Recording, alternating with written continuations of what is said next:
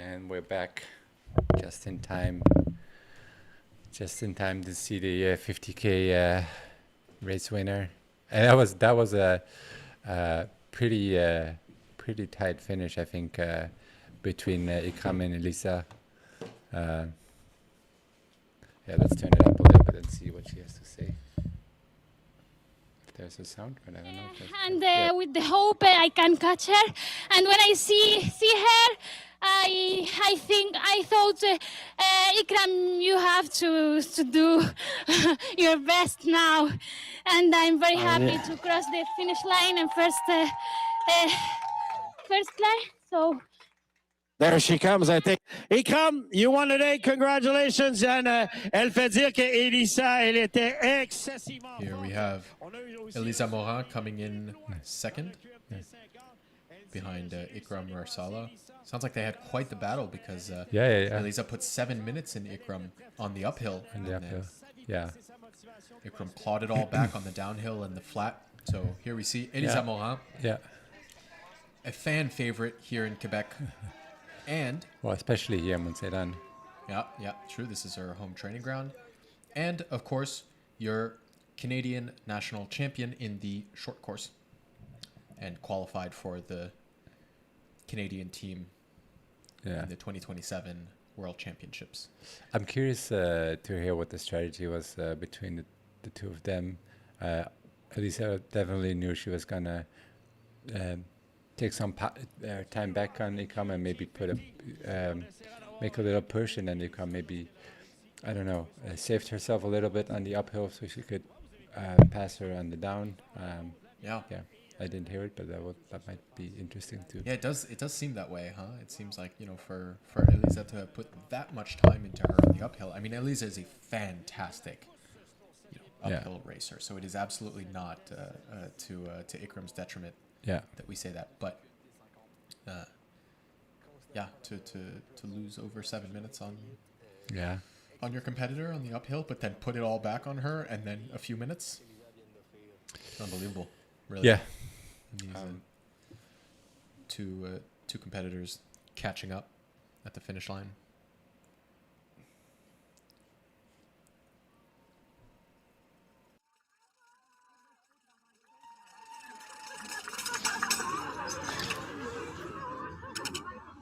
Donc, à l'instant, ce qu'on voit, c'est la sortie du sentier des Pionniers après la deuxième montée du Mont-Sainte-Anne, parce que là, on vous a parlé du QMT 50-80 qui vient de se terminer, mais on a encore un 135 qui est très loin d'être décidé.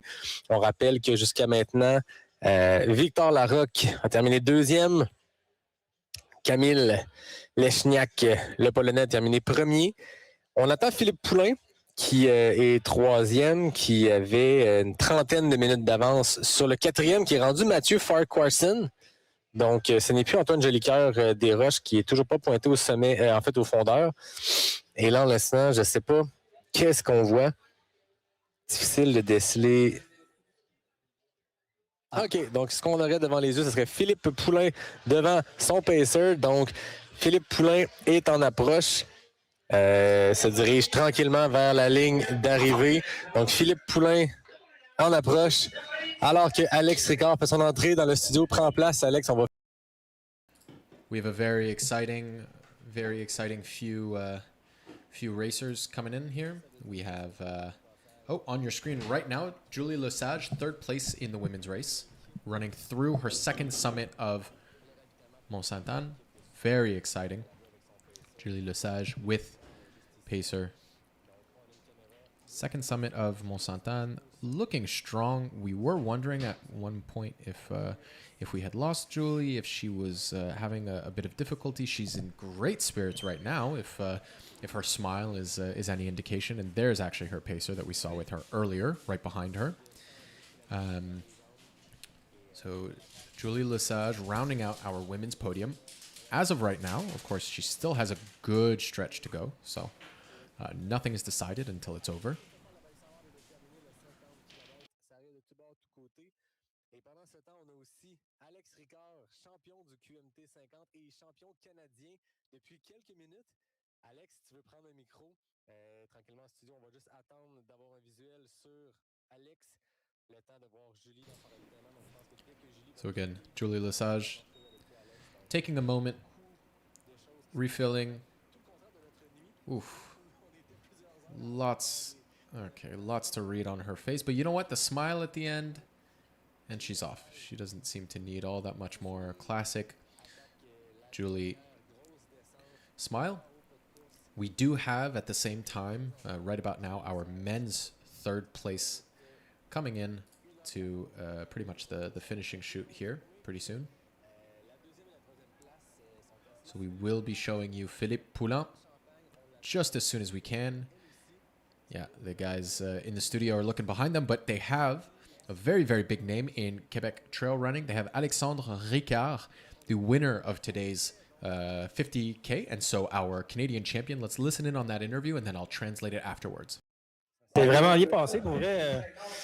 C'est sûr que j'aurais aimé ça courir la Mestachibo avec du monde, mais Danny est parti comme une balle, puis je me suis retrouvé dans un petit chase pack, puis on a fait des petites erreurs à une place, on s'est comme trompé de parcours, puis là, je me suis comme détaché des autres gars, fait qu'après ça, j'ai juste eu du plaisir dans Mestachibo. Je voulais pas trop en donner parce que je savais que la distance me faisait peur. Là. J'ai pas beaucoup d'expérience sur le 50 kg. Fait que j'ai couru au pace toute la journée. Je suis revenu tranquillement sur Danny. Puis après ça, je courais avec une mentalité où je faisais ma course, mais s'il revenait, c'était correct. J'en avais en backup. Fait que j'ai couru de même toute la journée. Puis quand je suis arrivé au fondeur, j'ai dit OK, là, c'est là qu'on y va.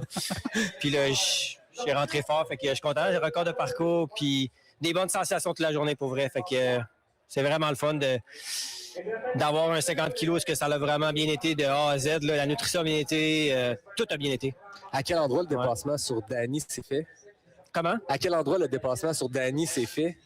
J'ai dépassé Danny dans l'escarpé. Okay. Je te dirais passer la moitié. OK. Ouais. OK.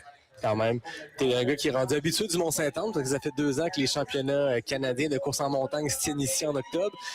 C'était-tu ta première fois au Québec Mega Trail? Non, j'ai couru le Québec Mega Trail. Je parlais avec Jean. Je pense que c'était dans les premières éditions. Là. J'ai fait... Ce qui est drôle, c'est que j'ai fait Québec Mega Trail. Je pense que c'était QMT 10 ou 12. Puis on montait justement l'escarpé. Puis on descendait le sentier des Pionniers. Okay. Je me souviens, cette année-là, j'avais demandé à mon ex d'aller en haut et de m'amener un casque de vélo parce que j'arrivais de la track puis de la route. Puis je me suis dit, je vais me tuer dans le descente. J'avais gagné cette QMT-là. Avec le casque de vélo? Non, finalement, elle n'avait pas réussi à monter en haut puis me l'amener à temps. Que j'étais arrivé là, faut que je descende. Fait que, mais ouais, je pense que c'était dans les premières éditions. What a really great interview with Alexandre Ricard, just talking about the race that they had, and you know, it sounds like they took a wrong turn at some point and found their way back. You know, Alexandre is not necessarily a 50K specialist, and he was saying, you know, this was a sort of a unique challenge for him, but in the end, it suited him well. He knows the Mont-Sainte-Anne trails really well. He told a really funny story that. You know, when asked if he had ever done QMT in the past, he said, well, not really, not recently, but yes, technically he had done the QMT 10 kilometer back in the day. And he was a track and field and road running guy. And so he saw the technicality of the trails and asked his girlfriend at the time to bring him a bike helmet for the downhill, which he didn't end up using the bike helmet. It sounds like it was just a little too messy and maybe he had a little bit of self-consciousness around it. But just as a road and track guy thinking, there's no way I don't hurt myself on these downhills. And here we've got JP Thibodeau, the second place in the 80K right behind the American Dakota Jones. And so Jean-Philippe Thibodeau joins us in studio, and I will let the interview play in French, and then I'll add in the translation. But Jean-Philippe Thibodeau is your Canadian long course champion. L'histoire se répète, 2e année consécutive où tu es champion canadien.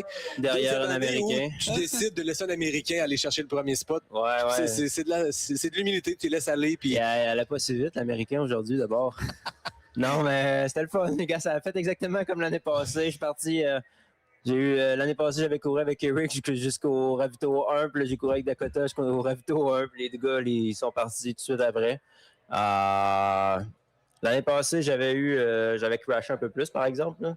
Cette année, j'ai été capable de fighter puis rester fort tout le long. Vous autres, les boys, comment ça va? Êtes-vous fatigués? Un peu? Ça va bien. Moi, je trouve que On est sur l'adrénaline. c'est quand même la partie la plus le fun, c'est que là, tout passe très très vite pour nous parce qu'il y a tout le monde qui arrive, Ouais. il y a trop de stimulation, puis nous, c'est un peu la job facile. Hein.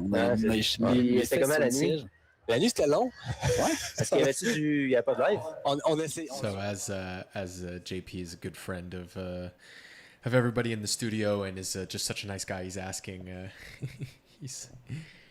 he's asking the guys how the live stream's been, but I can just recap very quickly. JP was just kind of jokingly disappointed to have finished second behind an American. You know, it happened very similar to last year. You know, he ran with Dakota until the first aid station, and then Dakota decided to go off on his own. And so JP was saying he did have a better race here than this year than last year. Last year, he really did crash pretty hard. This year, he said he was really able to fight and push through. So really happy to see our Canadian national champion in such good spirits, and he is he's really just such a great guy, so beloved here, and just such a funny guy, and always fun to hear his stories and hear his race recaps. But fighting for a large part of today's race with sort of a semi teammate on normal in Dakota Jones. Let's listen to the rest of the interview. Me sacrer une volée à tous les jours puis de me lever pour aller m'entraîner. C'est comme une fierté pour moi de pouvoir mettre la camisole du Canada. Fait que, ouais, c'est ça. Ça va être un beau défi, le 100 kg sur route. Je pense que ça m'a quand même aidé. Tu sais, j'en ai fait un en février. Je pense que ça m'a quand même aidé à être capable de serrer la vis en permanence. Puis je m'en ai rendu compte aujourd'hui. Souvent, j'avais de la misère à garder la gear. Tu sais, mettons... C'est la gear tannante là, en trail, c'est facile de « Ah, c'est beau, puis là, tu pars dans l'une un peu. » Mais ouais, aujourd'hui, je pense que le 100 kg va m'avoir aidé à être capable de rester plus focus dans ma bulle. Puis ben, ça a donné quand même une bonne performance. Là. En 2021, sur ce parcours-là, j'avais fait 8,48, je pense. Puis là, on fait 8,6. 8-6. 8,8? 8-6. 8,6. Ouais, 42 minutes de moins, c'est amélioré. C'est quelque chose. Un peu comme Alex, tu sais déjà d'avance que dans plus d'un an, tu vas être au championnat du monde. C'est vraiment soulageant parce que, c'est soulageant. Tu sais, je veux dire, là, on sait ce qu'on a à faire. Non, mais c'est vrai, tu sais, quand on est allé, tout était déjà classé, mais moi, je n'étais pas classé pour l'Autriche, l'Espagne. Tu sais, tu le sais en juillet, puis la race est en septembre, il faut que tu tombes sur un 17. Ouais. C'est pas la même chose que là, savoir quasiment un an et demi d'avance, puis là, ben, tu sais, je veux dire, tu sais pourquoi tu te lèves à tous les matins, puis tu t'en vas t'entraîner fort. On aime ça. Merci beaucoup, les gars, de votre temps. Félicitations pour vos championnats canadiens. Mesdames, messieurs, on a nos 2 champions canadiens de trail court et long qui seront prêts dans un an et demi. So these are your 2 men's Canadian champions. On the left, Alexandre Ricard in the blue singlet. He is your short course Canadian champion, finishing first in today's QMT 50 kilometer. In front of fellow Canadians Danny Racine, Chris Balestrini, François Leboeuf, and Joshua Potvin. Then we also on the right on the couch had Jean-Philippe Thibodeau, who is your Canadian champion in the long course, which this year was the 80 kilometer race. He did finish second in that race, but behind the American Dakota Jones. So despite being second, JP is your Canadian champion, finishing in front of Dylan Pust, Benoit Gaillard, and Michael Simard. Otherwise, all Canadian top 5. Or top 5 behind Dakota Jones, who won the race. And so on your screen right now, we have our third place, Philippe Poulin, third place runner whom we've been following, another bucket hat gang. So we will have an all bucket hat podium in the Québec Mega Trail 135 kilometer race. So we are following Philippe Poulin in front with the white hat and the white vest, followed by his pacer. He's really in the last stretch right now, 17:51. So now over the previous course record. But at this point, it's really all about your placement in the standings, and so he is no longer concerned, I have to imagine, by the time on the clock. It's really all about just making it to the finish line, and we are so excited to welcome Philippe Poulin back to Mont-Sainte-Anne. Let's see where he is. Let's see. I know he's in that last final stretch.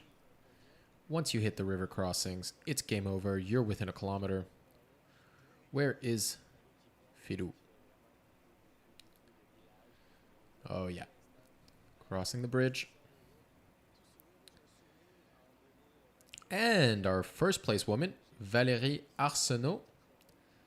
Valérie Arsenault is through the last aid station. She is somewhere, I would say maybe halfway along those last 9.5 kilometers. So Valérie Arsenault has really led wire to wire. Unlike in the men's race, she wasn't challenged at any point. I mean, maybe a little bit in the beginning, but essentially she was always in that front pack and pretty quickly off the front. And she did not have any challenge. We were wondering for a little bit if Elisabeth Cochon, who is the second place woman, was going to catch up with her. But Valérie Arsenault, as is her style, ran off the front the entire time, ran such a solid race. And will be welcomed as our champion here shortly.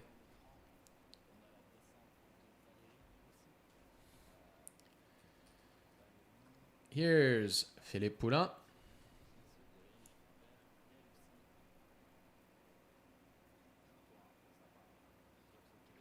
Philippe Poulin running in with his pacer in the last little stretch. In 17 hours, 53 minutes and counting right now. As a reminder, the course record set last year, so the previous course record, as that's been broken now, but the previous course record set last year was 17 hours, 18 minutes, and 5 seconds.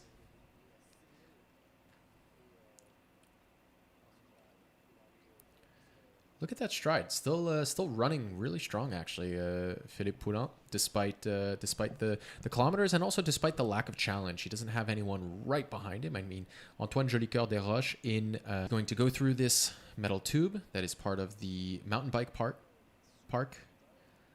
Past our photographers, running past our other distance runners. Yeah.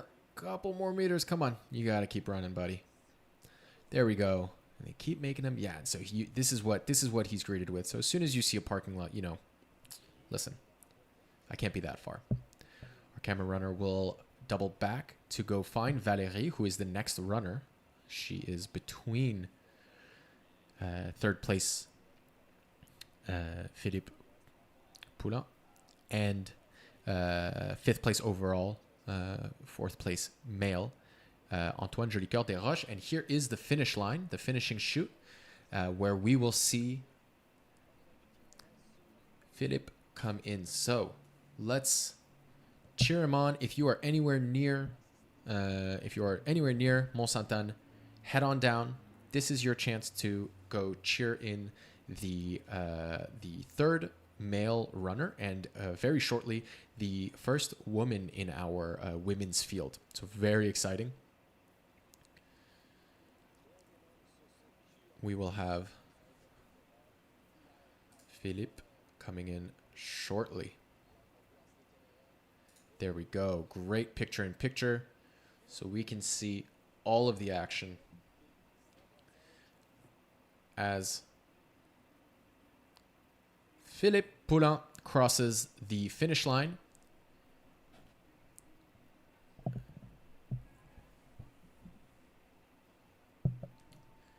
That's not quite him. He's coming up. There we go. Look at that. Look at that sprint. Philippe Poulin running strong. Okay, not quite a sprint, but look at that stride. Philippe Poulin finishing strong, striding out. Third place, fantastic performance for a tired-looking Philippe Poulin. Greeted with his customary finisher glass, as is tradition here, hugging his pacer. Congratulations, Philippe. Plenty of emotion here on his face. Yeah, those legs are tired. That's not going to feel good. Oh boy. Stay standing. Philippe Pelland. Excellent, excellent, excellent performance. As a reminder, his last 3 appearances in at the Québec Mega Trail. Well, looks like he rinsed his pacer. His last 3 appearances in 2025. So last year he ran the inaugural 135 kilometer, arriving in 13th place. In 2024, he ran the last edition of the QMT 100 miler, which is the predecessor to this distance, finishing in 11th place. And most notably, in 2023, when he was only 20 years old, he finished 3rd of the QMT 100 miler. So of the elite men in today's field and yesterday's field, he undeniably had the most experience on this long format at Québec Mega Trail. Fantastic performance, rounding out our podium. Let's get some Canadian flags in the chat for Philippe Pelland. Philippe, great work. I think we've got another interview in studio. Yeah, there we go. Dakota Jones. This is an English interview. I will let it play. Listen up. How did you find the trails here? It was wonderful. I mean, the racing here is super hard. You know, the trails here are famous for being really technical, and rightly so. I'm from Colorado, and you know, like we have mountains. We're famous for like trail running, but the trails there are so much easier than this. But I love it. You know, it's a cool new challenge, and coming out here to explore this new place and this gigantic river and the cool mountains and the forests are beautiful. You know, like it's an opportunity to explore this new place, push hard with some of the best athletes in Canada, and I mean, it destroyed me. I'm exhausted. You had a big start of season. You ran in Spain a lot, and now you ran the Québec Mega Trail. Next up for you is UTMB, is that right? Yeah, that's right. I'm signed up for UTMB. So do you think doing the Québec Mega Trail 80 is a good preparation for UTMB? Yeah, absolutely. I mean, what did I get? 8 hours on my feet? It's always a good training. But it was also like racing too. It's not just like this wasn't just a training run. Like I had to really push to win this. And I think you need that practice in order to run well at the highest levels anywhere. So being able to race with like Jean-Philippe and all these guys was a really good experience. You recently moved to Vermont, which is trail systems that can look more like here than Colorado or Utah. How did you find this transition moving onto the East Coast, or as the Golden Trail says it, the Beast Coast? The Beast Coast, nice. They didn't invent that. It's amazing out here. You know, I've been out here to visit before, but I've never had so much time to explore. And it's been really cool. Like we don't have the big mountains out here like I'm used to, but I think that people in trail running, maybe mountain sports generally, have this problem where they assume that like more mountains, more better. Bigger mountains, bigger is always better. You know, lots of us, men especially, have that problem.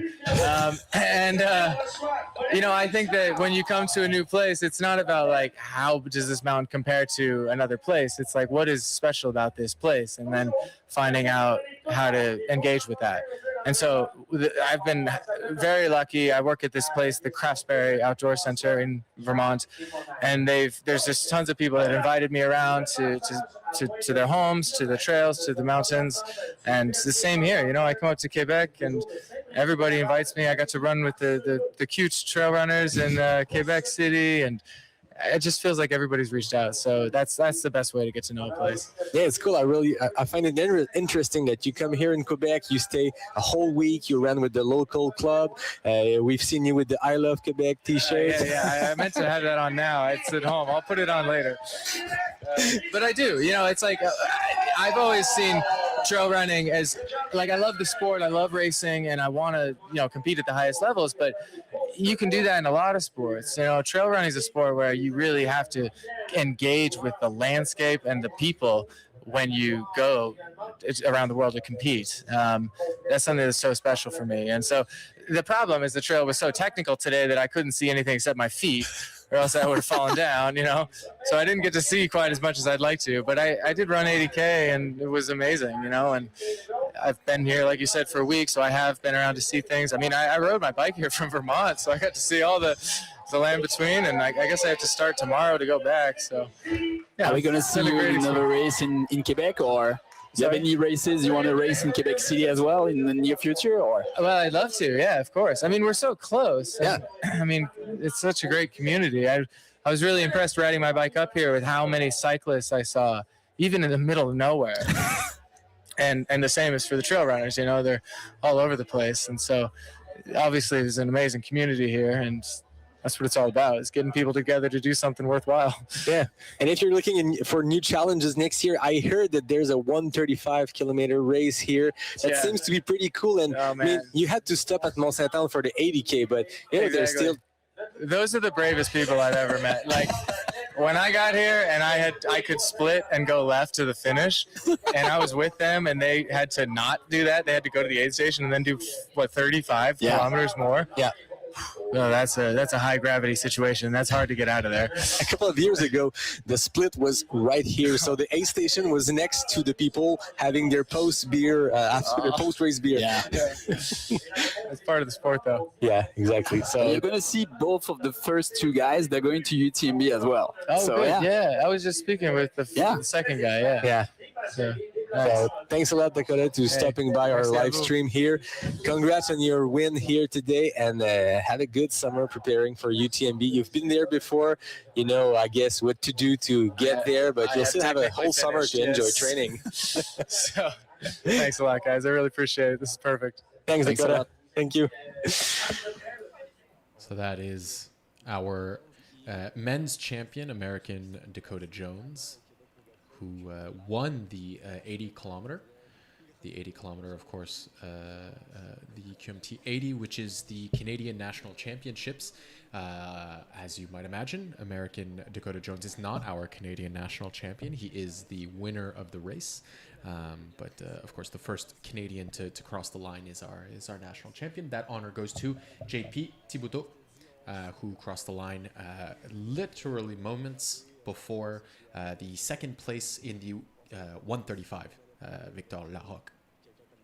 So really a fantastic race, and what a great guy, Dakota. I mean, you can hear it in his interviews, any interviews, but of course this one. And here we're back with Valérie Arsenault running into the finish line shortly. She is on the last stretch. I would really love to get a shot of her through those two infamous treacherous river crossings. I do believe they're coming up and have not already passed. Yes, Valérie is arriving at the river, I'm hearing. So, very exciting.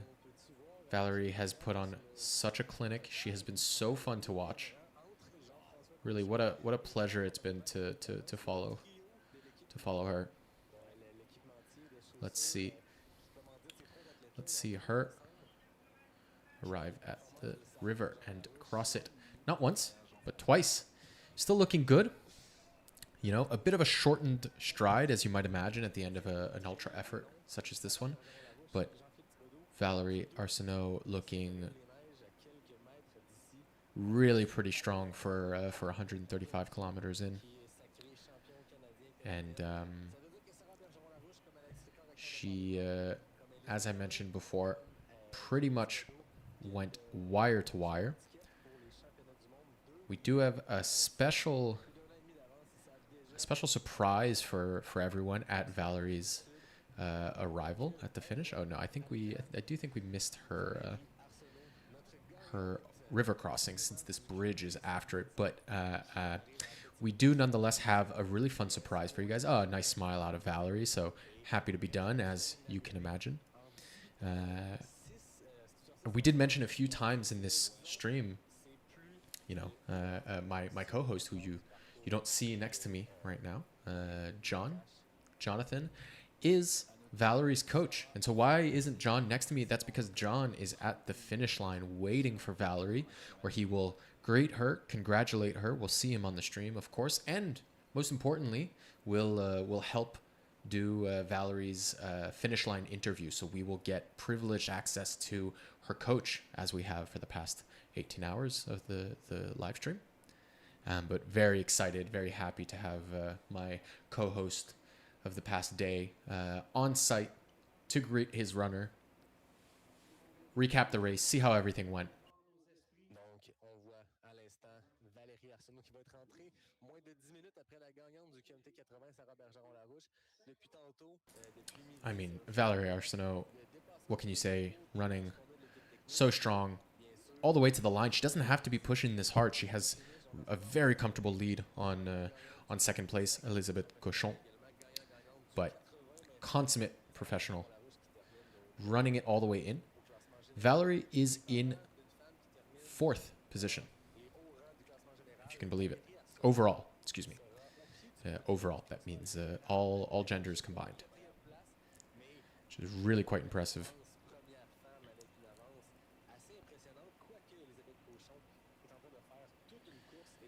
So Valerie Arsenault,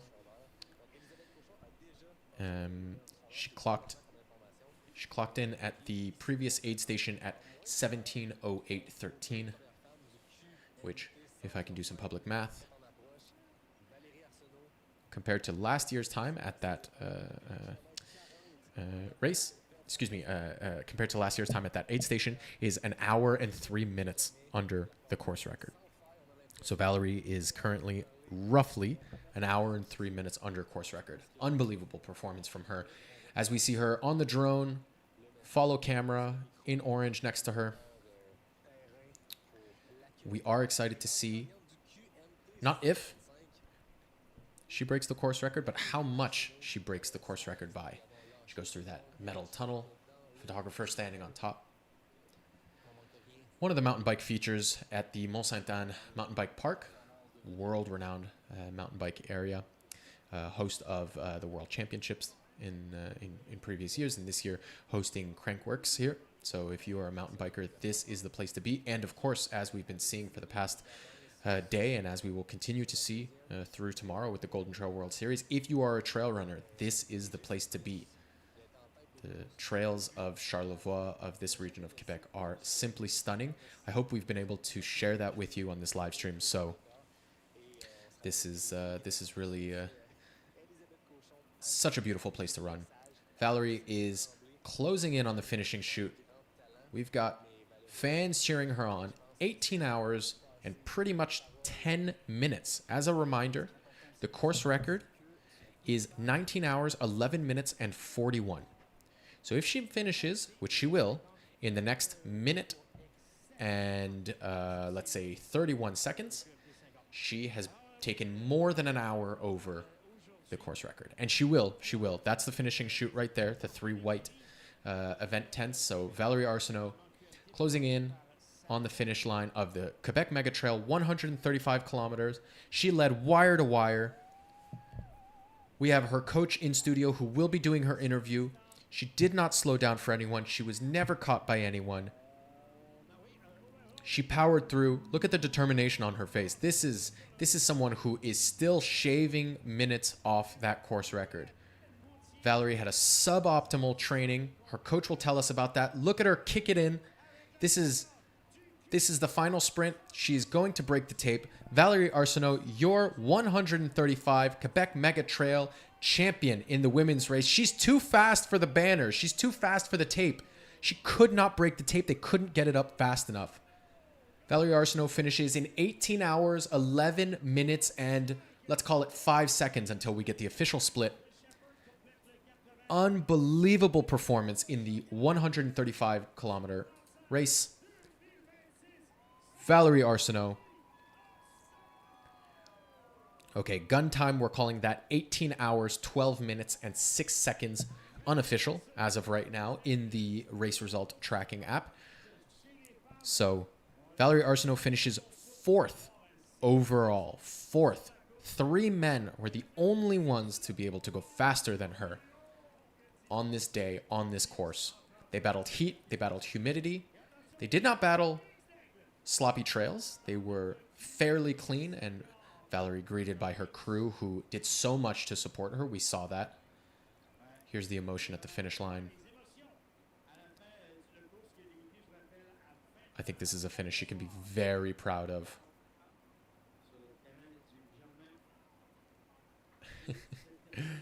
Greeting Jean Fortier, receiving her finisher buckle, although she does not seem to need it. Oh, no, she does. Sorry. They always, the finishers, especially at Québec Mega Trail, they always have something to say to the race director. I think, in my opinion and my experience, it's typically, hey, why'd you make that so hard? So, that might be what she's saying, although Valerie is used to very, very difficult races, so she may not be saying that. Here is her crew, friends and family who supported her so well during this race. We saw that at every aid station. She had such efficient transitions. She was as close to a Formula One pit stop as we saw in this field. Everybody had a role. Everybody was locked in.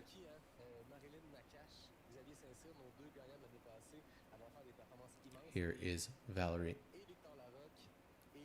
talking to her fans on the side of the finishing chute. And there's John. There is our co-host, Coach John, Valerie's coach, with much insight. It's good to see him on this side of the camera. Oh, he's taller. I guess I've been sitting next to him for 18 hours. Tall Coach John, congratulating his athlete, Valerie Arsenault, one of Canada's premier elite athletes, on her incredible race.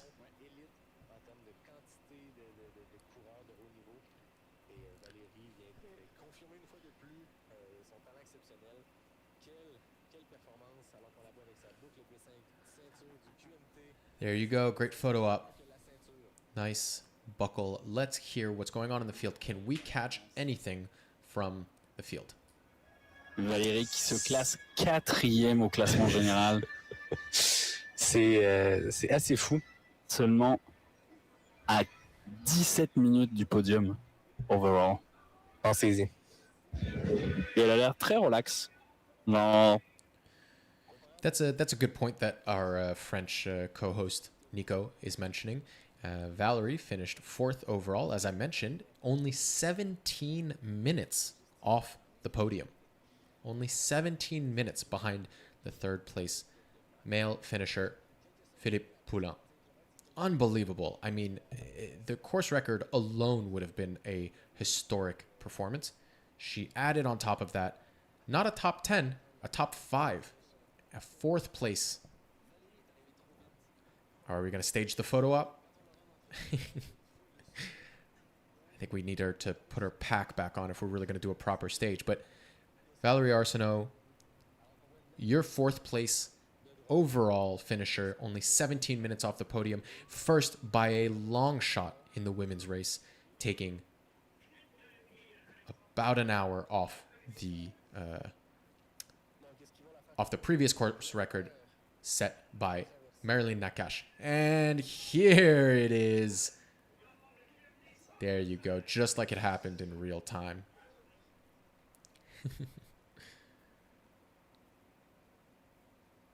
Maybe someone can Photoshop the pack on her, and we can say that was the official finish line photo. Once again, Valerie Arsenault finishing too quickly for our finish line tape holders. And here she is again with her coach, my partner in crime over the past 18 hours. John, hey buddy. Congratulations, good to see you. Proud of you, proud of your athlete, proud of Valerie. Can't wait to hear the finish interview when she goes in the studio with John and our French-speaking colleagues, Nico and Yannick.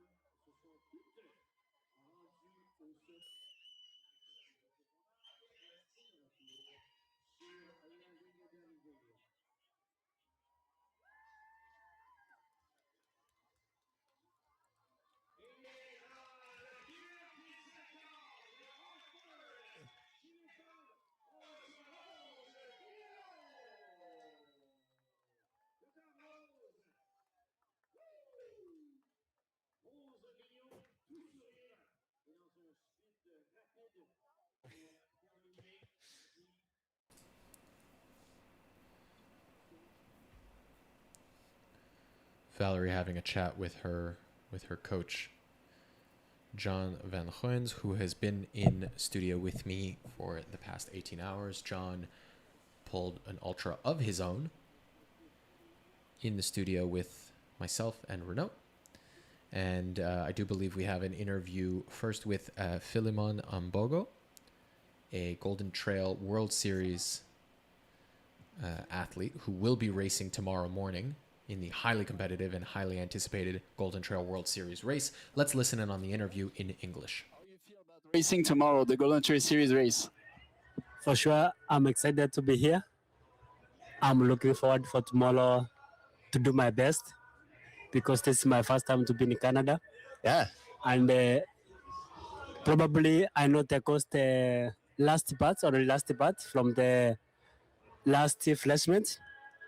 I don't know the beginning and the middle one. So I'm well prepared with my colleagues for the challenge each other. The finish line will determine. Sure. So did you go on the race a little bit today, like to see how technical it is, or? Yeah, yesterday I went up to the last flashment, 20K. Then I came 9K to the finish.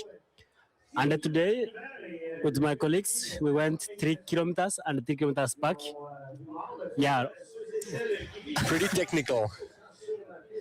For sure, when I compare some races with this is much better because the technical one is not much difficult for Eritrean like me. Yeah. I will do my best because I'm here. You had a big race against Elusin at Broken Arrow. So this will be another duel between you two. How do you like that competition part of seeing the same runner at every race and trying to compete and be the best? For sure, me learning with Elusin, it's my pleasure and I'm happy to race with him because he's some more experienced than me. So I'm learning some techniques from him. Even if he has some gymnastics, I like it because if without gymnastic or challenges, you cannot be classified as a champion. That's why each level race is racing. I try to follow him. Okay. So on tomorrow, for me, I will learn my own race. If it will be my day, it will. But I will try my best. Yeah. What is going to be your strategy for tomorrow? Because there is a very big uphill and then it's mostly downhill for most of the race. Do you try to stay with Eliassine for the climb and then try to attack in the downhill? For sure, according to my strategy, tomorrow I have zero strategy because I have many Kenyans. You know, we are 5 at the moment. You know, they have similar strategy. My strategy can be different because I do like racing in the front from the beginning up to the end. Tomorrow maybe I will switch a little bit to be like Elusin, if God willing. But if I find that no one who is likely to pace for us, I'm ready because a champion remains to be a champion. Don't fear to be in the front, don't fear to be back. So tomorrow, anything will happen. So first time in Canada, how do you like it here? For sure, Canada is so beautiful, like Kenya. Yeah. I like it because if I stay here, the training areas, it's like where I'm living because I've done 2 learnings and I've liked the place. So I will like it when everything went going well tomorrow because I'm looking for the victory. Yeah. Great. Thank you very much for your time. Thanks for joining us, and see you tomorrow on the start line. After I'm doing this, I'll be racing the 30K too, but I'll let you guys go in the front. Okay, thank you so much. Thank you, Philemon. Welcome. Donc, on est avec Philemon Kiriago, qui est l'un des favoris de demain pour la Golden Trail. Merci, Philemon. Donc, il nous expliquait à quel point il fight toujours avec Elusin. Ouais. Elusin, qui est le Marocain qui a remporté les 2 dernières éditions. So that was our interview with Philemon Kiriago, who will be racing tomorrow morning in the 30-kilometer Golden Trail World Series. Super exciting. He is one of the favorites to win that race alongside his chief rival, the Moroccan runner Elouzine El Azawi. Really fun to watch them race. There's always theatrics, and Philemon even himself referred to the, let's call them gymnastics that Elouzine is capable of pulling off. And he's Philemon is such a good, and everyone in those fields, Elouzine speaks the same way when he speaks about his competition, but they're also so thankful of the elite competition that raises the bar for everyone, and he is incredibly recognizant of what Elouzine brings out of him, and he also recognizes what he can bring out of Elouzine. He mentioned what he has learned and continues to learn from Elouzine, and I think tomorrow will be no different. He was saying that the technical races actually are easier for him. He finds the technicality something a lot easier, and he Philemon is compared the trails of Quebec to what he has back home in Kenya. Says Canada is beautiful, and he feels right at home. So really great to hear all these words from Philemon. Typically a bit reserved, a little quiet. It was nice to see him come out of his shell here, and really seems to embrace the Quebec culture here. And I think that's just the power of Québec Mega Trail. It is such a welcoming atmosphere for everyone, and it really brings everyone together. So we are so excited, so happy, so thankful, and excited to have Elouzine and Philemon and all of the other competitors racing with us tomorrow. We have such a stacked field. Local favorite Maxime Noreau, who of course performed super well on the Golden Trail World Series. Taylor Stack, the top American at many of the biggest short distance trail races in the past year.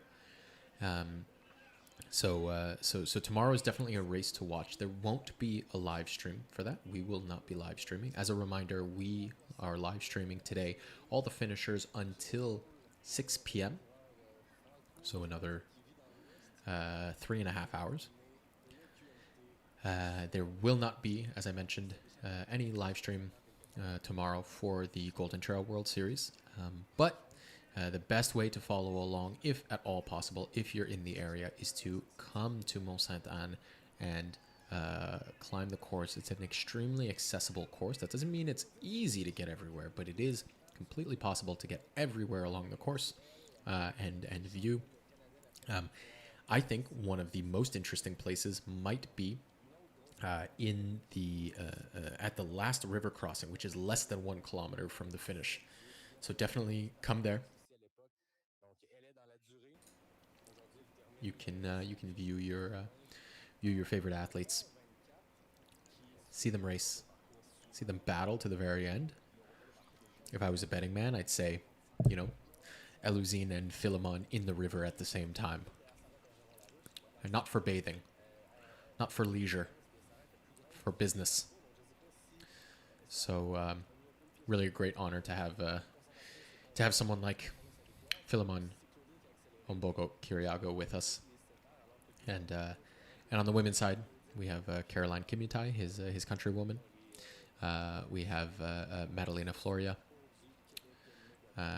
We have just such a stout contingent of runners. So really excited to be hosting them. And tomorrow's Golden Trail World Series is going to be spicy. It's going to be fireworks. So, who are we waiting on?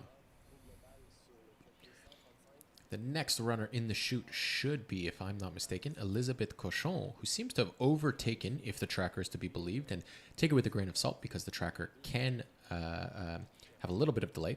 But if the tracker is to be believed, Elizabeth Cochon or just past the 126th kilometer mark has actually stepped into 5th place overall, directly behind first place woman. So the second place woman seems to have passed Antoine Jolicoeur Desroches, our fourth place male runner.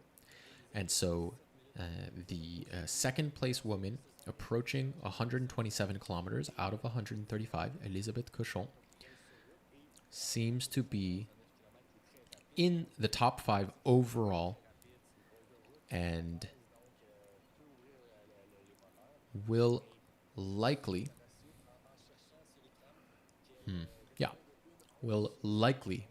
also go under the previous course record of 19 hours and 11 minutes. So really, really exciting. We, in the men's field, have the top 2 men under the previous course record. That may be repeating itself. Seems like it will be repeating itself, barring any unforeseen circumstances. Should be repeating itself in the women's race. How exciting is that? We are also waiting for, in the women's race, the top woman, the 135 kilometer winner and 4th place overall runner, Valérie Arsenault, whom we saw finish just before the beginning of Philemon's interview. We are waiting for her in studio with coach and my co-host for nearly the past 19 hours. Coach Jonathan Van Goyens, her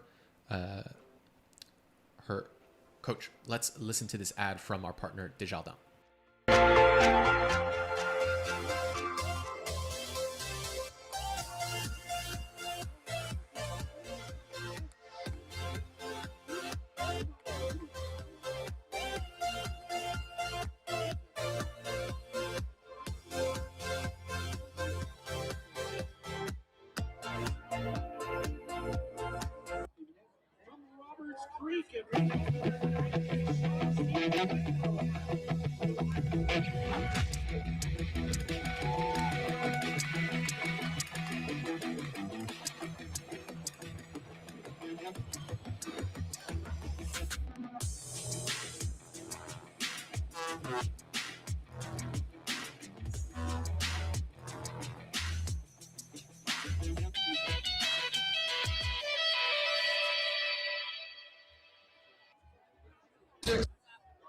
Champion Nick Vézina. 300 grams of carbs on the bike and my glycogen is still depleted. My muscles are ready to fuel right now. Don't waste that window. Exact immediate recovery. Your first move to be ready for tomorrow.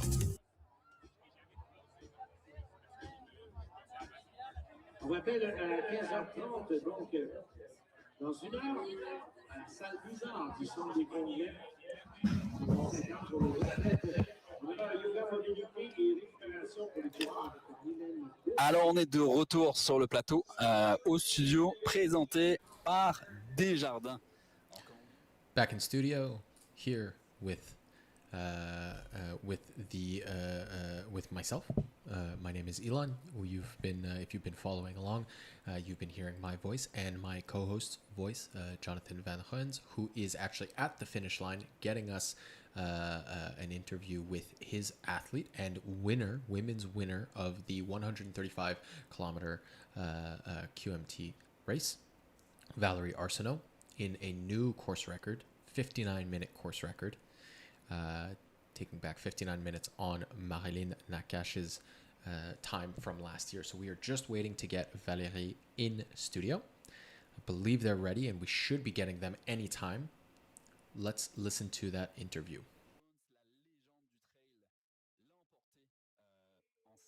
Et 51 minutes. Dakota étant américain, il n'aura pas le titre de champion canadien qui revient à Jean-Philippe Thibaudot. Jean-Philippe qui est un local de l'étape qui habite à Saint-Féréol-des-Neiges, le Mont-Sainte-Anne étant son terrain de jeu. Just waiting on Valérie. Last couple seconds.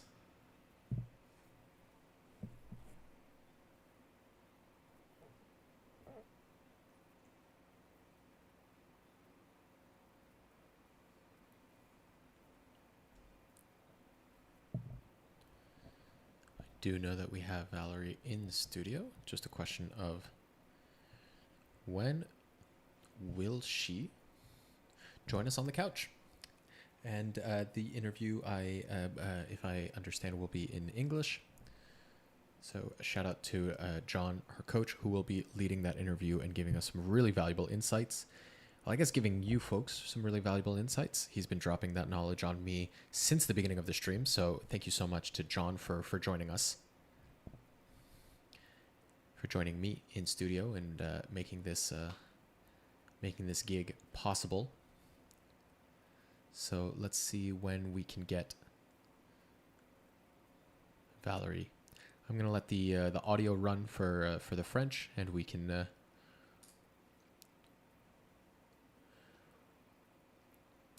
listen in. So I'll let the interview run, and then we'll chat about it afterwards. Remporter cette course. Chez les hommes, on a le roi du uphill, Alexandre Ricard. Alexandre, qui est un Québécois qui est basé à Squamish. Alexandre a réglé la course en 4h34 pour un 50 km. En deuxième place, on a le local de l'étape, Dany Racine, champion, multiple champion, je pourrais même dire, de la clinique du coureur 50 km.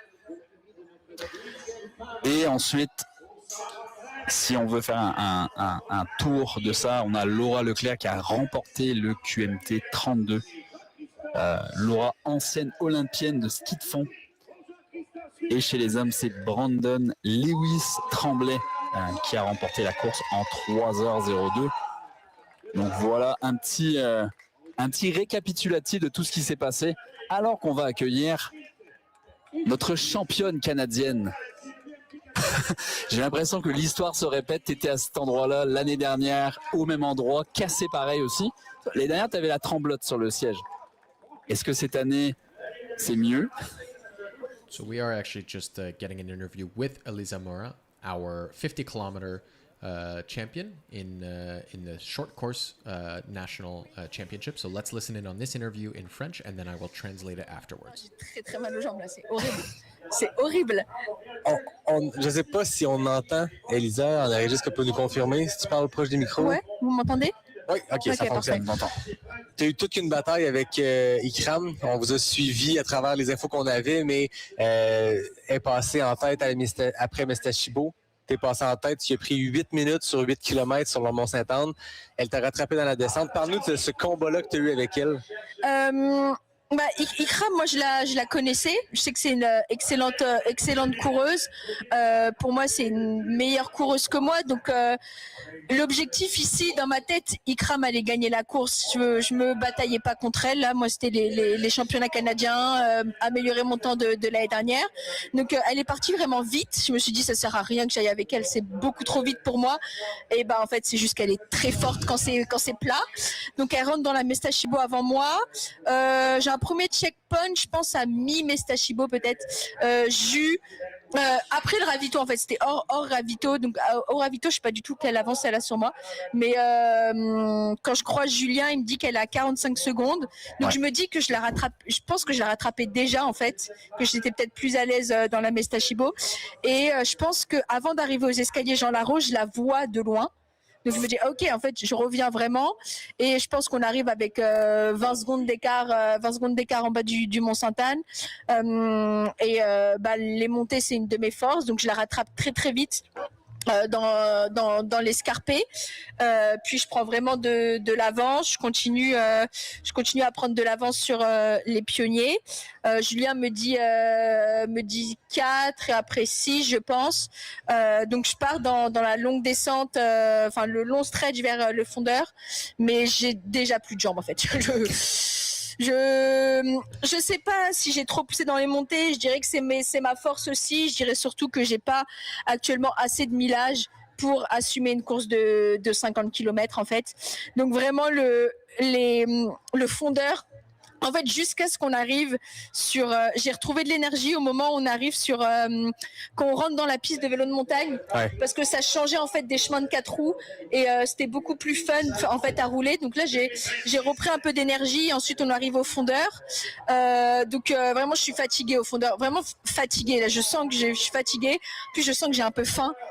genre c'est pas une bonne chose parce que je sens que j'ai un peu faim, mais je sais que je vais rien manger parce que je cours vite là, donc je sais que de toute façon il va falloir que j'attende, mais je sens vraiment fatiguée.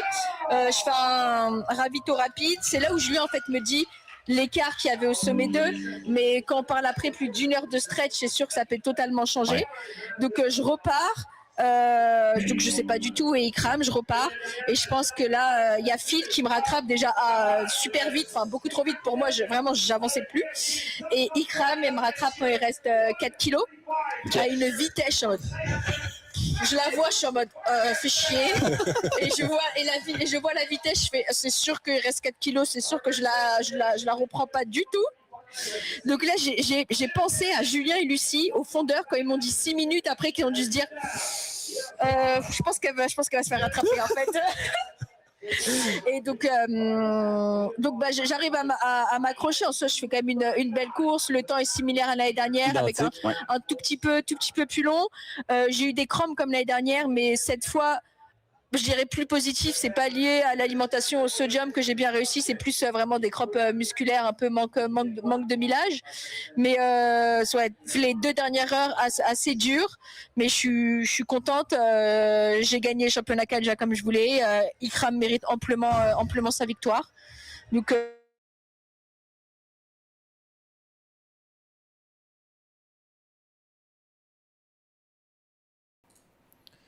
What a consummate professional Elisa Morin is. As we try to get you back these images, I know it's just a little bit of a struggle right now with the connectivity that we have.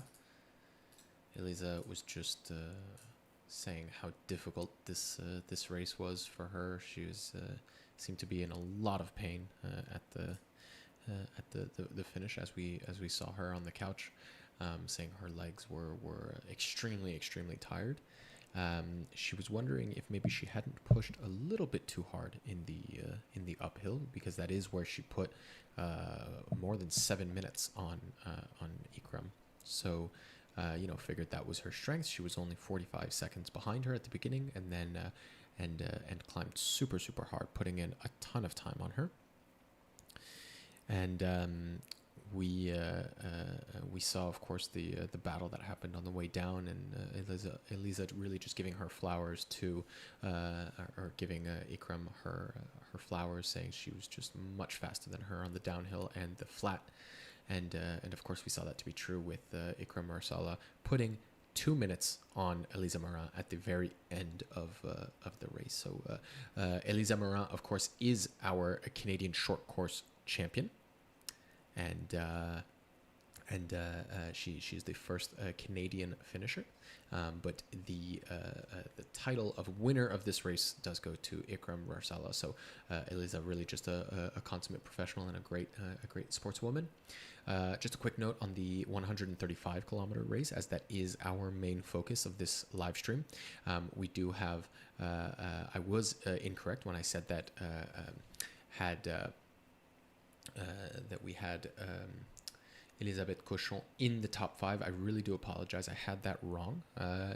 We have, after Philippe Poulin, we had the arrival, which we did not see on camera, but it happened right before Nico's shoulder, or excuse me, right over Nico's shoulder, of Matthew Farquharson from Singhampton. He's a Canadian, so he is the 4th man to arrive. And just now we have Frenchman Justin Bidot, who we have not actually seen much of throughout this race, who should be coming in right about now. So really a very exciting and a bit surprising. Oh no, sorry, Justin Bidot is still a couple kilometers out, but a really exciting, surprising finish with Antoine Jolicoeur Desroches getting past significantly. I believe he spent a good amount of time at the last aid station Fondeur. Let's listen in on the rest of this interview with Elisa. C'est pas du tout un beau combo parce que je vais faire le court puis le classique, il n'y a plus personne. Ouais. Et j'ai vraiment pas envie de faire le vertical, donc je pense que je vais faire le court parce que je pense que c'est même plus beau quitte à être à Cape Town. Je pense que le classique, je peux le faire en reconnaissance, me dire ok, le court, ça va être magnifique, quoi. Ouais. Félicitations Elisa. Immense performance encore une fois, une belle bataille. Puis vous nous avez offert la meilleure bataille jusqu'à maintenant parce qu'à date, des immenses performances sur toutes les distances, mais des victoires qui sont confirmées plusieurs kilomètres d'avance. À date, tous ceux qui passent au fondeur, on sait qu'ils vont gagner vu l'avance qu'ils ont. Dans ton cas, avec Ikram, vous avez eu une belle bataille, puis vous nous avez tenus en haleine, puis on surveillait qui va arriver en premier. Ouais. Ça a été très, très excitant. Plus sûr, là. Ouais. Merci beaucoup, Elisa. Merci. Bon repos. Repose-toi bien. Donc, on était avec Elisa Morin qui a terminé deuxième sur le QMT50 avec un chrono similaire à celui de l'an dernier. Championne canadienne pour la 7e fois. Mais qui est en meilleur état que l'avait passé sur le canapé. Oui, quand même.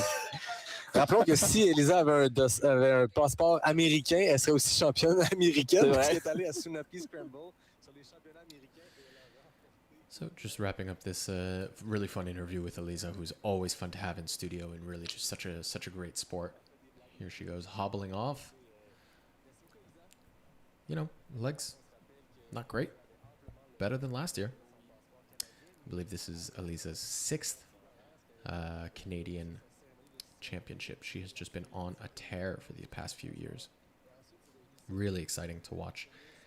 We were just saying, Nico and Yannick were just saying that her race with Ikram was one of the few that wasn't decided well in advance, and that by the time, or that the person in the lead at the last aid station, Les Fondeurs, or Auberge des Fondeurs, was not the winner. We had a total surprise when we saw Ikram finish in front of Elisa. We were expecting Elisa to win that one, so really exciting, and that was really one of the most exciting races of the weekend. Of course, the 135, the race that we have been following in studio all day, all of the past 24 hours, is another one of those key highlight races. So our next finisher, Justin Bidot, French guy coming in. He is at the 131st kilometer, so really just rounding the last stretch.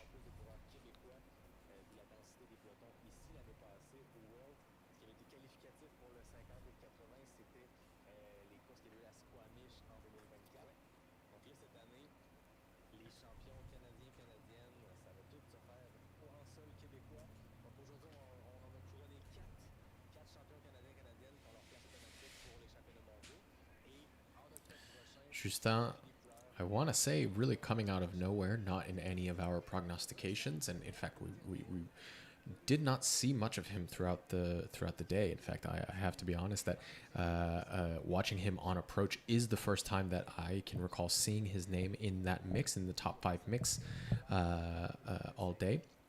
We did, of course, have a few notable DNFs, namely Manuel Anguita Bayo,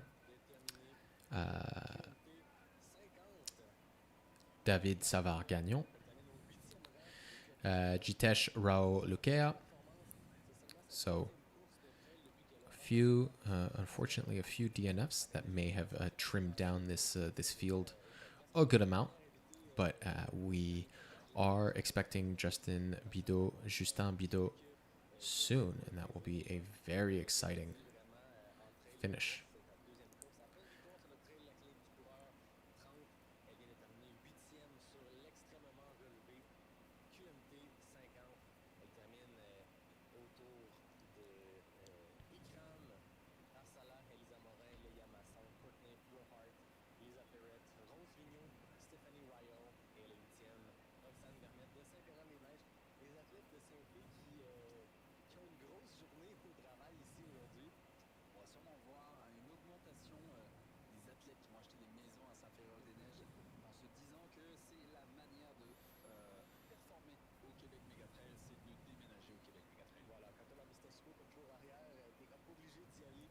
So next up in the men's race, as I mentioned, for the Québec Mega Trail 135 kilometer, we have Justin Bidot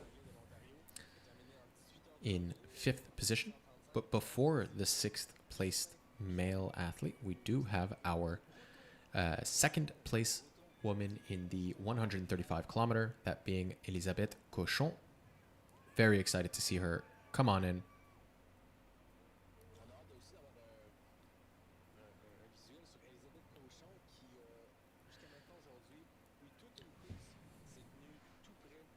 So Elisabeth Cochon has run a stellar race, the only one to really come close to challenging Valerie. She never did make contact with Valerie after the opening stretch, but again, the only one to have even come close. We did think it was going to be a bit of a rivalry between the two. In the end, Valerie really ran away with it, but really a great race between the two. I think Valerie still pushed herself to keep that distance between Elizabeth and herself significant. So Elizabeth Cochon coming in after the top 5 men, placing her solidly in the top 10 overall. A really stellar performance, really unbelievable. She can be extremely proud of that one. Coming in front of 6th place male Antoine Jolicoeur des Roches, and right behind Justin Bidot, who should be coming in any moment now. Of course, this is provisional. Antoine Jolicoeur des Roches is not far behind Elisabeth Cochon. So there is a world in which he has a sort of a second win, or call it an 8th win, because there was a moment where we thought he was going to end his race earlier, and he didn't. And so there could be a world in which Antoine catches up to Elisa. So never count anyone out, even though we would like to see Elie Cochon really cement her spot in that top 10. Although, of course, there's no threat of her being bumped out in case she gets passed by Antoine.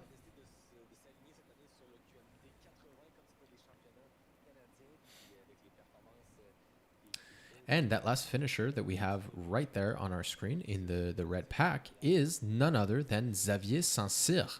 Xavier Saint-Cyr, if that name does not ring a bell, you have not been listening to this live stream quite long enough. Xavier Saint-Cyr is last year's Québec Mega Trail 135 kilometer winner. And because it was the inaugural edition, he is the course, or was until today's results, was the course record holder. Xavier Saint-Cyr was, to be honest, a complete unknown last year. We did not see him coming. He was in no one's prognostications. I mean, those in the know, those who knew, but the public at large had not counted on Xavier. He was a surprise winner, really took the race out hot, and set a very stout course record. Of course, that course record taken down this year by Kamil Lechniak from Poland in the race that we have been following for close to 19 hours now. As a quick reminder, the reason we keep going back to the QMT 50 and the QMT 80 is that they are the Canadian National Championships for the short course and long course. So short course, of course, being the 50 kilometer and the long course being the 80 kilometer.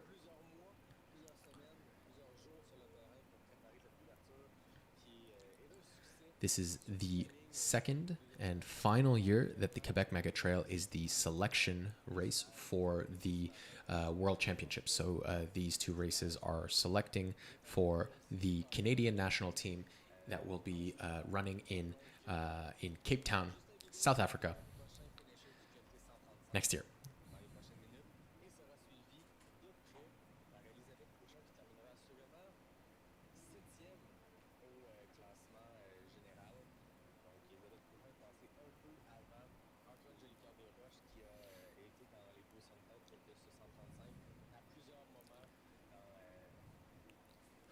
One thing we haven't mentioned at all in this live stream, but I think is worth pointing to as this sport professionalizes and as we look to legitimize the performances and the investment in time that these athletes are putting in, is the prize money. So the Québec Mega Trail this year does have prize money for first, second, and third of many distances. These prize money are equal across across the men's and women's field. So just to start with the largest distance, of course, the Queen distance that we've been following, for the 135 kilometer distance, The first place men and women win $1,000. The second place win $750, and the third place win $500. In the 80, those numbers are $900, $650, and $450. And in the 50 kilometer, those are the same numbers, $900, $650, and $450. Why do I mention that? Prize money is very important in rewarding the sacrifices and the very hard work that these pro athletes do, that they put in. These races are not won in a single day. They are won over months and months and months of arduous training. This training involves sacrifices. It involves travel. It involves recovery. It can sometimes impact their ability to work a full-time job, or I should say working a full-time job can have an impact on their performances. Not always, but sometimes. And we're taking a look here at the very last segment of the Québec Mega Trail 135 kilometer. This is coming off the north side, the back side of the Mont-Sainte-Anne, through this rolling single track terrain on the backside of the ski hill after having done pretty much all of the climbing in the race. So they come here through this winding, twisty little, it's actually very, very beautiful, through this winding, twisty little area. Another little loop.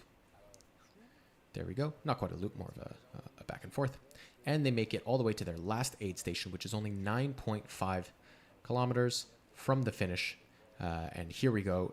That aid station is Auberge du Fondeur. And from there, they take this path.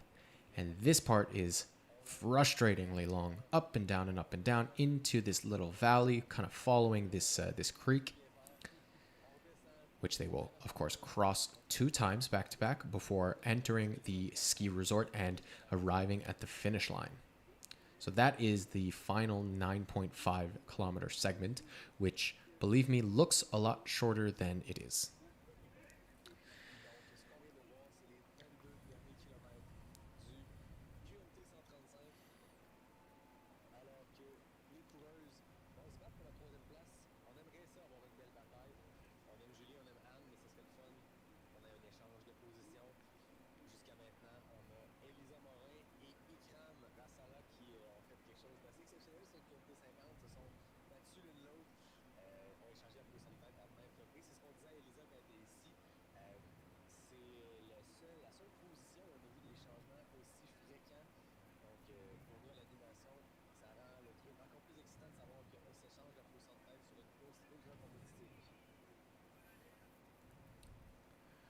I do believe we should be welcoming Justin Bidot sometime soon, our French runner who passed Auberge du Fondeur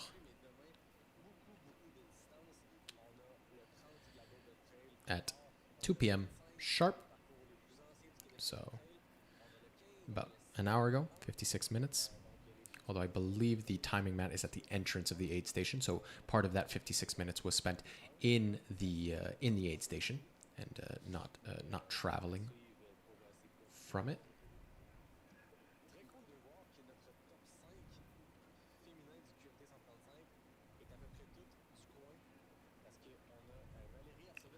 So we are anxiously awaiting the arrival of Justin Bidot, our next finisher, the Frenchman from Saint-Donat.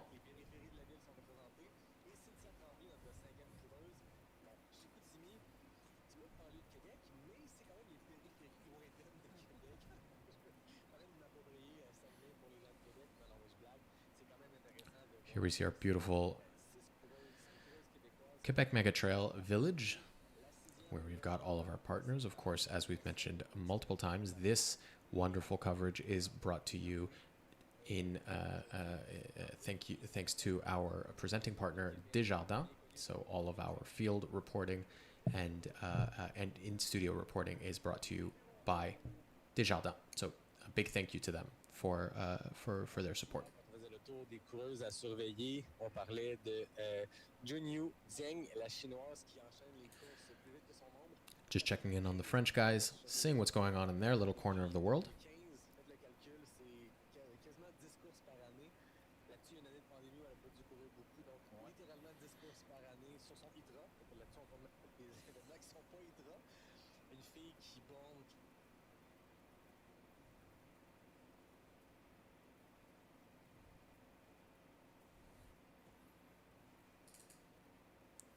Just working to get you this stream back up and running.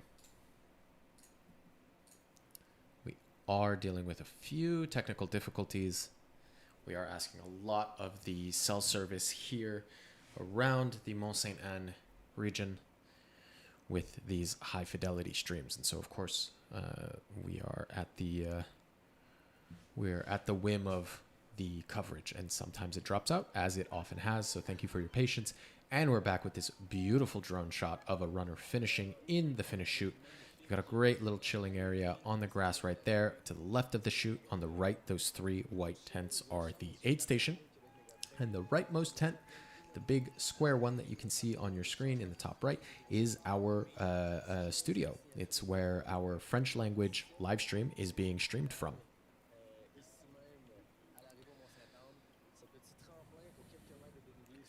Just checking in, we have Elisabeth Cochon about halfway between 130 and 131 kilometers. So coming in fast.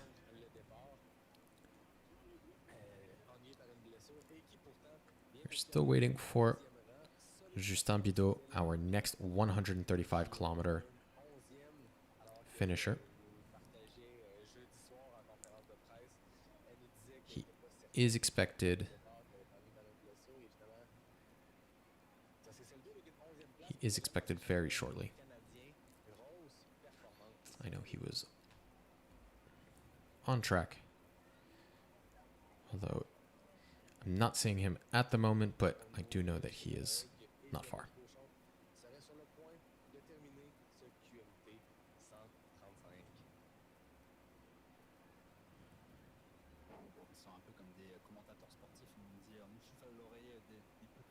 Elisabeth Cochon making her way to the 131st kilometer mark, followed not so closely, but followed somewhat menacingly by Antoine Jolicoeur des Roches, whom she passed around the last aid station.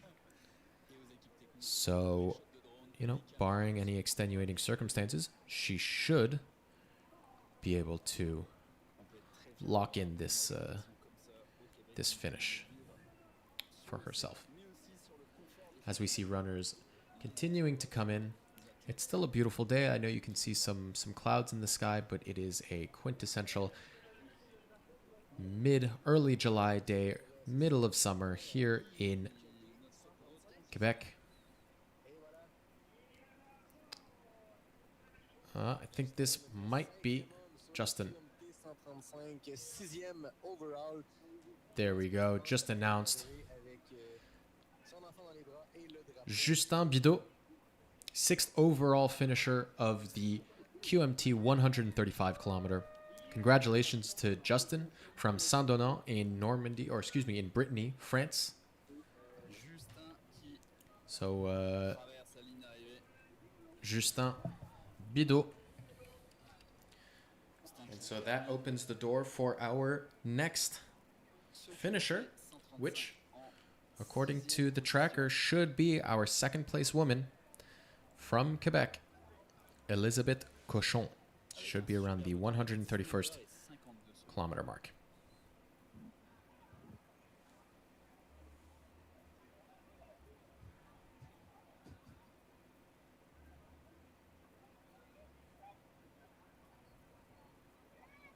Donc on attend Elisabeth Cochon d'une minute à l'autre, qui va terminer non seulement deuxième femme sur ce QMT 135, mais également 7e overall. Ouais. Immense performance pour Elisabeth Cochon, qui a terminé 8e femme l'an dernier sur le 135. L'année passée, on va aller voir le chrono qu'elle avait fait. And so while we wait for Elisabeth Cochon, we can just go over some of her past results. I think it's a really interesting, really beautiful progression. Most recently, last year. Oh, do we see her in crossing the river? No, we don't. So Elisabeth Cochon, who ran the inaugural 135 kilometer distance last year in 2025, she finished 8th in the inaugural year. In 2019, she ran the QMT 110 kilometer, where she finished 3rd. She also finished third the year prior in the 70 kilometer in 2018, also at QMT. So great past experience on these trails around Mont-Sainte-Anne and in Charlevoix. Other notable finishes: third at UTHC 125 kilometer in 2024, ninth at the UTHC 65 kilometers in 2023, second at UTHC 42 kilometers in 2021. So really a Charlevoix crusher. She knows these trails very, very well, and is not to be underestimated on these. That is the principal reason behind this stellar performance that she's putting down today. Will she, however, be able to remain under the course record of 19 hours, 11 minutes set by Marilyn Nakache last year? 19 hours, 11 minutes, and 41 seconds set by Marilyn Nakache. We don't know. The time is ticking, so she does need to get here sooner rather than later. Let's see where she is. So she's nearing the 2 river crossings. If we have that static cam at the river crossing, we may be able to see her. But I don't know. I don't want to be skeptical, but she has basically 2 kilometers to go. And 2 kilometers to go in the remaining, 7 minutes. I don't see it happening. It could be technically possible on roads, but here, unfortunately, with the technicality of the terrain, even in the very last stretches, I just don't see it happening. So unfortunately, the course record may not be in her grasp, although, of course, the course record has already been set by her competitor, Valerie Arsenault. Valerie Arsenault, of course, who already arrived, finished 4th overall, finished in 18 hours, 12 minutes, and 6 seconds unofficially. So Elizabeth Cochon working on getting close, but may not have that, may not also be under the course record, although you may say that is of secondary importance. Great finish here by this runner. Really excellent work. Congratulations.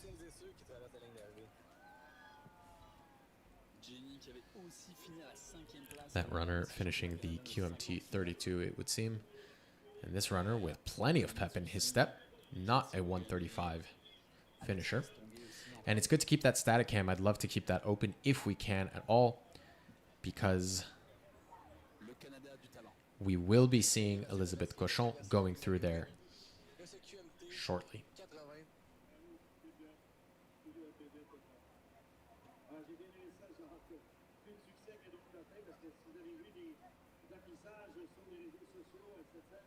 Elle nous parlait de son expérience en tant qu'athlète qui a fait le transfert vers la trail de la route.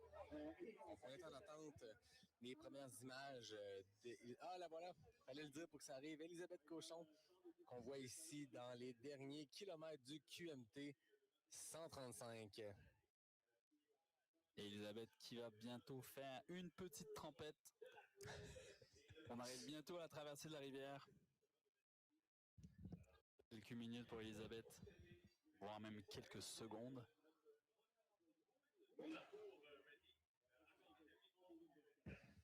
Alors que le soleil fait son apparition.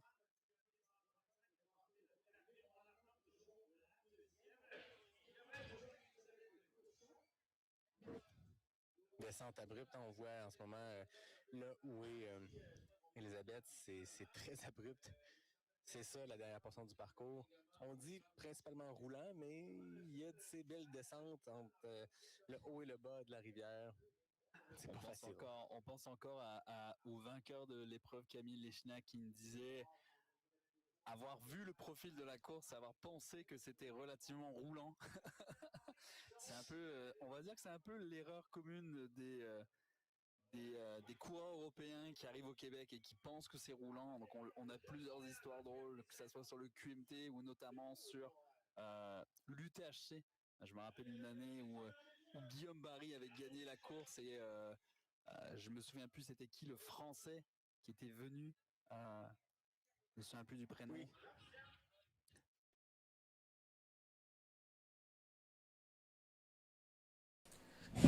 Here we are, of course, with Elizabeth Cochon as we lose the video, of course. Let me just get that back up. But with Elizabeth Cochon in the very final kilometers, I would even say meters, of her 135 kilometer race. So really a very impressive performance from Elizabeth Cochon. Finishing second here. She does seem to be hurting a little bit.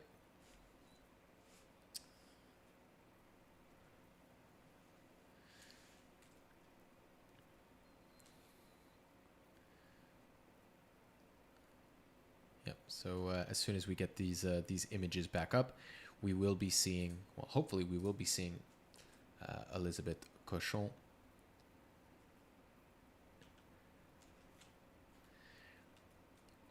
Who is our second place finisher, our soon to be second place women's finisher in the Québec Mega Trail 135 kilometer race.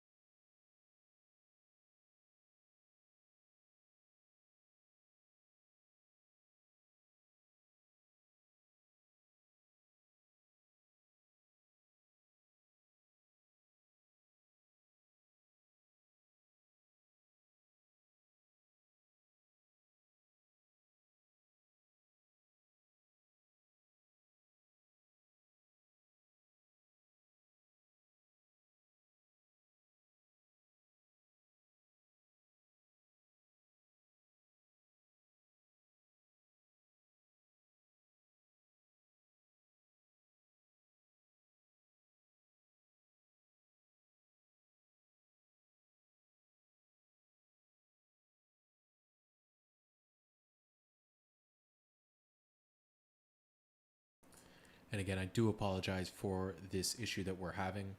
We're just trying to figure out getting the stream back online.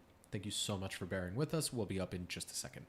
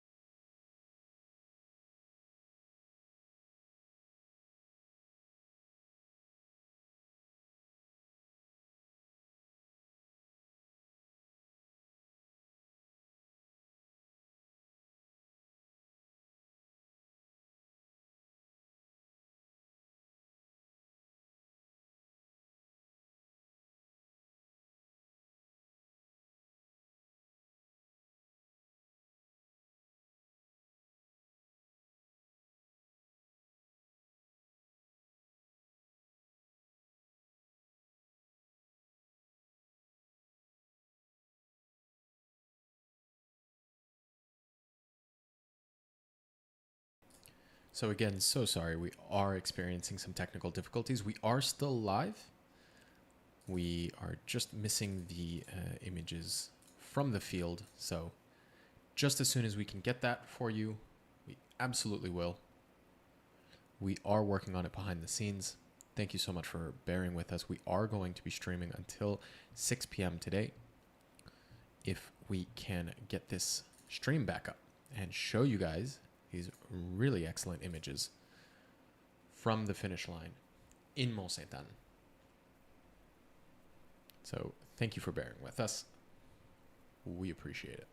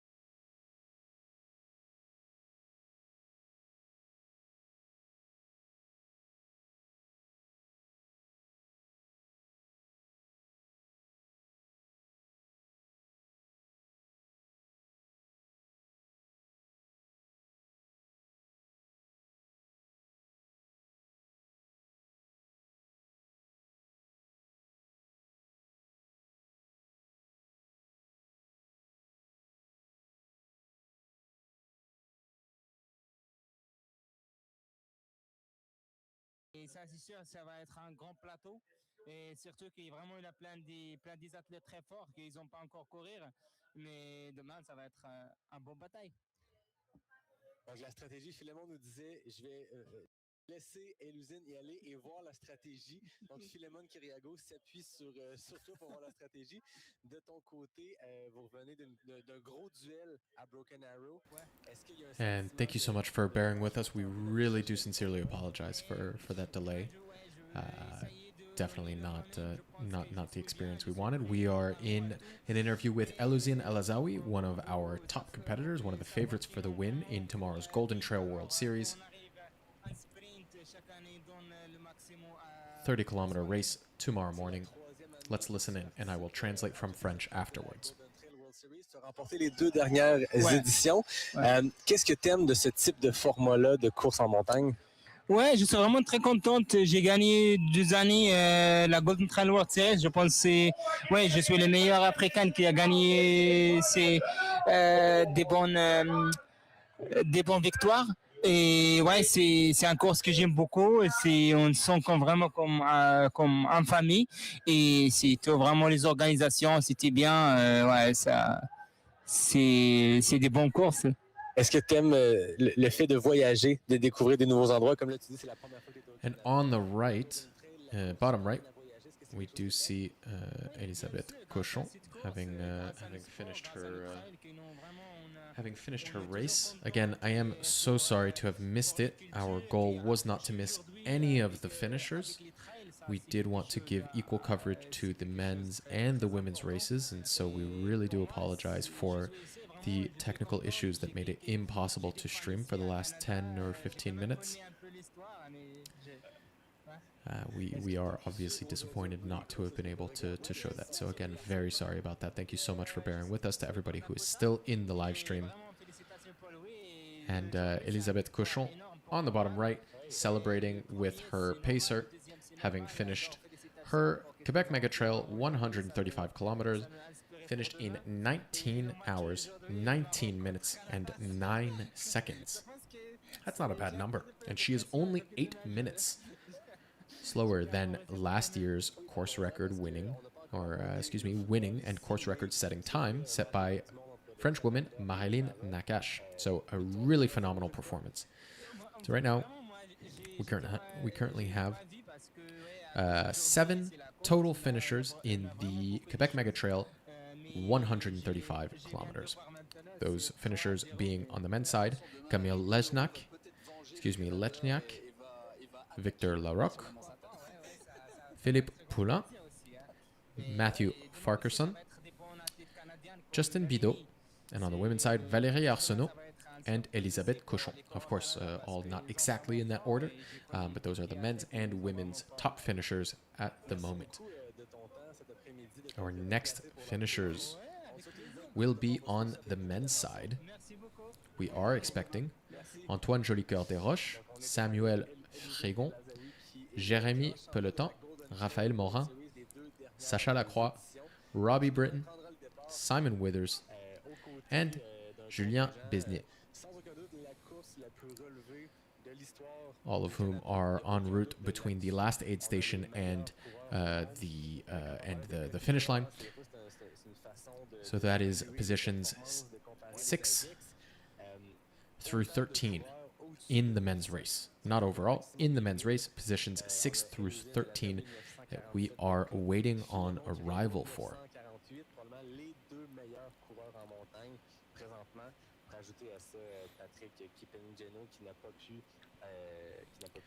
We do predict with a good amount of confidence that our third place woman will be Julie Lesage, who has been holding third place for quite a while now, has been holding it down there.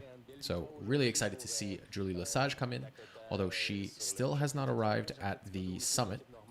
The last place she arrived was the summit. She still has not arrived at the final aid station, Auberge du Fondeur. Let's see if we can take a look and spot her on the tracker. Yep, there she is. She's on the back end. She does have about a 2 kilometer lead on Anne Champagne. But listen, Anne Champagne is extremely resilient. She is a fighter. I mean, of course, so is Julie. But there is a world in which if Julie takes too long at the next aid station, we may have a switch up in the podium, and Anne Champagne may run herself up into a podium position after what has to have been a day that she was hoping for more out of. I know Anne Champagne is a really fierce competitor. She had a really strong block for this. She was surely hoping to place a little bit higher in this race, and she may well run herself onto the podium in a third place if Julie Lesage takes just a little bit too long at this next aid station, this final aid station, Auberge du Fondeur. So we're really looking forward to seeing Julie come in. It would be wonderful if we had a camera there, but although I don't believe we have any visuals at Auberge anymore. Taylor Stack de l'équipe Brooks, 920 Cotitra, c'est quand même quelque chose. Ça fait quand même vraiment plaisir de voir Sam Power. And so as I mentioned, the next finisher that we are expecting is Antoine Jolicoeur des Roches, although it does look like maybe Samuel Frégon may have passed Antoine Jolicoeur des Roches. At least that is what the tracker is saying. Of course, take it with a grain of salt. The tracker is not always the most accurate, but it is possible that Samuel Frégon, who was one spot behind Antoine, may have passed him. And hey, it might be a sprint to the finish, because when I say past him, I do mean in the last kilometer. Yeah, the tracker does seem to be showing Samuel Frégon a good 100 or maybe 200 meters ahead of Antoine Jolicoeur des Roches. Antoine does not seem to be responding to that attack. So Samuel Frégon may just have notched himself a very handy little 6th place in the men's field. And Antoine may have dropped down to 7th place. That is entirely possible. That is what the tracker is telling me. Again, take it with a grain of salt, but that's what I'm seeing on my end.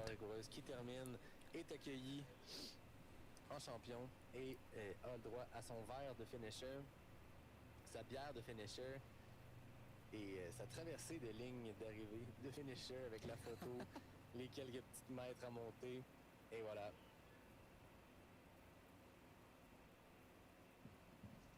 Donc, on prend beaucoup de plaisir à voir les gens passer cette ligne d'arrivée. Mais aussi, ce qui est cool, c'est qu'il y a énormément de monde qui s'amasse. And of course, we love seeing every single finisher cross that finish line, that finish arch, that iconic little step up, and the QMT logo that you see in so many photos that you have seen for 14 years now.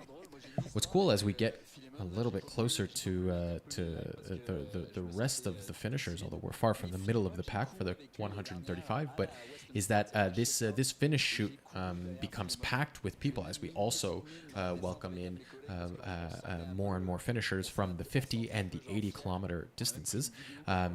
All of the crews, the families, the friends, the relatives, the neighbors, whoever got roped in, the colleagues, whoever got roped into pacing and crewing and driving and preparing for this race, congregates at the finish line, and you can see this crowd is growing little by little, and it's always a really exciting time, and something that is a big point of pride for the Québec Mega Trail, just that we get to provide this sort of this experience for so many runners. And so we are expecting a lot more finishers coming in soon. On accélère puis on prend les virages serrés, mais c'est quand même une fin de course complexe ici. Ouais. On sort, on traverse la rivière, on a encore un petit peu de single track technique, on court dans un genre de champ de gazon, on arrive sur l'asphalte, on peut accélérer énormément. Ces athlètes-là ont encore du gaz, ils vont accélérer. Ensuite, on rentre dans la forêt, on fait une dernière montée, on pourrait avoir des images assez spéciales demain si ça joue encore du coude comme Philémon et Élusine ont fait dans les dernières fois qu'ils se sont rencontrés. Élusienne champion en titre de la Golden Trail les 2 dernières éditions, mais il y a 2 semaines sur la Broken Arrow, c'est Philémon qui a eu la victoire. Donc ça va être intéressant. Personnellement, j'aimerais voir une arrivée commune à la rivière. Et ensuite... Oh, and right in front of us on our screen right there, we have Geneviève Aslan Demer, who was racing the QMT 80 kilometer distance, if I'm not mistaken. Yep. Geneviève finished just a few moments ago in the 80 kilometer distance in 8th place. In 8th place. Yeah, great race. Great race from Geneviève.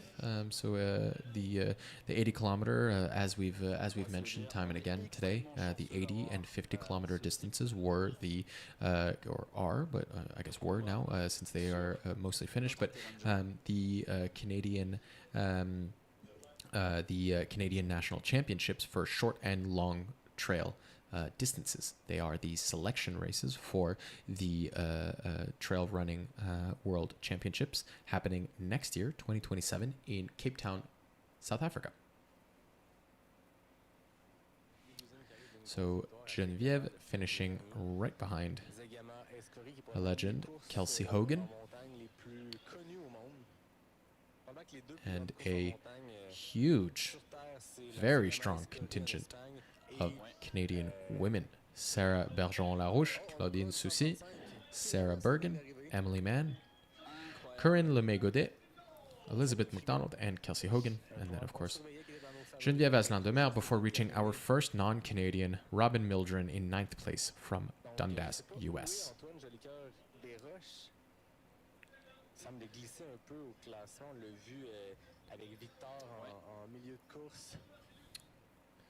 On l'a vu en début de course et là Samuel l'a dépassé dans la dernière portion. Yeah. Donc on a hâte de voir arriver Antoine Jolicoeur. So we do have right there, hunched over in the middle, Samuel Frigon, who from his body language and what we saw on the tracker did seem to have put a really big surge right in the very last kilometers to pass Antoine Jolicoeur des Roches, who was for a time sitting in 4th position in the men's race and slipped quite a bit in the recent kilometers. So Samuel Frigon now in 6th place. Samuel Frigon is our 8th finisher of the QMT 135 kilometer distance. We are now waiting for Antoine Jolicoeur des Roches, as I mentioned previously. Let's check in on Antoine. Where are we, Antoine? Antoine should be in any minute now. He is in the finishing chute. Let's keep an eye, and when I say finishing chute, I mean he's within a couple hundred meters of the finishing chute. Let's keep an eye on that distinctive Antoine Jolicoeur des Roches gate. We do recognize it pretty easily, so hopefully we'll be able to see him in the finishing chute. Aucune idée que ça pouvait se faire, dans le sens où on savait que c'était théoriquement possible, que ça allait être difficile, mais on l'avait fait. Et l'équipe technique nous disait on va avoir des caméras sur les coureurs, on va avoir des shots de drone, mais après ça, on l'a vu aujourd'hui, c'est pas toujours possible selon les contraintes techniques, les contraintes de réseau. Puis toi et moi, on fait l'émission la veille, en fait le départ du QMT à Baie-Saint-Paul. On fait 2 heures de live, on s'en va se coucher, on se lève, on se pointe ici, puis on se dit advienne que pourra, est-ce qu'on part sur 12 heures sans aucune image des coureurs ou est-ce qu'on le fait en croyant l'équipe, mais après ça, il y a plein de choses qui sont extérieures. We are, of course, listening to the French language live stream in the background. Those are the voices of Nico and Yannick. Les coureurs sortir du bois et courir le petit dernier 2 km avant le Your French language commentators, and I hope their volume is not too loud and distracting. I do want you to be able to hear them, just so you can catch some little bits of it, but of course, this being the English live stream, I want to make sure that you can hear my voice more clearly. So we are still waiting on Antoine Jolicoeur des Roches, the 7th place male finisher and the 9th overall finisher. C'était genre, ah ok, puis là on était arrivé sur la ligne, au studio Et les premières images avec la shot de drone, on dit ok d'accord, là on est rendu sur une production exceptionnelle. Ouais. Et on voit encore cette année une équipe capable de sortir un live de 24 heures. Il y a de quoi être fier. Et ce n'est pas fini. Oh non. Restez avec nous. Il vous reste 2h30 de bonne humeur et de jog plate. Mais on est là. Présentement, à Beaupré. Et je 24 pense degrés. que c'est Antoine Jolicoeur des Roches qui s'amène. Here we go. We are expecting Antoine Jolicoeur des Roches in the finishing chute at this time. And of course, we lose the stream right as we were about to see him. So let's hope that we can get this back up very quickly. I'm working on it. And thank you so much for bearing with me while we try to figure this out.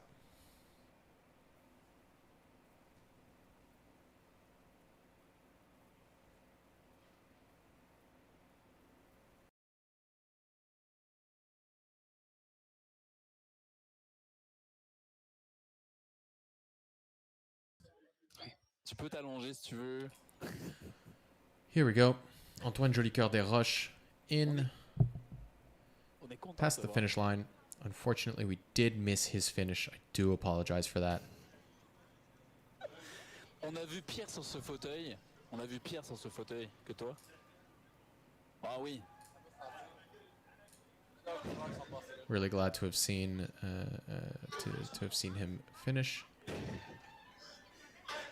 On te voyait assez en douleur dans la descente. La deuxième descente du Mont-Sainte-Anne.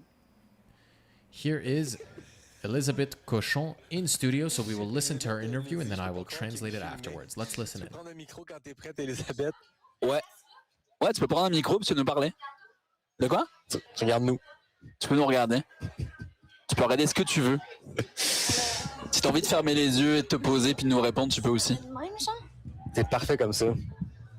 Qu'est-ce qui se passe? Elisabeth, deuxième place, t'as retranché 5 heures sur ton temps de l'année passée. Comment s'est passée ta course? Ça a bien été. Ouais? Le moral puis l'énergie a été là du début à la fin. Puis c'est la grosse différence d'avec l'an passé. Ouais. Fait que je suis vraiment contente. C'est Je impressionnant. m'attendais Nous, pas à ça, là. nous, on t'a suivi du début à la fin. On a eu plein de visuels sur toi. Puis, à un moment donné, avec le positionnement des premiers hommes de Valérie, on avait plus d'images de Valérie. Puis on la voyait qui courait vite. Puis il y avait encore une bonne foulée. Puis on se disait, hey, ouais, elle est en train de mettre une mine sur les autres. Puis là, on voyait les temps de passage. Puis l'écart changeait pas. T'étais toujours. Fait que nous, on n'a pas de visuel sur Elisabeth, mais elle est exactement au même pace. C'est impressionnant. La vitesse à laquelle, bon, Valérie est partie très forte. Ouais. On l'anticipait, c'est sa stratégie Oui, de course. Puis quand ça marche, vraisemblablement, ça marche. Mais tu l'as suivi, puis l'écart a été le même pendant tellement longtemps. Mais moi, je savais pas là, que, au massif, j'ai su que j'étais deuxième. Je savais pas avant. Puis j'avais aucune idée d'être en avant à combien, là. Mais ça a été 20-30 minutes, à peu près toute la course. Ouais, hein? Puis parle-moi t'avais une pacer avec toi. Parle-moi de comment la dynamique s'est passée dans la montée avec la pacer. Faisais-tu le fun de retrouver quelqu'un puis de pouvoir jaser? Ben oui, c'est vraiment le fun. Là. Dans le fond, c'est ma meilleure amie. Fait que, puis elle m'avait pacé l'an passé.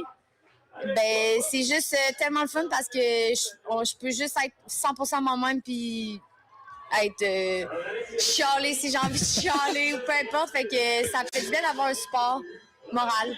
On te voyait dans les ravitaillements, toujours de bonne humeur, toujours sympathique avec les bénévoles. Tu as vu beaucoup de monde sur le parcours. De nuit, il y avait le party avec la gang qui faisait jouer du québécois avec les gilets bleus. Parle-moi des bénévoles que tu as vus sur le parcours. Ben, tous les bénévoles sont incroyables. Ils sont tout le temps tellement gentils puis dévoués pour nous. Fait que moi, à chaque fois que je pars, ben, je dis merci parce que sans eux, ça serait difficile. Oui, effectivement.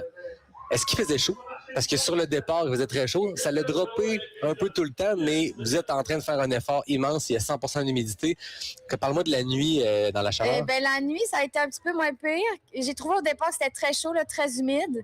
Mais la nuit, là, vers comme 2h30, il ventait quand même. Fait que ça a vraiment fait du bien. Mais ça reste que, tu sais, moi, dès qu'il y avait une rivière, j'ai essayé de me tremper la face, le cou. À partir de Saint-Tite, j'ai mis de la glace aussi. Ça l'a quand même vraiment aidé. C'était pas bouillant, mais ça reste que c'est l'été puis c'était chaud quand même. Ouais, c'est ça. Grosse fin de semaine pour la famille Cochon parce que Jeff a terminé le 80, Hélène a terminé le 50, 11e place. Tu étais ici. Parle-moi de ce que le QMT veut dire pour toi, mais pour ta famille aussi, parce qu'on vous voit année après année. Moi, j'ai des souvenirs de Jeff qui gagne le 100 000 et de toi qui le suis parce que Jeff est en vitesse. Ça fait des années que vous venez. C'est quoi pour toi le QMT? Ben, le QMT, je pense que tu l'as dit, c'est famille, amis, là, tu sais, toute la famille, notre famille est là, puis toute notre gang d'amis est là, puis tout le monde, tous les amis, on fait une course dans la fin de semaine, puis c'est comme notre fin de semaine un peu de course rassembleuse avec les enfants aussi, fait que les enfants font le QMT1, fait que c'est vraiment le fun. Allez-vous être capable de les suivre? Parce que je t'ai vu monter les marches ici. Puis... Moi, je peux pas, là, demain, courir avec mes enfants, c'est sûr que non. C'est pas ta job demain. Non. Est-ce que côté nutrition, ça a bien été?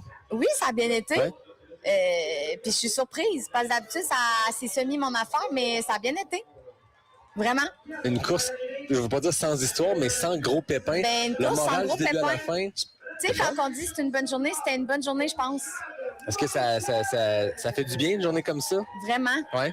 Parce que l'an passé, c'est ça avait été vraiment difficile. Fait que c'est le fun comme le refaire l'année d'après puis ça soit 100% l'opposé. De savoir exactement où tu t'en allais, d'avoir fait l'année passée. C'est des sentiers que tu connais, mais de les enchaîner de cette façon-là, ce 135 km-là, c'était-tu un avantage pour toi de savoir comment te pacer? Oui, quand même. Mais l'an passé, on avait fait, comme tout le début, 100% de nuit. Versus là, on a quand même eu un genre de 2 heures plus à l'éclaircie du jour, là, de la soirée. Fait qu'on dirait qu'il y a des bouts que je me... Tu sais, dans le sentier des Caps, que je me rappelais pas tant ou, tu sais... On dirait, je trouve, la nuit, la perspective n'est pas la même que le jour. C'était juste à frontal, tu vois pas tant loin là, ce qui s'en vient nécessairement. Finalement, la portion Cap Brûlé, on en a parlé à la conférence de presse, c'était la grande question de savoir la portion ajoutée qui avait fait sacrer tous les coureurs l'an passé, un peu différent. Comment tu l'as trouvé cette année, sachant un peu ce qui s'en venait pour toi à ce moment-là? Je savais que ça allait être intense. Mais quand on avait fini Cap Brûlé, l'an passé, on avait fait un genre de détour. Là, on n'en faisait pas un, puis c'était vraiment aidant. OK. Parce qu'à la fin, le sentier des Caps, t'as quand même hâte de sortir. Ouais. T'as fait une question pour Elisabeth? Est-ce qu'il y a des choses qui ont changé entre ton approche l'année dernière et cette année, sachant que l'année dernière, ça n'avait pas bien été? Est-ce qu'il y a des choses, des leçons que tu as prises de l'année dernière que tu as appliquées cette année? Pas tant. L'an dernier, dans le fond, j'avais juste un gros manque d'énergie. Fait que je souhaitais juste que aujourd'hui ça allait mieux. Puis ça a mieux été. Mais je me doutais que ça allait aller mieux parce que en général, je me sentais mieux que l'an passé. Fait que je me doutais que ça allait aller mieux, mais autant mieux, non. On aime ça? Oui. Félicitations pour ta course, Elisabeth. Bon repos. Oui. Ça vous aide pour qu'on t'accompagne jusqu'à la sortie. On est là pour ça aussi. Je vais me gérer. C'est un peu le truc drôle. On voit tout le monde descendre les escaliers depuis tantôt et nous, on est juste assis sur notre chaise. Mais tout le monde a un peu la même contrainte de jambes. Ça me rassure. Oui. Merci beaucoup, Elisabeth. Félicitations. Yes. Repose-toi bien. So just getting done with that interview with your women's second place finisher, Elisabeth Cochon. She ran a really excellent race. She was just saying that surprisingly for her, things went really well. She said honestly, no big major issues. Her pacer was her best friend in the whole world, and that really freed her up to be herself, to be completely 100% honest, whether she wanted to be negative or positive or talk about something else, talk about the race, whatever it was. Running with her best friend was one of the highlights of the race. She also mentioned that, as is maybe not necessarily usual for her, the nutrition side of things went pretty well. Elisabeth does sometimes struggle with nutrition in races, or at least it's not necessarily her strong suit. But she said that she had stable energy throughout the race. Her stomach was digesting things really well. So that's obviously excellent to hear, and is a big contributing factor to why she was able to run the race that she was. Because let's not forget, I mean, yes, she did finish a good amount of time behind Valerie Arsenault, but Valerie took a flyer off the front very early on, and then maintained a really aggressive pace. But Elisabeth didn't let that gap open up much more than what Valerie opened up right at the beginning. And so, you know, in reality, for something like 90% of the race, Elizabeth was running the same pace. Here we look at the entire race course, the whole thing, starting, of course, at Baie-Saint-Paul, coming into the trails, climbing the first little climb here on some rolling terrain. Very easy to go way too fast. Running along Route 138, as is common in this race. Turning right, starting the first real climb of the day. Up to this little summit. Down, getting to the first aid station, Alta l'Arche. This is where we saw our runners. Of course, at this point, it was already dark. Making a detour, coming back to Highway 138. Following the highway before making a sharp left. And then starting the long, arduous climb to Mount Liguria, which is the secondary summit of the Massif de Charlevoix. The Massif, which is the ski hill that you can see shortly on the left side of your screen. Climb up to this summit right there, Liguria. Continuing off the backside of the Massif de Charlevoix to the aid station, the Massif, which is a pivotal, crew accessible middle of the night aid station. Although, of course, we did not see our winner, Kamil Lesniak of Poland, use any crew. He instead opted for a drop bag. Very interesting choice. Here, the runners embark on the Sentier des Caps with this Cap Salut aid station. Spend much of the night on this ridge line overlooking the St. Lawrence River. Absolutely beautiful views when you're not there at night. Although I did hear rumors of some Aurora Borealis last night, so I really do hope some of the runners got to see that. We unfortunately missed it, but obviously it's more important for the runners to see it. As they get to Cap Griban, and a highly technical part of this Sentier des Caps, the QMT135 covers pretty much all of the Sentier des Caps. So really a fascinating race if you want to enjoy that trail, albeit mostly at night. Coming inland now and making their way to Sentier des Caps, a major aid station where they can see their crew and take a good amount of time. We did see our first runners coming there right around sunrise, making their way to the Rivière Sainte-Anne, this very steep gorge right here, carved out by that river, dropping into the river right here, crossing the bridge, and then getting to the aid station Mestashibo, which marks the beginning of the Mestashibo trail. Renowned, infamous for its technicity and difficulty. This is where we saw, of course, our two lead men, Victor and Camille, battle it out.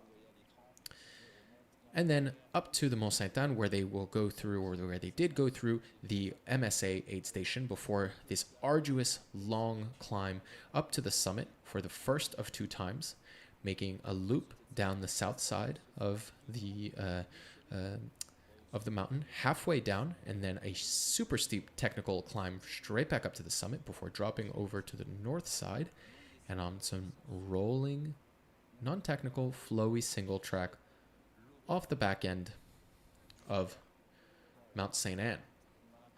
These flowy, undulating trails are really picturesque, and many of our runners will be enjoying these trails in the daytime today as we wait for them to finish. Making your way to the last aid station, Auberge du Fondeur, where many of our runners are heading right now. And then these last 9.5 kilometers in this steep little gorge to make your way back to the ski resort, Mount St. Anne, where the finish line is waiting for you. So that is an overview of the entire Quebec Mega Trail 135 course. Really the queen distance of this weekend of racing. Formally, this was the Quebec Mega Trail 160 kilometer, the 100 mile distance, but updated last year to be the 135. The race organizers were more interested in a beautiful, logical route course rather than trying to reach an arbitrary number like 160 kilometers, even if 100 miles is, of course, emblematic in trail running. Here we have our two French co-hosts in studio. I believe they are waiting for another interview to start. Let's listen in and see who it is. Une grande coureuse et une grande cycliste qui font leur arrivée ici. Et à l'instant, on a des images. Non? On avait des images qui commençaient, des photos. Alors, on est en train de voir la technique. It does seem like we have Sarah Bergeron-Larouche in studio. Et une grande cycliste, selon les dires. Sarah Bergeron-Larouche, the winner of our QMT 80 kilometers and our women's Donc, Sarah Canadian Bergeron-Larouche champion fait son entrée dans le studio. of the long course. Si tu prends le micro, on Let's est listen parti. in to this interview. Il marche. Faut-tu que je la cote sur mon menton, genre? Ouais, c'est ça. À peu près, c'est parfait. On dirait que t'as fait ça toute ta vie. Je regarde Félicitations, tu regardes nous. tout. OK. Félicitations, championne canadienne. Oui. Format très long. Oui. Comment ça s'est passé, 80 km? Parce qu'on le disait, tu en as déjà fait des courses de 80 km, mais tu te spécialises dans les dernières années, dans la dernière décennie, on t'a vu sur du 30, du 50, du sub-ultra. Et là, un effort de 80 km à la maison qui s'est très, très bien passé. En apparence, nous qui le suivons, assis devant notre écran. Dans le concret, comment ça s'est passé?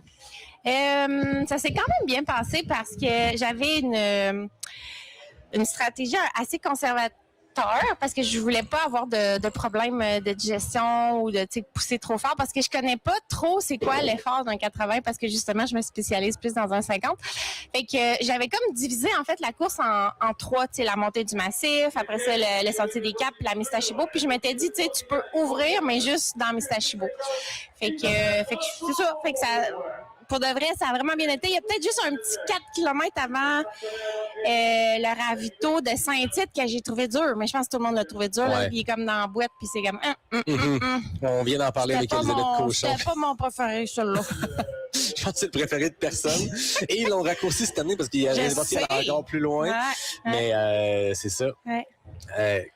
80 km, c'est long. C'était à la maison et vous êtes deux coureurs locaux qui sont champions canadiens avec JP Thibodeau qui a remporté aussi la course. Ça veut dire quoi pour toi, au-delà du titre de championne canadienne, de se dire que tu pourras participer aux Worlds l'an prochain? On est plus d'un an d'avance. Tu sais déjà que tu as cette course-là qui pourrait être au calendrier. Comment tu te sens par rapport à ça? Ah, mais c'est vraiment cool. Mais en vrai, oui, c'est vraiment cool. Là. Tu sais, je veux y aller. Là, mais en vrai, aussi, c'était que pourquoi je voulais faire le 80, c'était parce que je fais l'OCC. Puis l'OCC est rendu plus long. Hein? Fait que je me disais, ça va me mettre en confiance de faire une course plus longue. Fait que c'était ça aussi, là, si je me classais pas, mettons, pour les Worlds. L'année passée, tu faisais l'OCC, tu étais inscrite sur un 55 kg qui finalement, avec les changements de parcours, est devenu un 62. Et avec beaucoup, beaucoup de dénivelé. Donc cette année, tu retournes à l'OCC, sachant maintenant ce nouveau parcours-là. Est-ce que tu trouves que c'est une bonne préparation pour l'OCC de faire un QMT 80 un mois et demi avant? Ben, c'est sûr que c'est vraiment différent comme parcours. L'OCC, c'est du dénivelé, puis c'est pas vraiment technique. Ça, c'est pas beaucoup de dénivelé. T'sais, quand tu montes une côte, tu sais que ça sera pas si long. Là. Fait que, puis, c'est très technique. Fait tu sais, je pense que la préparation, c'est plus la durée de l'effort, puis de pratiquer la nutrition sur, mettons, cette durée-là. C'était plus ça. Mais après ça, là, moi, je vais me concentrer plus à faire du dénivelé là, à partir de maintenant. Tu as couru seul en tête côté course féminine, mais est-ce que tu as partagé des kilomètres avec d'autres coureurs? Parce que tu as terminé, je crois, je ne veux pas me tromper, au 7e, 8e rang du... Tu étais tout seul du début à la fin? J'étais vraiment tout seul. Les garçons, ils... on race vraiment différent. Plus vite en descente, peut-être, en tout cas ceux qui étaient autour de moi, là, puis là, j'ai rattrapé en montée. Fait que là, c'est comme, ça jouait au yo-yo un peu. Puis moi, j'étais comme, mais restez constants, les gars! Mais tu sais, peut-être que les autres aussi, ils trouvent que je suis trop lente dans la descente. Là. C'est ça. Est-ce que tu es à l'aise d'être longtemps comme ça, tout seul, dans les sentiers pendant une course, de pas trop savoir où on s'en va? On est au Québec Mega Trail, ça doit être difficile d'un ravito à l'autre, savoir l'avance que tu as. Est-ce que tu es bien dans ces situations-là? Ben, c'est sûr, ça te crée un stress.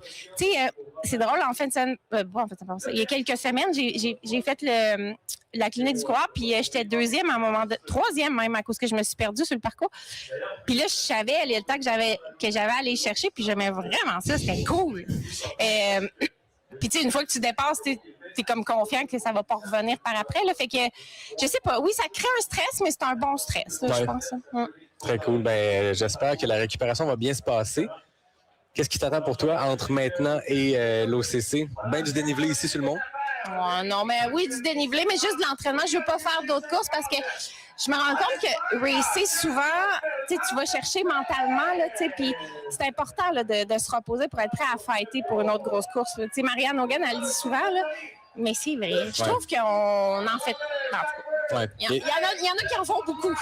Il y a des athlètes qui ont besoin des fois de ce besoin-là d'aller gagner en confiance sur un parcours avec un dossard.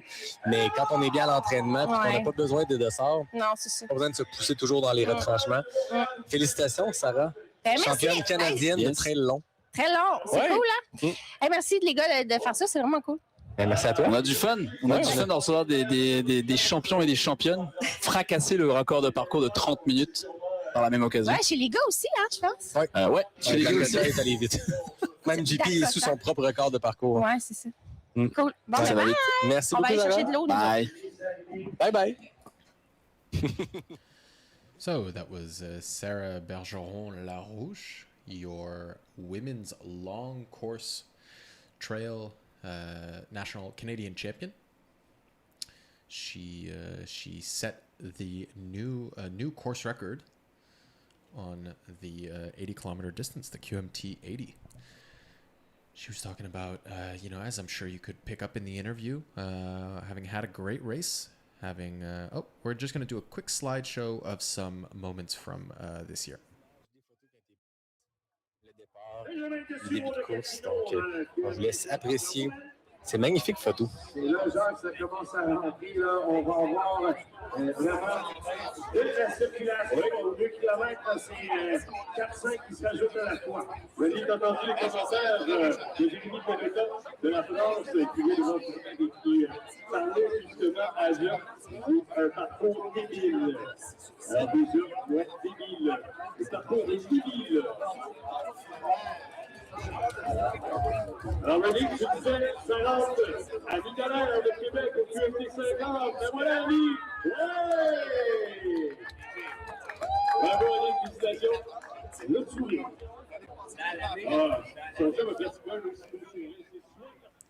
Great memories of this year's edition, some really excellent photos, and just a massive shout out to our media team, all of our photographers and videographers in the field who have been bringing us such incredible imagery this whole time.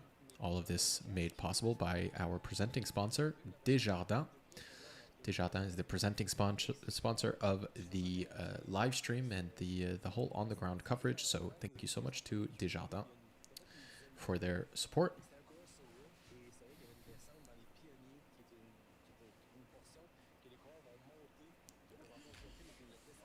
Let's take a look at the tracker and see who we are still waiting on. So in the meantime, we had Frenchman Jérémy Pelland finish, as well as Robbie Britton, who we saw a couple times in the race. We do have third place woman Julie Lesage through the final aid station, Auberge du Fondeur. So we will be expecting her in the next hour, depending on where exactly she is. We do have multiple men on approach. Those men are... Let's pull that list up. The men on approach from Auberge du Fondeur are Simon Withers from South Sea, Great Britain, Julien Besnier from Orme, France, Jean-Christophe Lefebvre from Saint-Bruno de Montarville here in Quebec. And of course, Connor Hildall from Hamilton, Ontario. We have, as I mentioned, one woman past the last aid station, that being Julie Lesage. Let's go find her on the tracker. Let me scroll up just a little bit. She can't be far now. There's Simon Withers. Hello, Simon. And let's keep it going until we find Julie. Julie for the moment. Okay, I couldn't locate her easily, but we'll find her and we'll try to get an ETA for Julie Lesage, who has been holding down third place for a long time. I did mention the last time that we saw her that there was a chance that she got caught back up by Anne Champagne, but I do not think that is a possibility anymore, seeing as Anne Champagne is about a kilometer out, a little less than a kilometer out from the final aid station. Final aid station which Julie Lesage has already gone through. So all the more reason to believe that Julie Lesage is home clear and, barring injury, should make it back in time. We have 3 men on short approach, I do believe. No, sorry, we don't. I was looking at some earlier runners. Okay. So the tracker has Julie Lesage's arrival, expected arrival time at in an hour and 15 from now. I do believe that's a little too conservative. Everybody else we've seen come in has finished well before the tracker guesstimated. Several reasons for that, but first of all, it's an imperfect calculation. Second of all, of course, a lot of times people accelerate on that final 9.5 kilometer stretch. A mix of adrenaline, a mix of the terrain being pretty runnable. Call it what you will, but I do believe we will see Julie Lesage before 5:22 p.m. Eastern Time. And as a reminder, we will be streaming until 6 p.m. 6 p.m. Eastern Time. So we are entering the final 2 hours of our live stream. Unfortunately, the goal this year is not necessarily to stream every single finisher, much as we do wish that we could do that. We are beholden to the technical capacity and bandwidth that we have. Both physical and human, the resources of the volunteers that make this possible. So we are streaming as long as we can, and we will be talking about every single finisher that comes in until 6 p.m. Unfortunately, that is not unlimited. So if you want to see your finisher talked about on the live stream, your finisher of the 135 kilometer, tell them to pick it up. We've got a little bit of a highlight reel of the course, it looks like, in the bottom right. Just showing off the beautiful, breathtaking views along the St. Lawrence River, where these runners spent all night and all day today. Great look at some of the trails along the Sentier des Caps. Let's see if we can't find Julie on the trail.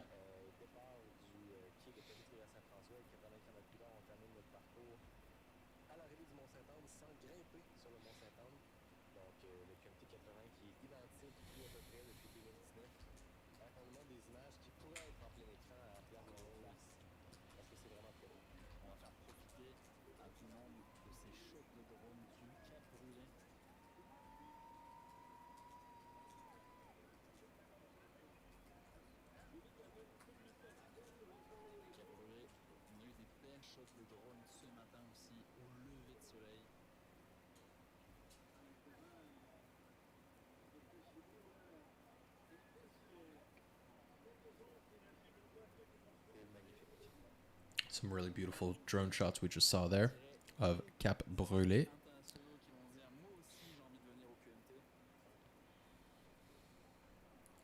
One of the most spectacular viewpoints on the race course of the Québec Mega Trail, 135 kilometer. This live stream is brought to you and made possible by Desjardins.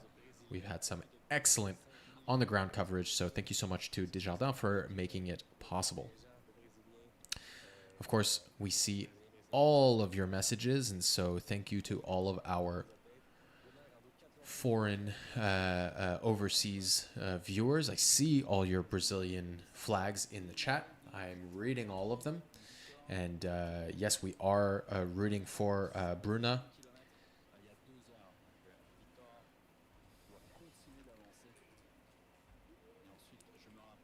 We are rooting for Bruna Yanez, bib number 146. Bruna Yanez most recently split at Saint-Tite-des-Caps. So Bruna is at or through that aid station as of 30 minutes ago. No, excuse me. 18 as of 2 hours and 1 moment. As of 1 hour and 30 minutes ago. So is moving along. Let's see if we can't get any info on Bruna Yanez. Bruna Yanez, where are you? There we go. There's Saint-Tite-des-Caps.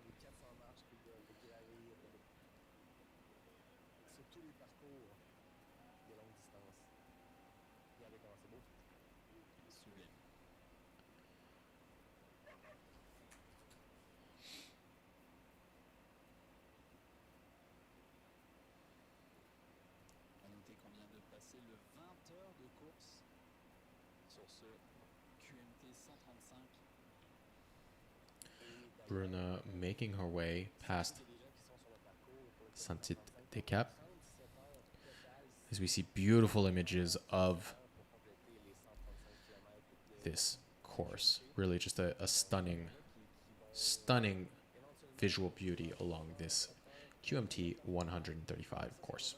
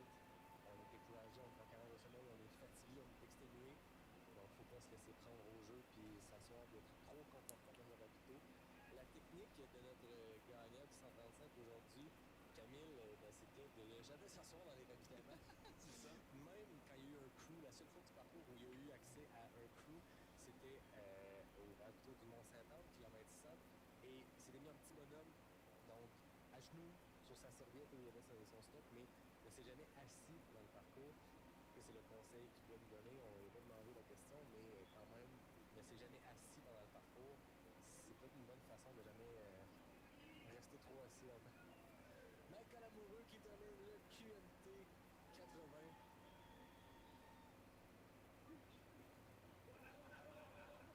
En face de quelqu'un qui a eu une dure journée, Marie-Ève, qu'on a vu avoir des grands succès en trail. We do also have, as part of the international contingent, Tsuyoshi Kaburaki-san, moving well, making his way along the Mestashibo Trail, out of the most difficult part of the trail, and towards Mont-Sainte-Anne.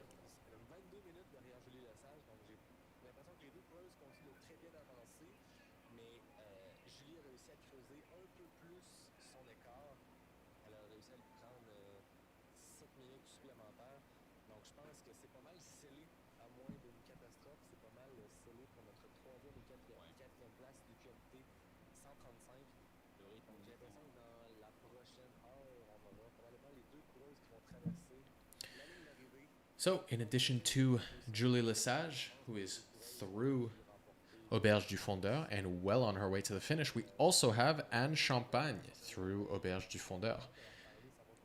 It is possible she is just at the aid station. Nope, she's moving. So we will be welcoming our third and fourth place women in the Québec Mega Trail 135 kilometer distance.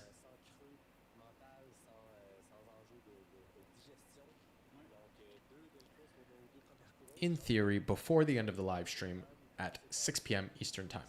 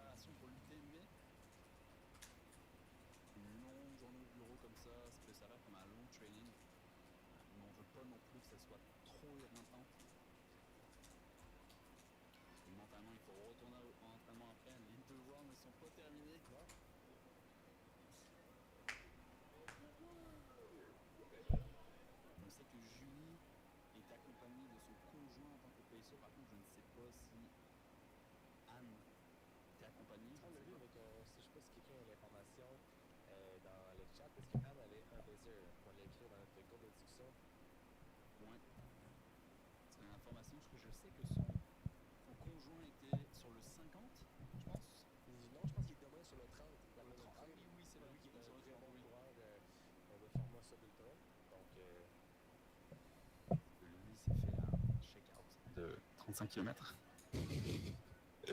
Ça serait surprenant quand même.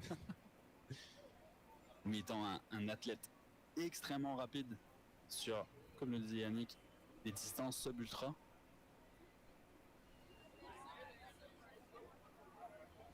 Apparemment, selon nos informations, Anne n'avait pas de pacer quand elle est partie du sommet numéro 2.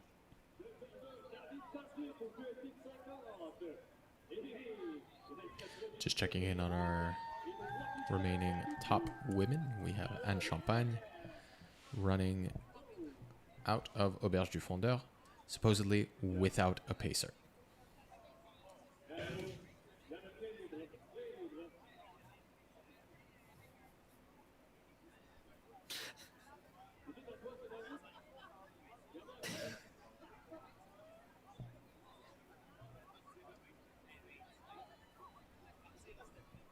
Alors, on va à noter que il y a 2 femmes qui sont arrivées sur le 135 chez les hommes.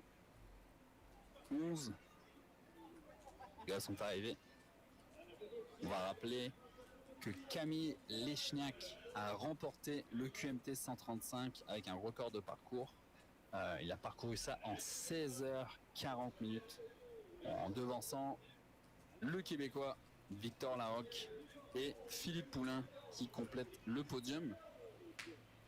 Chez les filles, on a une victoire, j'aurais dire une masterclass de Valérie Arsenault qui a complété le parcours en 18h12 minutes. So we do have Anne Champagne moving very well around kilometer 125. So just around 9 kilometers left. We are looking for Julie Lesage, whose tracker is not showing. That does not mean anything is wrong. Dans la logique, ça devrait être Julie Lesage qui possède Just that une petite vingtaine de minutes sur the Anne tracker Champagne. does not show her.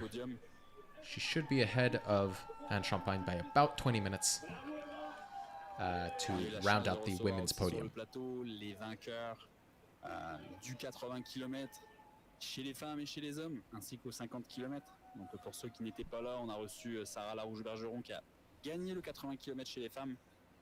Ensuite, on a reçu Dakota Jones, l'américain, qui a gagné avec un record de parcours de 7h51, suivi du Québécois Jean-Philippe Thibaudot, local de l'étape, qui a été sacré champion canadien du 80 km.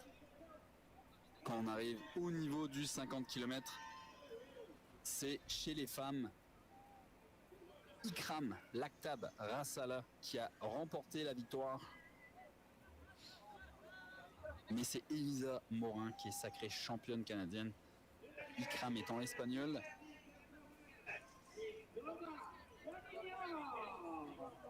Chez les hommes, c'est la fusée du uphill, Alexandre Mailhot, un Québécois qui est basé dans l'Ouest canadien à Squamish, qui remporte le championnat canadien et donc son spot pour l'équipe canadienne au championnat du monde de trail qui se passeront l'année prochaine à Cape Town en Afrique du Sud. Les chanceux qui vont avoir la joie de pouvoir courir sur des trails absolument magnifiques à Cape Town. Elisa nous disant qu'elle adorerait courir le format court sur cette étape. Elle qui en fait a la possibilité de courir sur plusieurs formats. C'est un peu le luxe d'être 6 fois championne canadienne de différentes distances en trail. Dany Racine prenant une superbe deuxième place derrière Alex Ricard. Hein, Alex qui était avec nous et qui nous a confié que Dany était parti extrêmement vite dans la Mestachibo et qu'il l'a laissé un peu partir et qu'il avait réussi à le rattraper dans la montée de l'escarpé. So we are, of course, watching the finish line, watching the runners coming in. These are runners from various different distances, not just the 135. In fact, the 135 are far fewer than the other ones. We are waiting for Julie Lachance, or excuse me, Julie Lesage, our next female finisher of the Québec Mega Trail 135 kilometer distance. We do have several other finishers.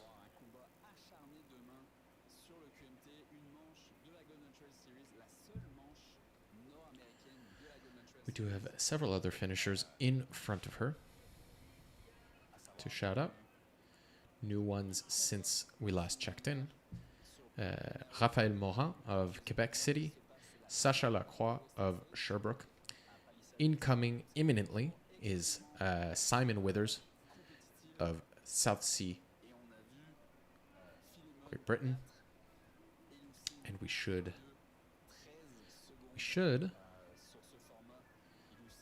let me see, there's Simon Withers. Where is our next finisher? Julien Besnier from Orme in France, who should be coming in shortly.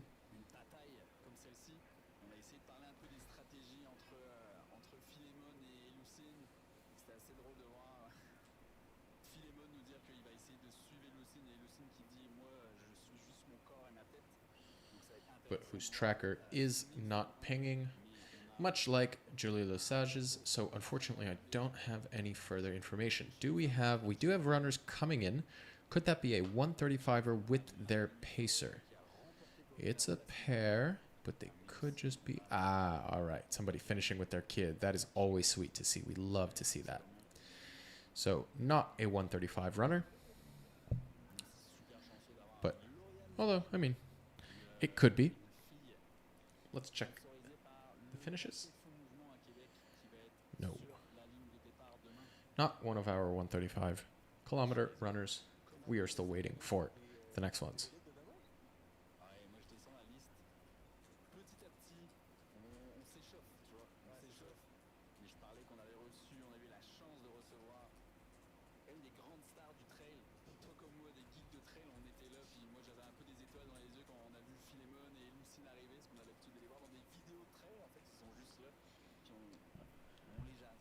And as you can see, the finishing chute is really becoming packed on one side with people. The only reason it's empty on the other side is that is where construction is happening. So that is off access, or excuse me, there is no permitted access there. But the side that you can see on the right side of your screen, of course, is full with spectators, crews, people who helped their runner get to this place, and of course, runners sitting in the sunshine, maybe having a drink, enjoying the company of their friends and family, and of course enjoying this beautiful race village that we have here for the Québec Mega Trail. We are always so lucky to have such a wonderful setup for Québec Mega Trail. Truly one of the best in Quebec, in Canada. We have our next finisher on the 135. Should be coming in soon. I believe the next finisher might be... I thought I had seen... No, okay, sorry. I think someone read the tracker wrong. Not David Luneau, but we do have a David Luneau on the course right now. And we are still looking for our third place woman, Julie Lesage, to come in. Matthew Farcarson, Justin Bidot, Samuel Frigon.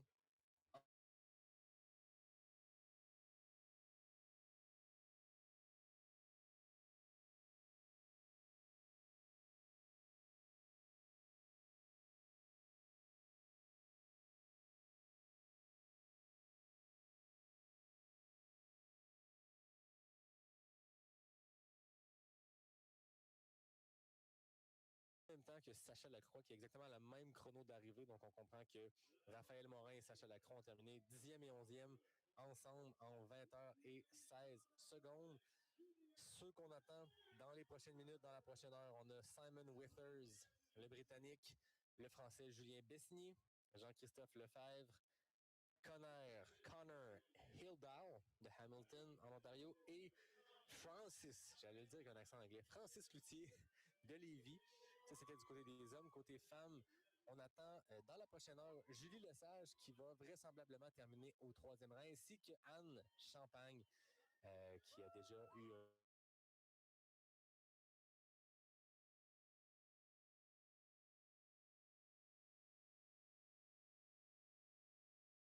continue de traverser la ligne d'arrivée et ce n'est que le début, on le disait tantôt, ils sont plus de 600 à avoir pris le départ du QMT50. Côté 80, ils sont plus de 540 à avoir pris le départ.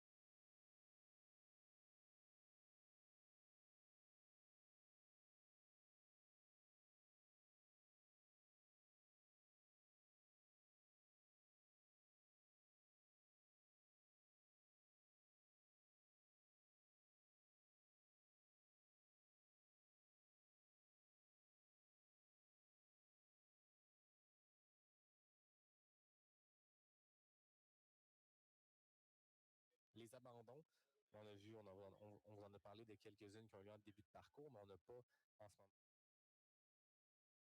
lieu.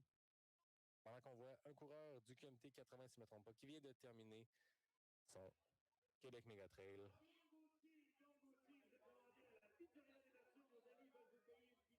Non, pardon, c'était...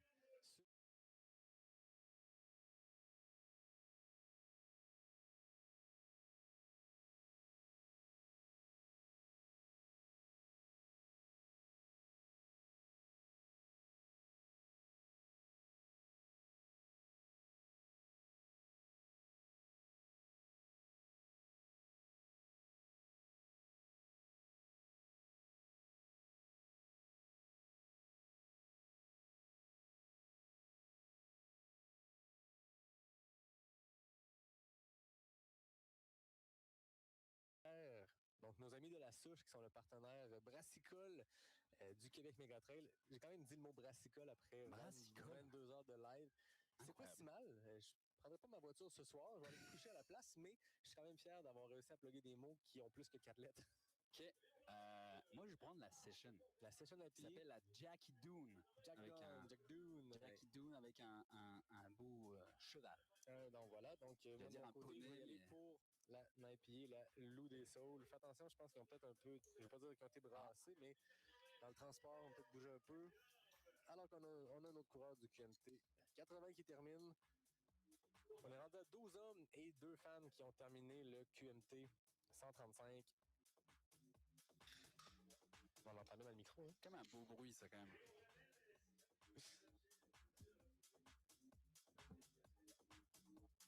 Je ne sais pas si, Nico, ton nombre d'abonnés Instagram en provenance du Brésil a augmenté.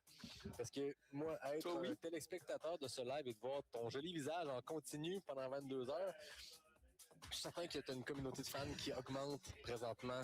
Les fans brésiliens. Du Brésil. On blague pour ceux et celles qui ne comprennent pas.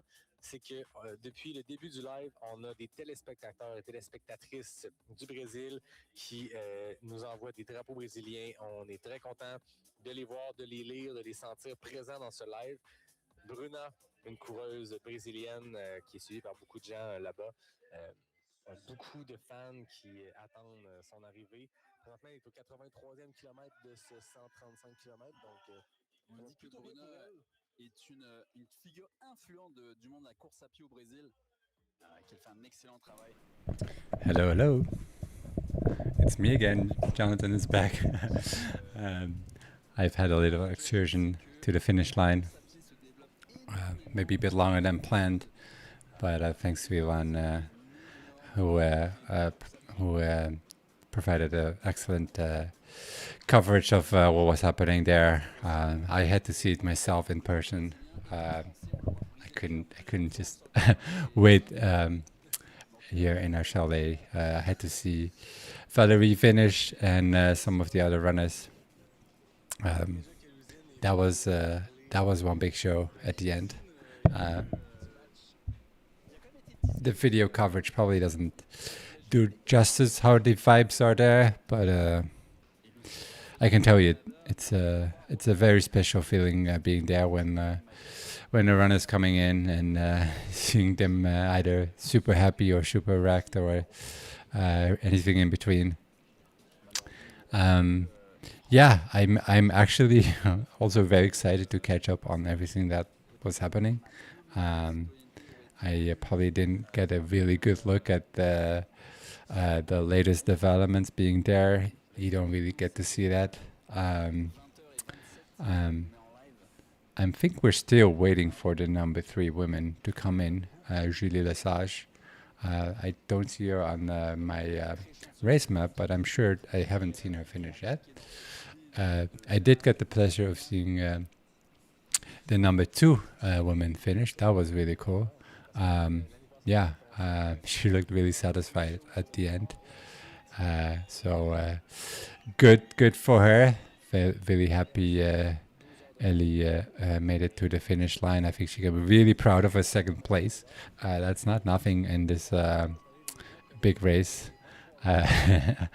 While all the other participants are also finishing here from the different distances. This is a 50K runner. Yeah, it was a special moment to see Valerie finish.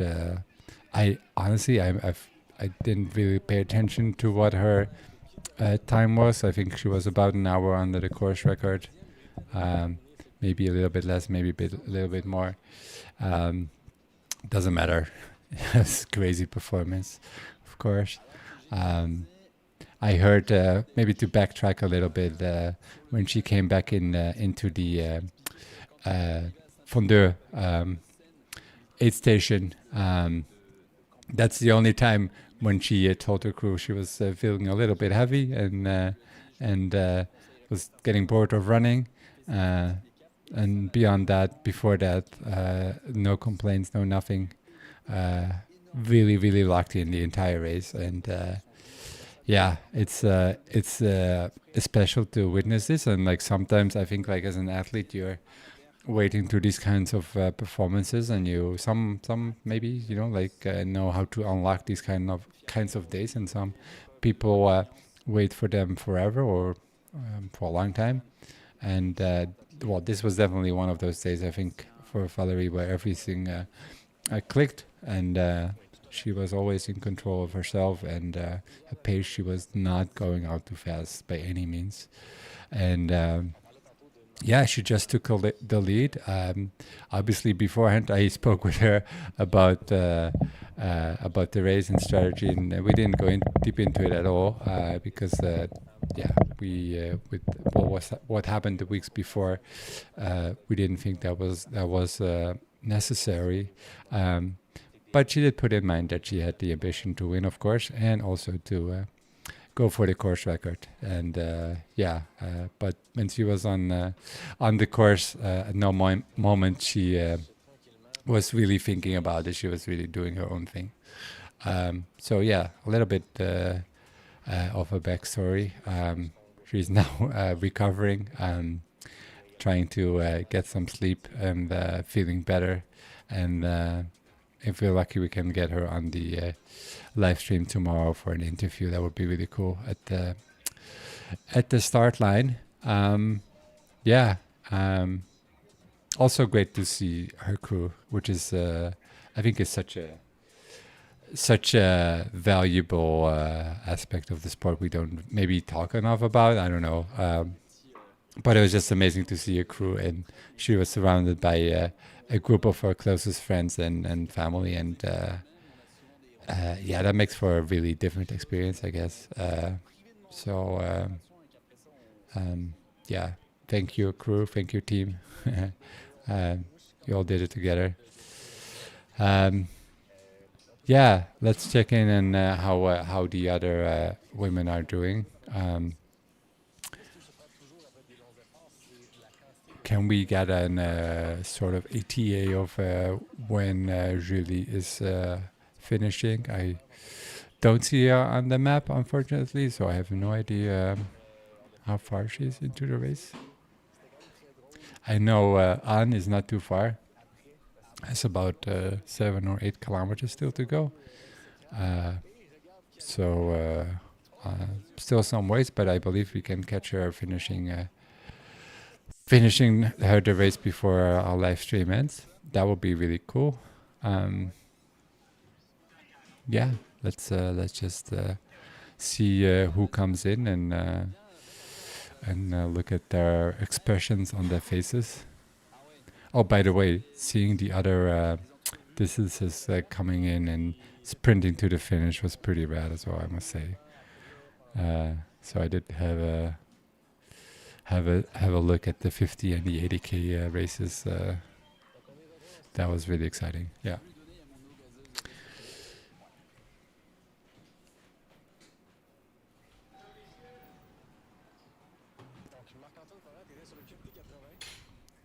I've not had a chance to look at the chat, but I'm sure there has been some cool comments in it, worth sharing. I'll definitely go back and look at it. I do see a lot of Brazilian flags still, so I'm sure Bruna is still going strong.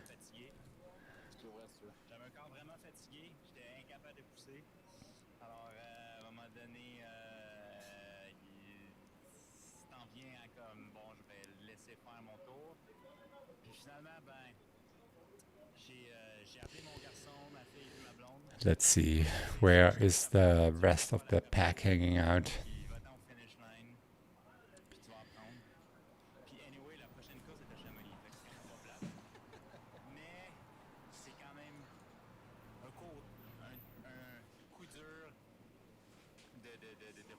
The connections aren't super clear.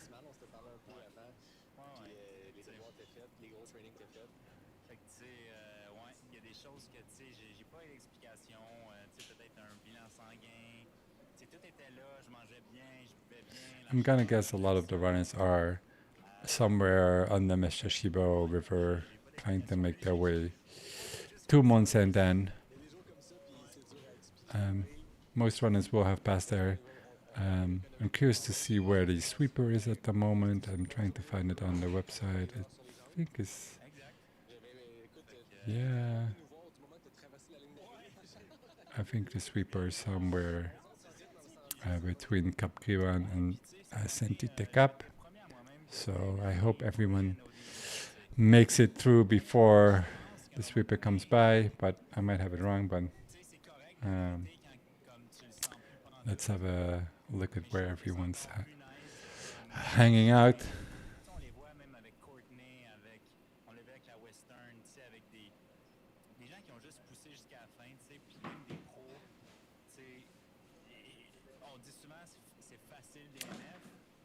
Unfortunately, most of the trackers are not working too well, so we'll have to do with whatever we get. In terms of information,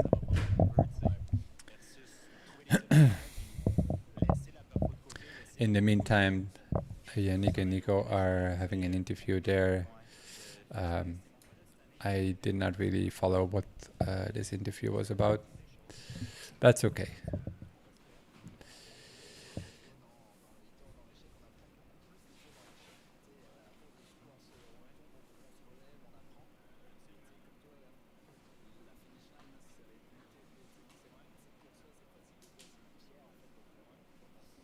Oh, I did, one fun fact, I did see Felipe make his way to the finish with a lot of enthusiasm. Oh, let me fix the screen again.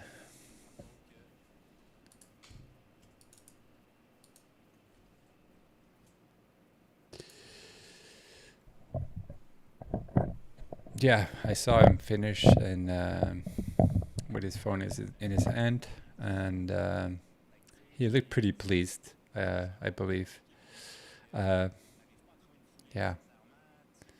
I hope he's hanging out somewhere at the finish line, or going somewhere on course to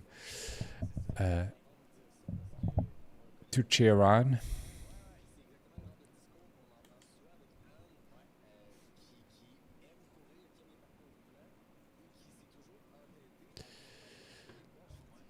Let me do a little check of how many finishes we have had so far at the 135K. Obviously, so far only 2 women who have finished, but how many men have gone to the finish line? Exactly 13 so far. So besides the top 3, Camille and Victor, and I saw Philippe finish in person. That was really nice. Matthew Falco Hassan, if not sure if I'm probably butchering it, he very not, I mean, I'm not surprisingly, but like he made a great effort to stay in that 4th position, and he had a very solid day today. You know, staying somewhat in connection with the front of the field, but like moving up from a long time. So he ended up in 4th. Very impressive. In 5th was the Justin Bidot. We saw him at the finish too. The first Frenchman. In 6th, Samuel Frigon from Saint Boniface. He was also always up there. Antoine EDG ended up finishing in 7th position after, you know, putting it out there with the front guys, and so good for him to finishing the race and still getting a top 10. I'm sure he went through a lot of difficult moments in the race. It looked at that at least. In 8th position, I can see Robbie made it to the finish line. I'm super happy for him. It might not be the result he wanted, but given all that he had to go through just to get to the finish line, and unfortunately I didn't see any of that, so I'm sure there were some good quotes that are memorable. I might text him and ask him if there's any fun fun stories he wants to share. But yeah, top 10, very solid, really good result. I think if you would tell him a week ago he could finish 8th place, he probably would have said, okay, let's do it. Jérémy Pelleton, and the second Frenchman in 9th position, and Raphaël Morin from Quebec in 10th. So we have 14 finisher. We just had the 14th male finisher, Jean-Christophe Lefebvre, 16th overall, just arrived at the finish line in Mont-Sainte-Anne. And yeah, that's about it for now. We're just waiting for Julie, I believe. I did not see anything on the tracker. So, no. Did you see her? Okay, because I wasn't seeing her on my tracker, so I was wondering where she was. Well, the overall result doesn't show up yet. So, and I didn't see a finish. And I don't think she finished in the 2 minutes that we drove from there to here.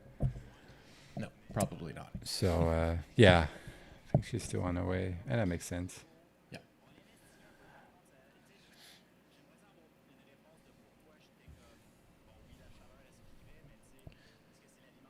So I was when you were out, John. I was wondering if Anne Champagne was going to try to make a push on Julie Lesage. There was a moment where it looked like Julie had maybe slowed down enough right before getting to Auberge du Fondeur. They were within 2 kilometers of each other, and I was saying to the audience that if basically if Julie took a small enough, or excuse me, took a too long a break by accident, maybe without knowing that Anne Champagne was right behind her at Auberge du Fondeur, she could have been caught up. Of course, that wasn't the case, and Julie left Auberge pretty quickly, and it does seem like right after that, maybe I jinxed it, but Anne Champagne slowed down a little bit as well, so I don't think there's any risk of that now. Julie has been out of the Auberge du Fondeur, the last aid station, for quite some time, well before Anne Champagne got there. So that no longer is a risk, I think, for Julie, but that was sort of an interesting dynamic for a moment. Yeah, that's interesting. At this point, I think the women there are, I mean, obviously, like, they, well, a podium is a podium, regardless. So I definitely think Anne would want to have a podium finish here. Yeah, I if she could have made a push, I'm sure she would have tried to. Yeah. But yeah, I feel like these women have been going at it for such a long time, and like at such a hard level that like their primary feelings or thoughts or goals is just to finish within like the effort they can sustain. Totally. And not, they're probably not too occupied with like, oh, let's close in on the, like it's that instinct will come when it happens, but I think mostly they'll be just like, let's get ourselves to the finish. And for someone like Anne, that's still a very hard pace. So, of course, yeah, and we do actually have confirmation via Julie's partner directly that she is 3 kilometers out from the finish line. She has a 22-minute lead on Anne. So again, comfortable. That's not she's not at risk of being caught up by Anne. But when I heard, when we saw that it had been over an hour that she had left Fondeur and we didn't have any news and she wasn't on the tracker, I was wondering if there was a world in which, again, Anne caught up to her. But no, that still does not seem to be the case. Yeah, gotcha. Yeah. Yeah, I think that's about the gap we've been seeing between them for a long time. Yeah. Definitely. I guess they're in kind of like ultra shuffle mode, run mode. Seems like it. Yeah. I mean, I can understand. I wouldn't hold it against them. No, yeah. They were I mean, that's so well. Yeah. Have we seen any fun questions or something you've had in the live stream? In the chat, it's been mostly Bruna Yanez fans, which we are always happy to see, and keep putting those Brazilian flags in the chat. No, it's if you guys have any questions for us that you want us to ask any of the other commentators, for example, the French commentators. By the way, this interview right now is with Marc-Antoine Foran, who is a runner for the North Face on the 80 kilometer. He was having a rough day. He actually tried to DNF at, I believe, 57 kilometers. Okay. And actually got talked out of it by his crew. So we, of course, we haven't been listening to the interview, so we can't exactly translate it for you folks. But that was what he said on his stories. And Marc-Antoine is a really great guy. Runs out of Bromont. Yeah, definitely. In near Montreal. Yeah. And, really interesting story with that guy. Definitely, yeah. Are we just picking random interviews, or? I believe they're kind of getting anyone they can get. We do have a fun question in the chat from Carlos. Did you find any animals on course? So we haven't. No, for sure. No. We haven't, but we haven't been on course. No. I can guess, as we did last night, what they might have found. Definitely deer. Yeah, it could be. Yeah. Plenty of squirrels, chipmunks. Yeah. Maybe some owls in the night. Yeah. Porcupines. I love those. Yeah. No. I haven't heard any stories yet about wildlife encounters. Of course, we are in Canada, but the stereotype doesn't always apply, especially if you have 4,000 runners coming to one place. Yeah. Yep. So still, of course, plenty of love for Bruna in the chat. Keep sending her all your love. Yeah, do we have an update on the tracker? I was looking for her. Her tracker didn't ping for a little bit, but she had left Saint-Tite-des-Caps a while ago, like 2+ hours ago. So making her way to or through the Mesta-Shibo, which is totally normal for her to for things to slow down right around there. So absolutely no concerns there. I see. Yeah.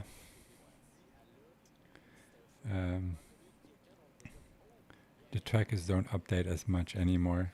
Yeah, it seems. I think people are getting really tired. It seems like the tracker has gotten tired as well. Yeah, I mean, it's not just the runners. I don't blame them. I'm feeling pretty much the same, I think. Yeah, that's okay. We still can get updates when they get into the aid stations. Yep, absolutely. And so we will bring you that information as soon as we have it, and you can check the tracker as well. Yeah.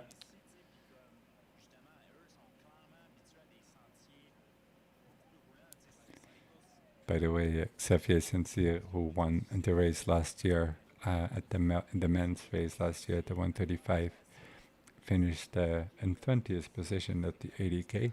Yeah, we saw him come in. Yeah, chatted about him a little bit on the live stream as he was coming in. It was really sweet to see him come.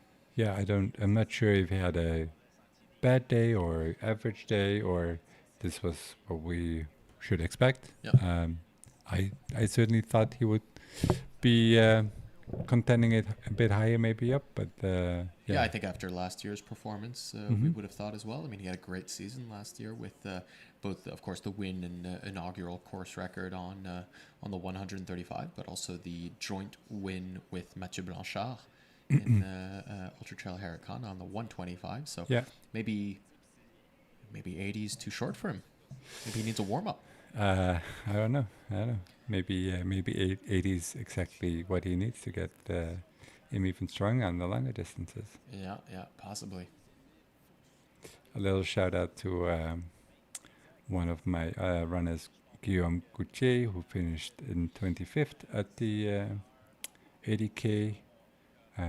So that's a really, really good result for where he is just starting his picking up his season with running. Awesome. He finished 7th, by the way, last year at the 135K distance. He was looking very impressive last year. Amazing. Yeah. So I'm guessing we know who are on the podiums of the 80 and the 50K, and you've mentioned this many times, so no need to reiterate, but maybe at some point we'll get back to it.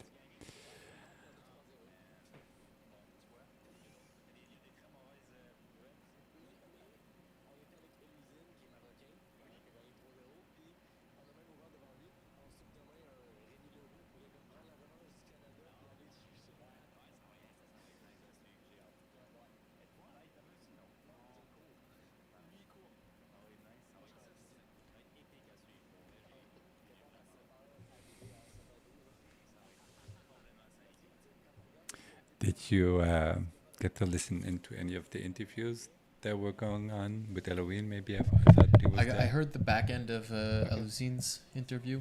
Yep. Yeah. Beyond that, the champions interview. So the 50K winners.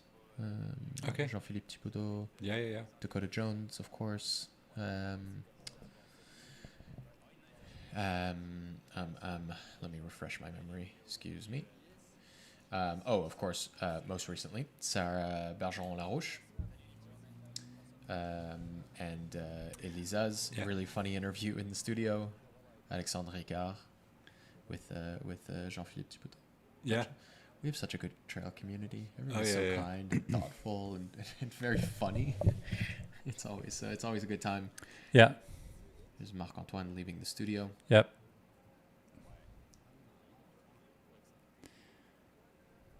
We are still waiting on Julie Lesage, third place woman in the Québec Mega Trail 135 kilometer distance.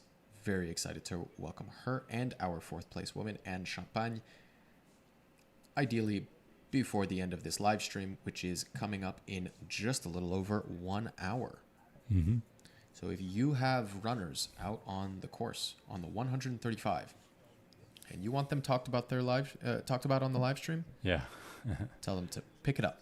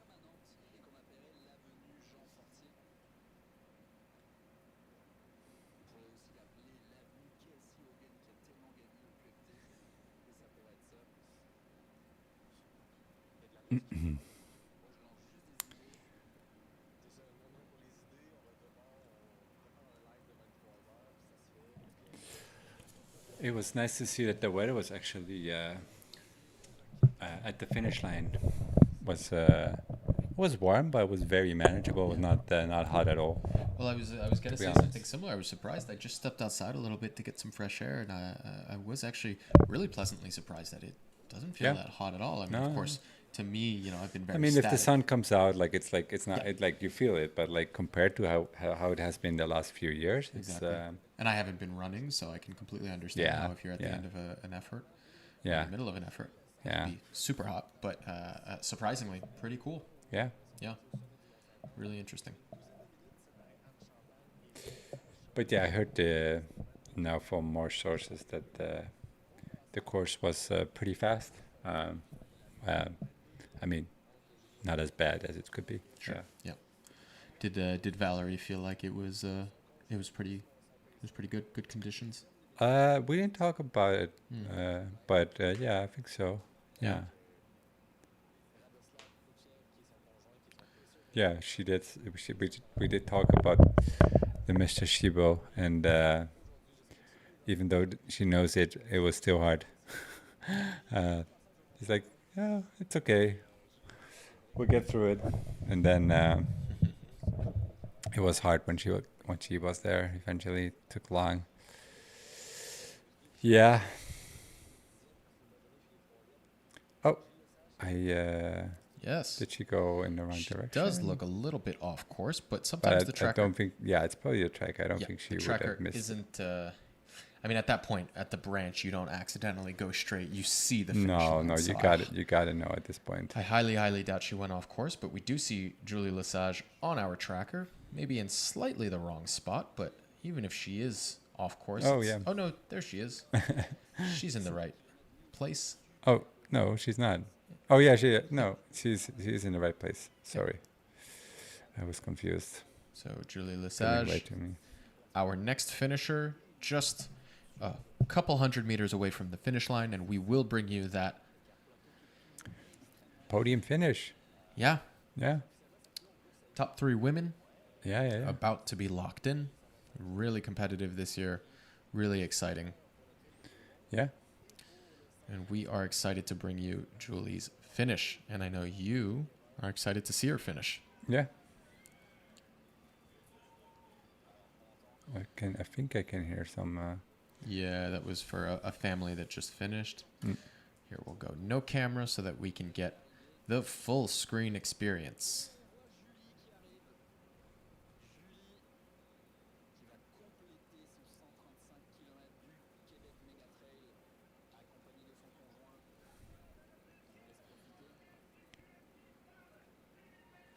I believe Julie may be coming in right now. Yeah. Is that possible? Yeah. There we go. Julie Lesage in the middle. Your Québec Mega Trail 135 kilometer third place woman. Still with that smile. Always smiling. Yeah. Looks like she went, she dug deep in the well. Yeah.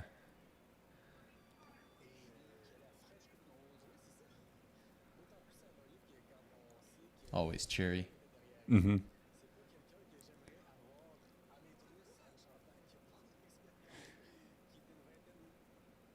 She looks to be in a pretty good.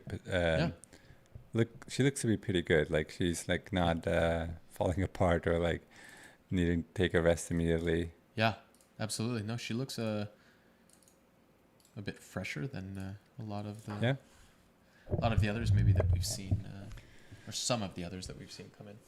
Yeah.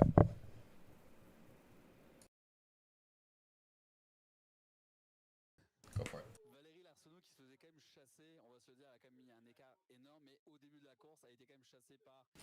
And so here, now that it is confirmed, top 3 women and top 3 men on the 135 kilometer. This is going to be probably the last time you see it in this live stream, which ends in just about an hour. As you can see, obviously, on the women's side, Valérie Arsenault, Elisabeth Cochon, and Julie Lesage, who just finished right in front of our very eyes. On the men's side, of course, Kamil Lechniak of Poland, followed by Victor Larocque and Philippe Poulain. So we were lucky enough to welcome all of these runners into the finishing chute. And we have our podiums in the men's and women's side. How exciting. This has been, feels like we got through an ultra ourselves. And I know we still have an hour left, but this feels like a good accomplishment for you and me, John, and for you, Renaud. A little correction. I was told Valérie is 32, not 31. Maybe. All right. So Valérie, just to be exact. All right. Let's be exact. So Valérie Arsenault, 32. Yeah. She looks like she just took a shower. Yeah. Julie is explaining something very emphatically. Yeah. I'm trying to read the person's facial expressions that's receiving what Julie is saying. And that's what happens when you try to read facial expressions. You lose the stream. We'll be back just a second.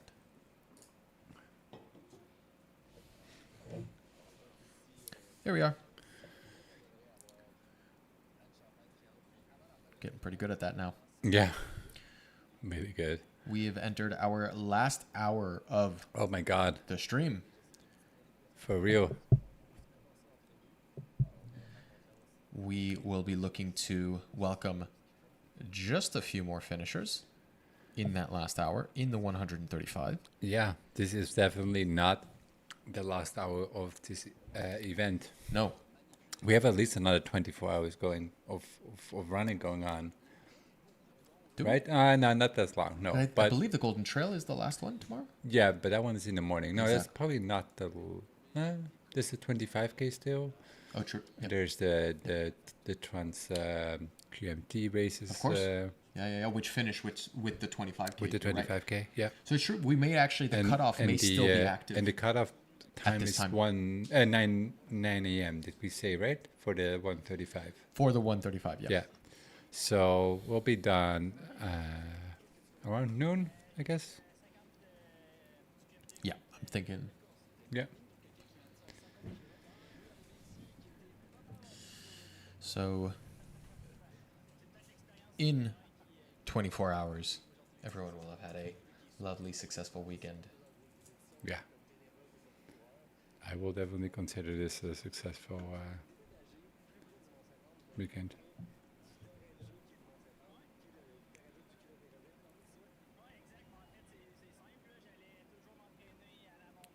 And we will soon be having an interview with Philippe Poulin, your third place men's runner.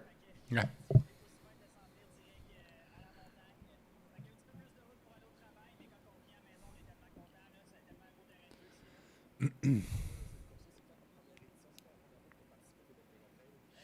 We're going to listen to this interview, and I will translate it as soon as possible. Là, c'est un petit peu différent. Fait que c'est une belle expérience. Je suis venu aussi l'année passée sur le 50 encore. Puis j'ai répété encore l'expérience. Mais là, une fois qu'on a fait jamais 203, je pense qu'on va pouvoir passer à une autre étape. Là, c'est quoi la prochaine étape pour toi? Parce qu'il y a deux avenues qu'on voit les coureurs prendre. Soit on y va sur tenter d'autres distances ou des enchaînements multijours, soit on augmente la distance. Dans ton cas, qu'est-ce qui te tente présentement? C'est d'augmenter la distance. Là, en fait, pour la fin de saison, j'ai 2,80 en route, puis j'ai commencé la saison à Black Canyon 100K. Fait que c'est le 135 qui m'intéresse beaucoup. Le Big 135 directement? Ouais, exact. Ouais. On verra si je le regrette à un moment donné, là, mais ouais. Ben, en fait, tu vas voir dans les prochains 12 heures d'autres coureurs traverser la ligne d'arrivée. Tu pourras décider si ça te tente d'être dans cet état-là, mais en même temps, c'est un effort qui est complètement différent. Nous, on voit les gens qui ont de la misère à se traîner sur le divan parce qu'ils viennent de faire ça dans des vitesses que ni nous trois pourrions atteindre, mais c'est des beaux défis pour les mid-packers que nous sommes. Ben oui. Parce qu'on peut prendre notre temps. Quand il n'y a pas un objectif de performance, quand il y a un objectif de finir, on peut se pacer différemment. Puis c'est magnifique le 135. Je suppose qu'habitant proche, c'est déjà allé jouer dans le coin du sentier des Caps. Ah oui. C'est magnifique, là. Ah oui, en tout cas, c'est un super beau parcours. Puis ce matin, je vous écoutais au lever de soleil, là, en train de déjeuner. Puis c'était magnifique. Là, ça donnait le goût. I can give a little bit of context on the interview that we are hearing right now. So this is Mathieu Grenier. Let me just read you a little bit of Mathieu's story, which he's recounting in his interview with the guys in French right now. So Mathieu is a trail passionate, trail geek mid-packer. And for him and his family and his partner, the QMT is really a family story. So his wife runs runs her distance, he runs his, and he's even convinced many of his friends to run here at QMT across the years. In fact, they even took it a step further. They sold their house in Quebec City to come live in Beaupré, which is the closest town to Mont-Sainte-Anne, just to be closer to the mountain and to better prepare and better live the QMT experience year-round. Mathieu ran the 50-kilometer, the QMT 50 in 2024 and 2025, and he just finished running it again in 2026 for his third time. He's also a volunteer every year since he started running it at QMT. For him, giving back to the event is just as important as running it, and that's that synergistic and self-fulfilling circle between participating and contributing is what makes the experience really complete for Mathieu. He also volunteers at other events like UTHC, and he's even volunteered at Grindstone by UTMB down in the US. It's really important for him to give back to the trail community. So really great, sweet story of Mathieu. I mean, to sell his house and move here. I mean, I think that's a next level of dedication that not a lot of our runners can claim that they've done. Of course, the most interesting part of that story, not necessarily the selling the house and the moving. It's although that is a huge commitment. That's amazing. It's really the giving back and the trail spirit and the circularity of the trail community that I think is really beautiful. Mm-hmm, mm-hmm. Nice. Thank you for sharing that, Ilan.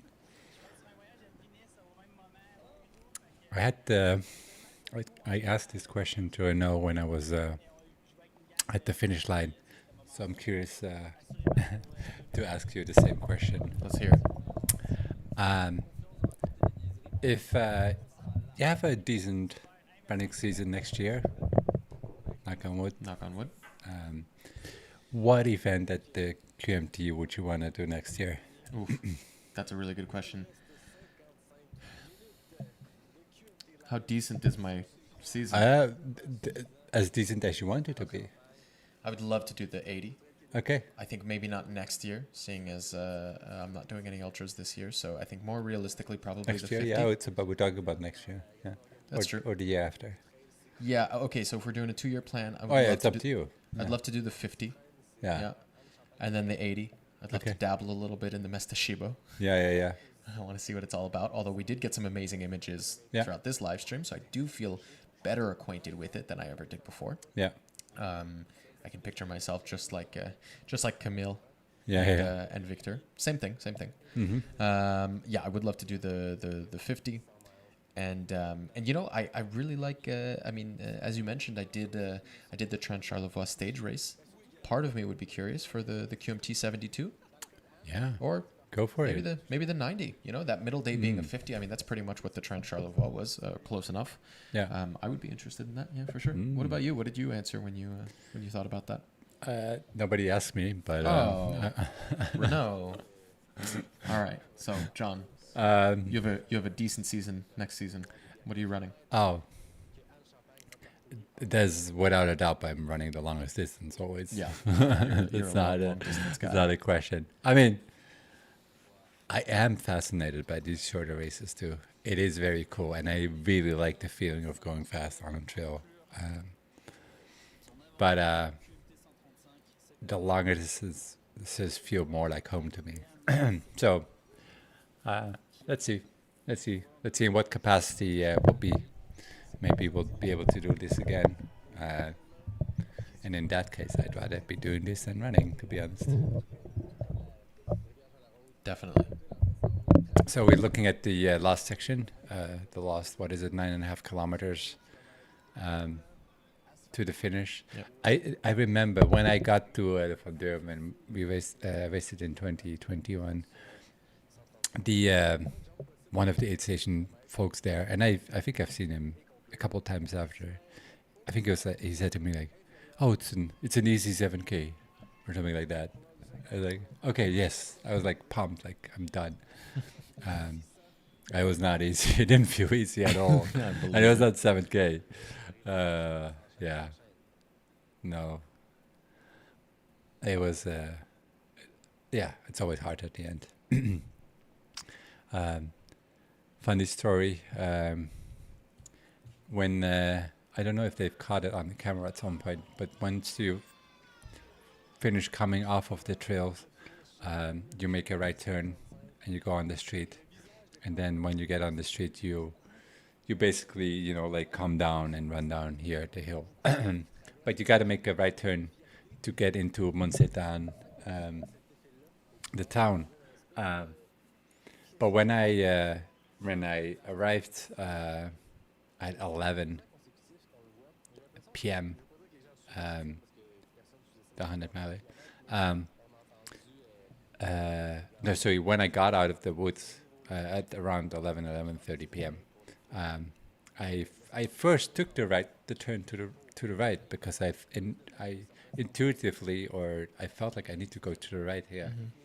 Obviously, I wasn't thinking extremely clearly anymore, so I went right, but I didn't see any course markings anymore. So I was like, after 300-400 meters, and I'm not seeing anyone. I was like, okay, we learn after 300-400 meters, you haven't seen anything, it looks suspicious, turn around, go back to where you came from. Sure. So I did that, and then came back to where we came out of the woods and off the trail, and like there's no course marking here. So then let's go try to the other direction. And I went running, and like I probably ran for like 15 minutes or 10, 15 minutes until I came into this other town. I was like, it looks so quiet here. Why is everyone already sleeping? Like shouldn't be there people, at least a couple people like welcoming me. And I was just walking around a little bit like, okay, like this is probably not the town I'm supposed to be. And then I turned around, back around, and I finally and I continued, and then I finally saw Jean, the race director, standing there at the corner, which was really nice. He was like welcoming every single runner. Wow. But yeah, I was within like half a mile from the finish, but I took the wrong direction and I added like 45 minutes. You could have podiumed. John. No. Like Jim Walmsley. But I did lose a few spots. It took me like 45 minutes. I lost 45 minutes just at the last half a mile, just because I went the wrong direction there. No. And there was no sign. Somebody had taken away the sign. Yeah. That's the worst. I mean, of course, it's your own responsibility, blah, blah, blah. But yeah. That was one of my memories for this race, finishing it the way I finished it. Yeah, and I remember then getting to seeing Sean, and was like, oh, I might as well have a conversation with him, like having a little chat. I'm not gonna go. So anyway, yeah.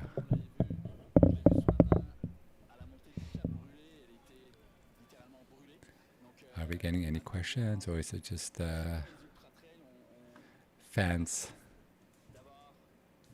I think these are Bruna fans, obviously wondering where Bruna is. Of course, as soon as we see her on the tracker, we will give an update. Not to worry, we are keeping a close eye on it, and it's also, nothing to fear if you don't see your tracker update. It's she's going through some really technical sections, and our course marshals are very intent on keeping everybody safe and everybody controlled. So the space between aid stations is well monitored, and yeah, nothing concerning if you don't see your runner for a while. These sections can take a long time. Yeah. In the meantime, we saw Francis Coulutier and Connor Hildow, number 15-16 men, finish the 135. Awesome. Which means in total we have now 19 finishers. That's a lot still to go. Yeah. Oh yeah, absolutely. And there's another finisher, I guess. We will be having a finish line interview in the studio with Julie Lesage, our third place woman, shortly. I'm just waiting for waiting to see her appear in the studio with the guys, but that'll be that'll be shortly.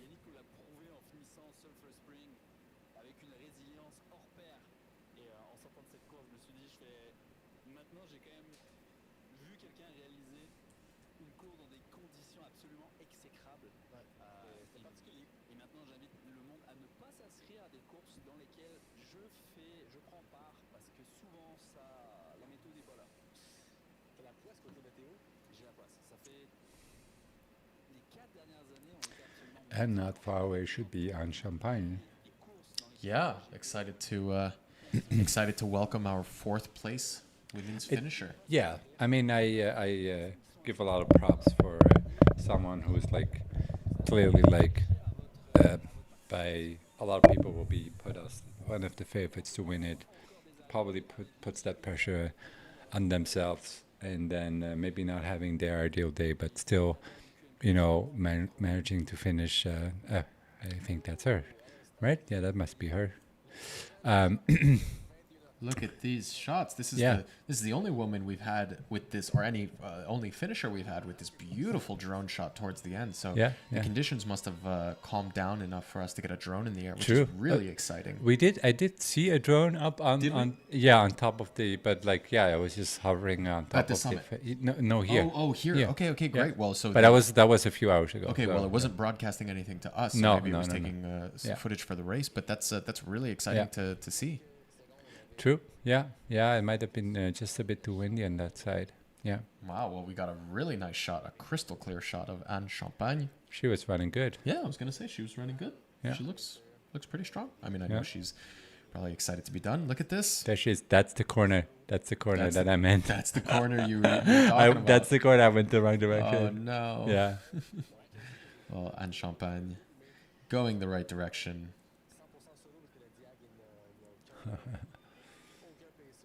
I know they put it thrown up in the air because I said it. Pretty clear now.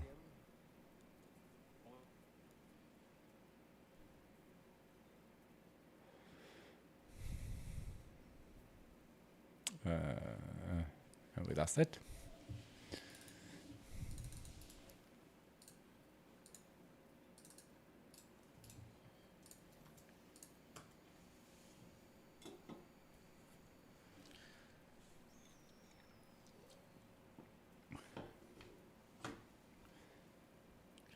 We're still here, folks, just dealing with the same little technical glitches that we've had since the beginning. Just the bandwidth at the finish line is, as you can imagine, pretty heavily overloaded. So getting images from there can be a little tough. And here is Anne Champagne, right on time. Beautiful shot. Yeah.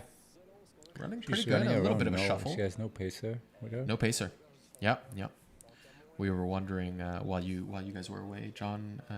We were wondering if she had one, and the news from our on the ground team up at the summit of Mont-Sainte-Anne was that she had left without a pacer, which of course is the case, as we can see here.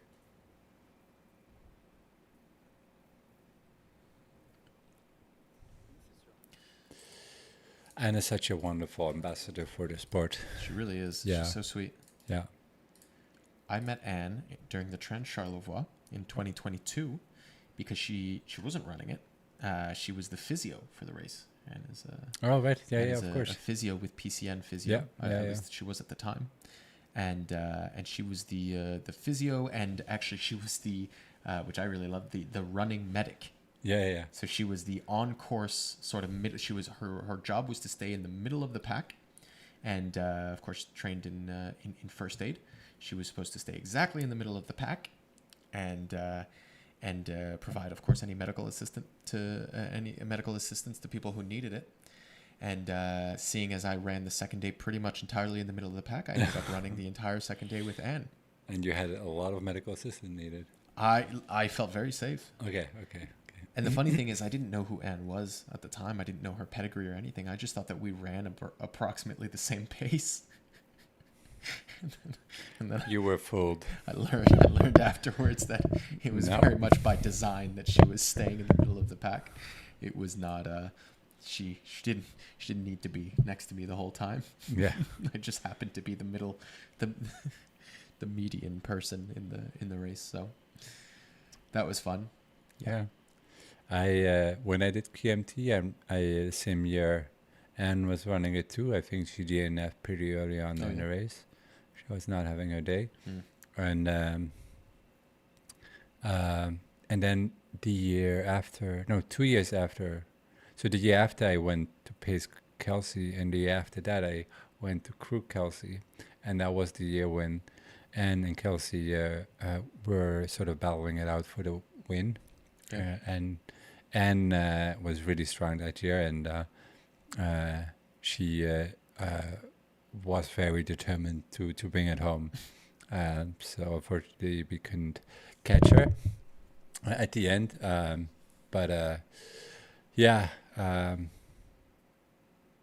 Since then, for many years, it's been, I think, on any Quebec runners' radar. Yeah. No, that's true. Yeah.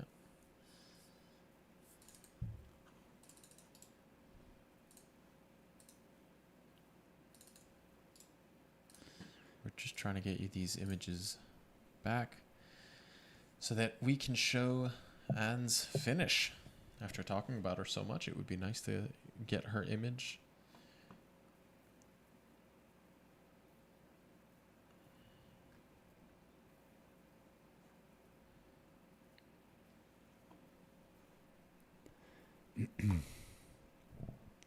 Did we have any, when I was gone, any, I mean, I don't want to ask it, but any confirmation of people dropping or... Beyond the ones that we already knew when you went? Okay, so no new ones. That's good then. I don't know. Yeah, not. I don't want to ask any further. We don't. We don't want there to be. Okay. No, honestly, none. No further ones that I heard of. Okay. Yeah. Not anyone we were following. No.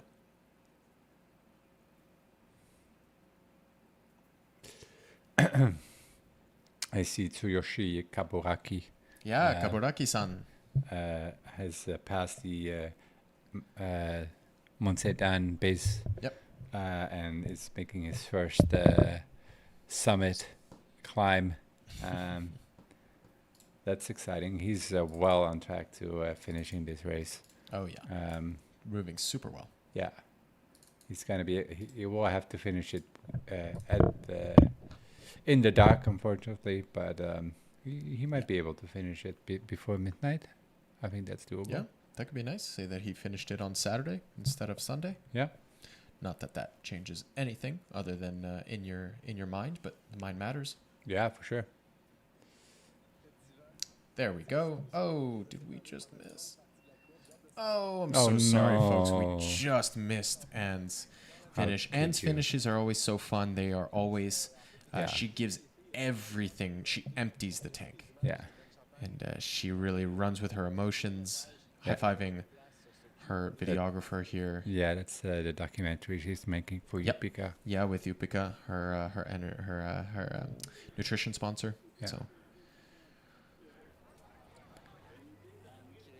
look, she looks like she's in good spirits.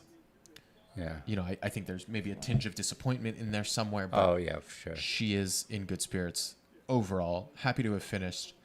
Being greeted by Marc-Antoine Foran, who was in studio, the North Face teammate. Yeah. I wonder if our partner is around too. Yeah.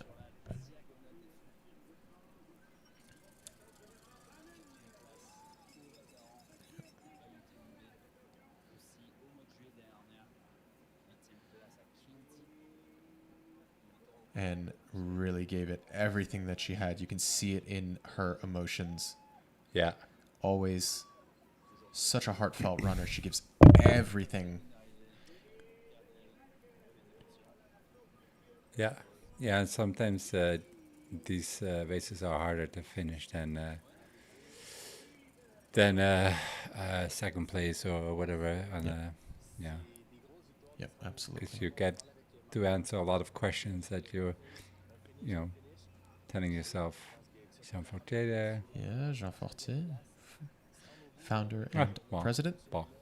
Yeah. Okay. That body language speaks for itself, hey? Yeah. Yeah.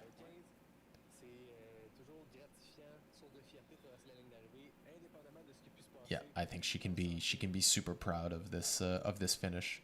Mm-hmm. We certainly are for her.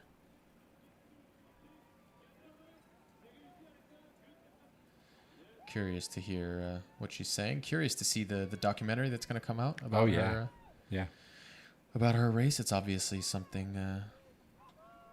There's clearly a story to tell, and we're very excited to see it. And I think her dad has traveled with her internationally to some of her races. Oh yeah. Yeah. Oh, I believe we've got Philippe Poulin. Oh, nice. Third place in the men's race. Obviously, that is an interview that we are going to listen to attentively and that we will bring you. Oh, and Julie Lesage on the couch. Let's listen in. Champagne. Vous nous avez offert une belle bataille. Nous, on ne voit pas ce qui se passe dans le sentier. Je ne sais pas si vous vous êtes croisés, si vous vous êtes vus, mais vous êtes suivis de près depuis très longtemps. Avant qu'on parle de ta course, comment on se sent quand on a Anne Champagne qui nous souffle dans la nuque comme ça?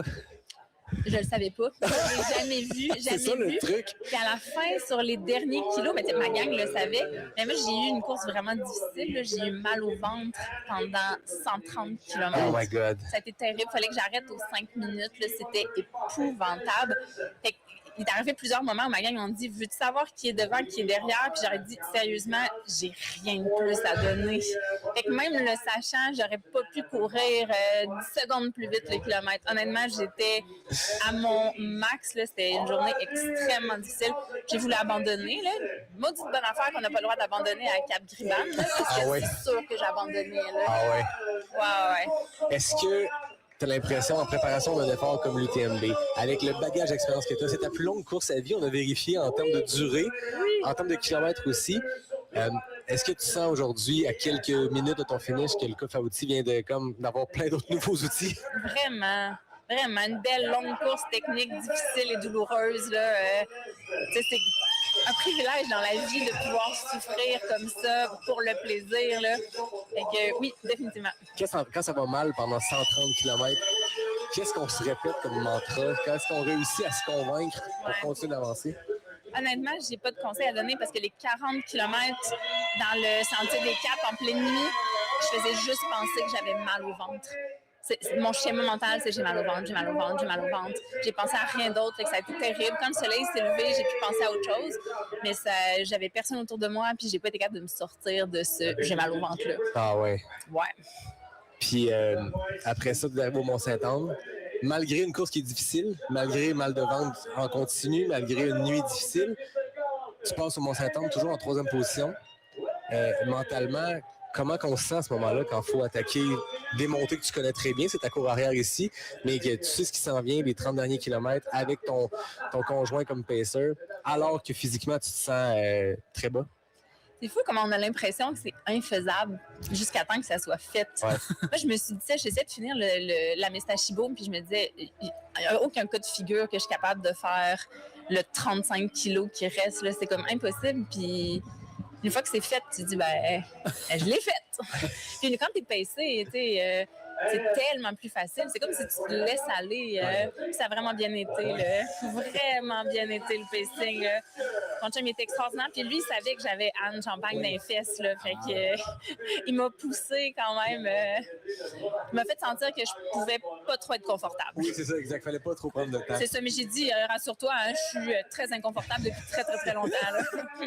À plusieurs moments dans la course, on avait du visuel sur vous dans les ravitaux, puis on se connaît assez pour... J'étais capable de voir, et OK, c'est une journée difficile pour Julie, on n'a pas d'audio, on ne sait pas qu'est-ce qui se passe, mais on voyait qu'à certains moments, tu passais 3e, ça avait l'air d'être souffrant. On voyait Anne Champagne passer, pimpante, on se disait, OK, c'est 2 moods, et tu as toujours maintenu on a suivi principalement votre course à vous, parce qu'entre Valérie, Elisabeth et toi, rapidement, il y avait 1 heure, c'était...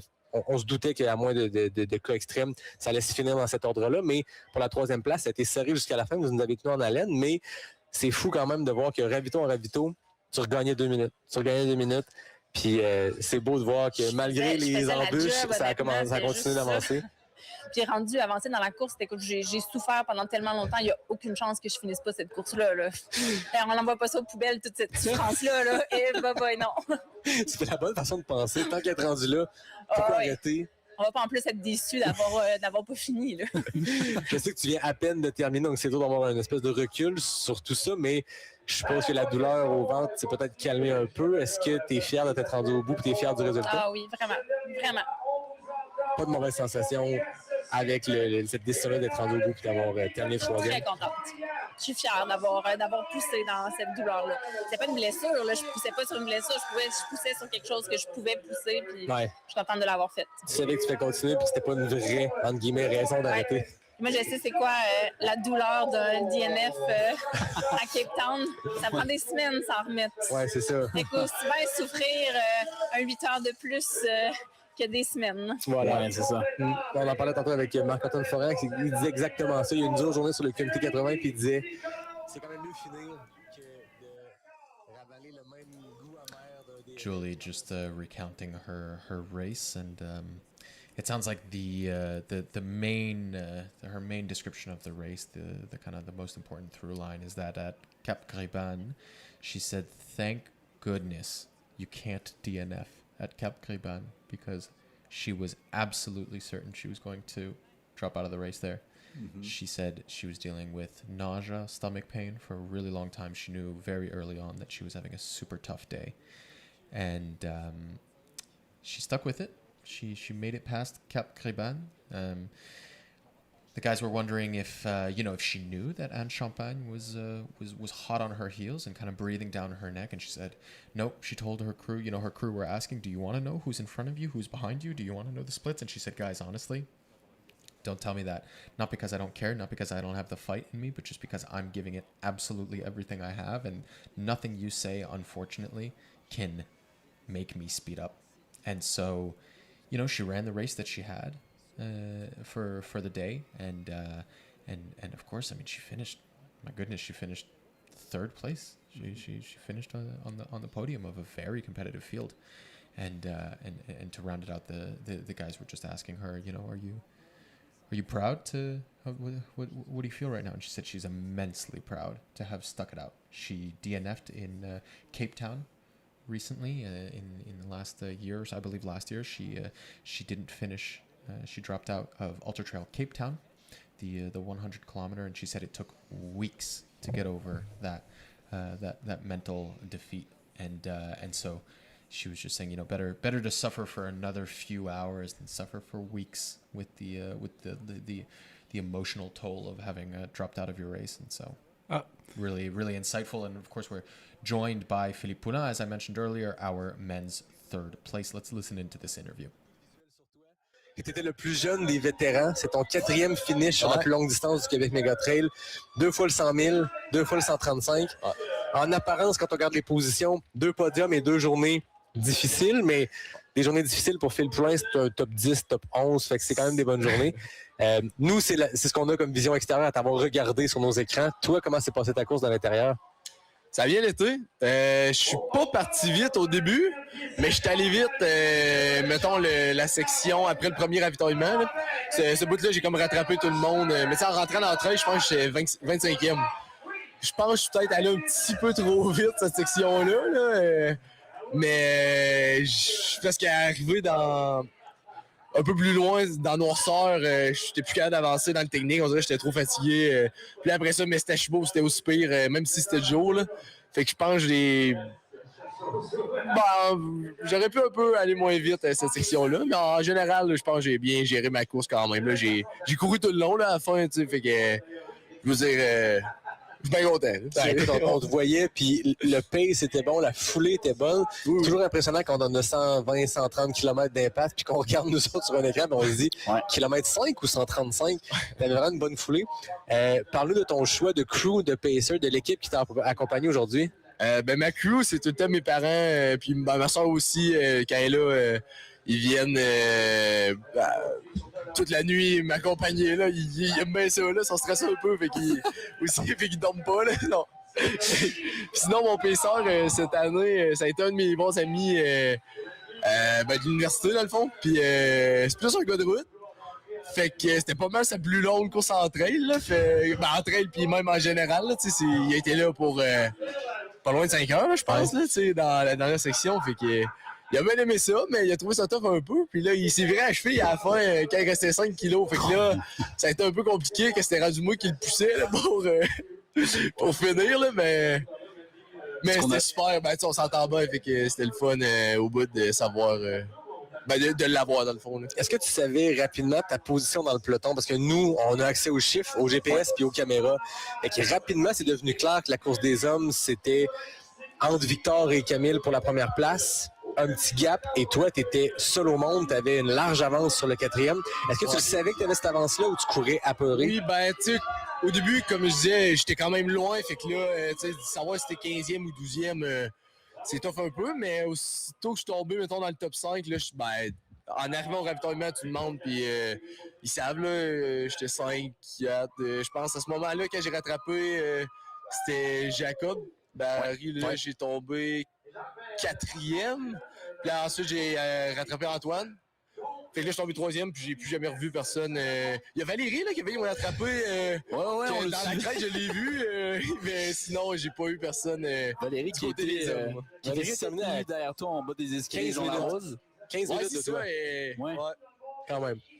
Elle est arrivée... Mais je pense que j'avais 9 minutes sur elle à un Mestachibo, puis on a comme gardé ça tout le long. Ouais, c'est ça. Pas mal, là. Exact.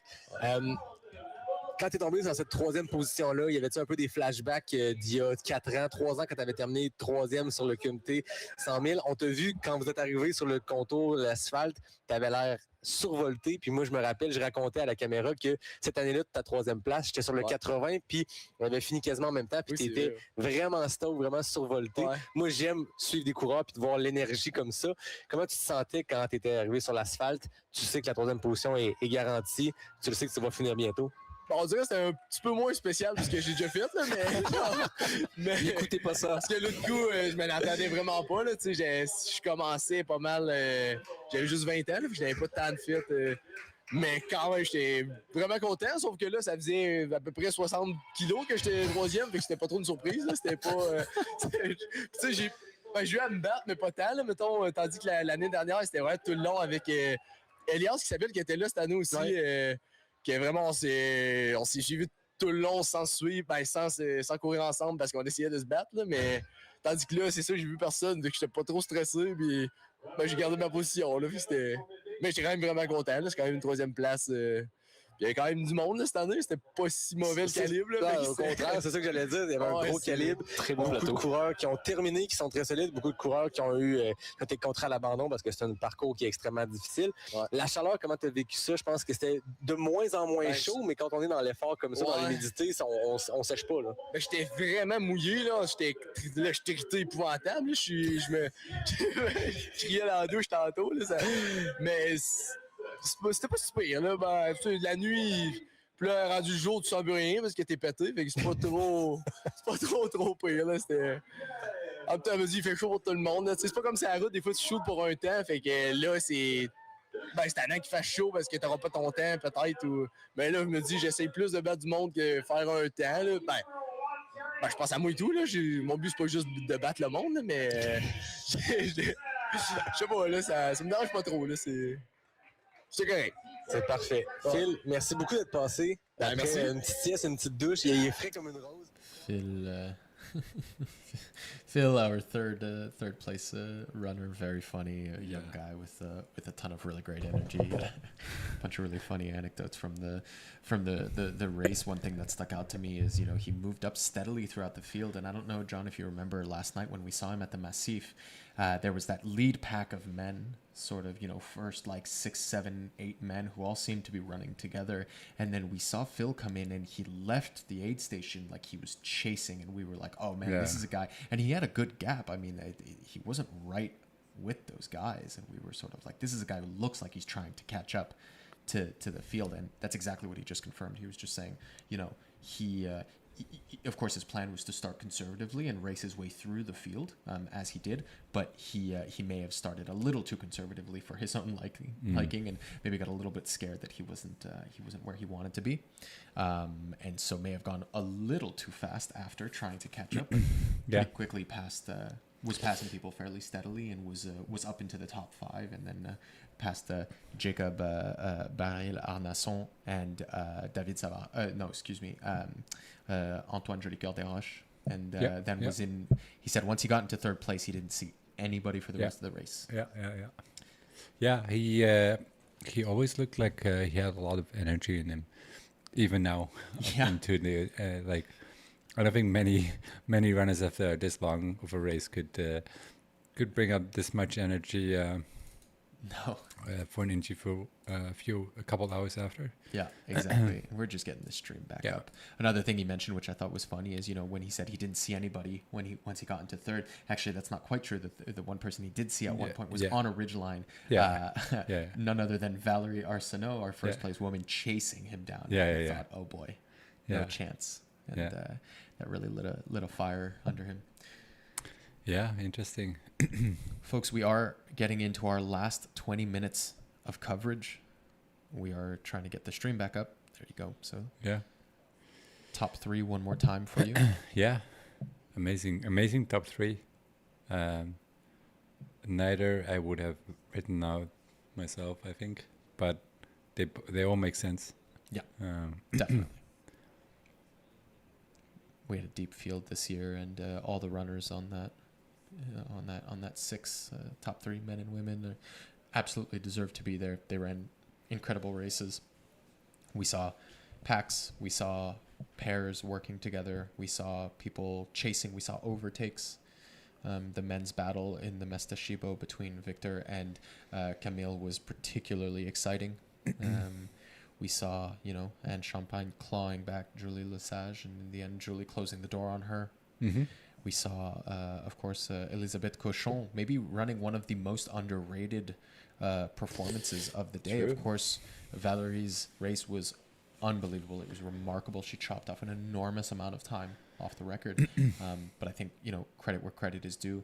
Ellie didn't let that gap just stretch out to infinity and tried to keep it an honest race and tried to claw back Valerie Arsenault. And herself, despite getting second place, much like on the men's side, broke the course record. So both of our top two in both podiums. Did she? Broke course records. Yeah? Yeah. That's true. Elizabeth Cochon, yeah.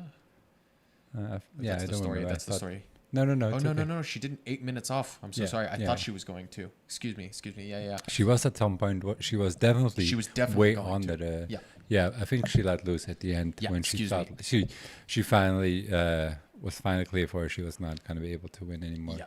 And she had a very, very big lead on number 3. Yeah. You kind of let go naturally whether you want it or not at that point. Yeah, absolutely. When the pressure is off. Yeah. We're still getting a bunch of 50K or 80K runners in.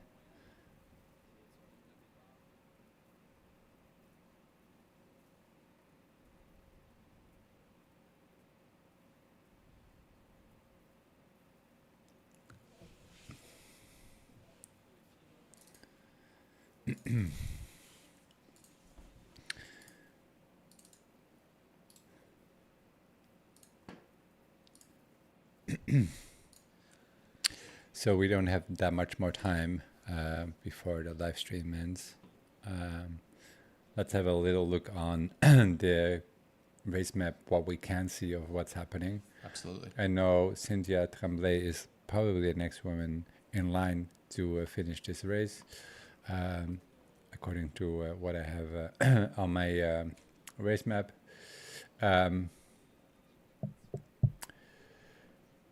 Yeah, there's not a lot of dots to see, unfortunately. So we can't update people on their favorite runners. Unfortunately, I was really hoping forward to follow a lot of the back of the pack and middle of the pack runners, because we've been going on it for a long time, but we're still at the front of the pack. You know, we're not.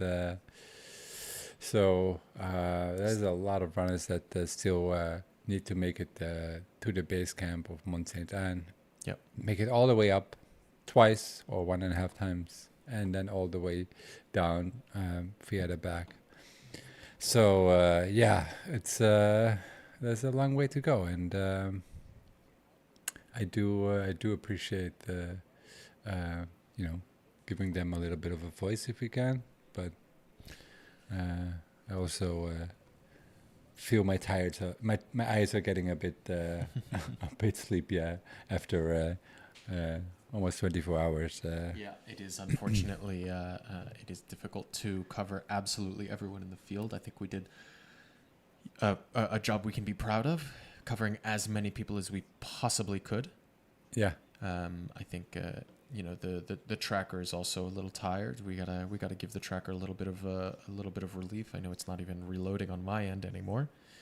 I could just say, the next runners that are between the last aid station and the finish line, we can read them off. Their names are Shazan Lefebvre from Montreal, Cody Thompson-Ross from Tressan-Rédempteur, Olivier Sirois from Lévis, François Baudouin from Laval, and Elias Kebriab from Maple. All 5 of those names, Canadians. So running home and within the last 10 kilometers. So if those are your runners, go cheer them on, get them to the finish line. And if your runners are anywhere else on the course, let's cheer them on and get them to the finish line. Yeah. You think we might be able to catch one more runner finishing?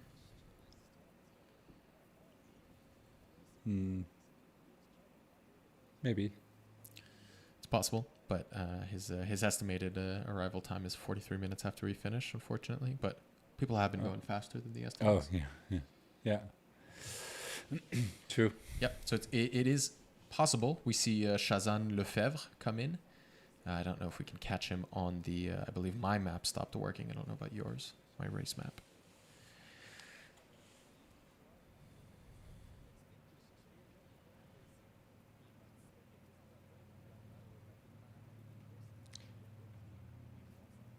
Nope. Nope.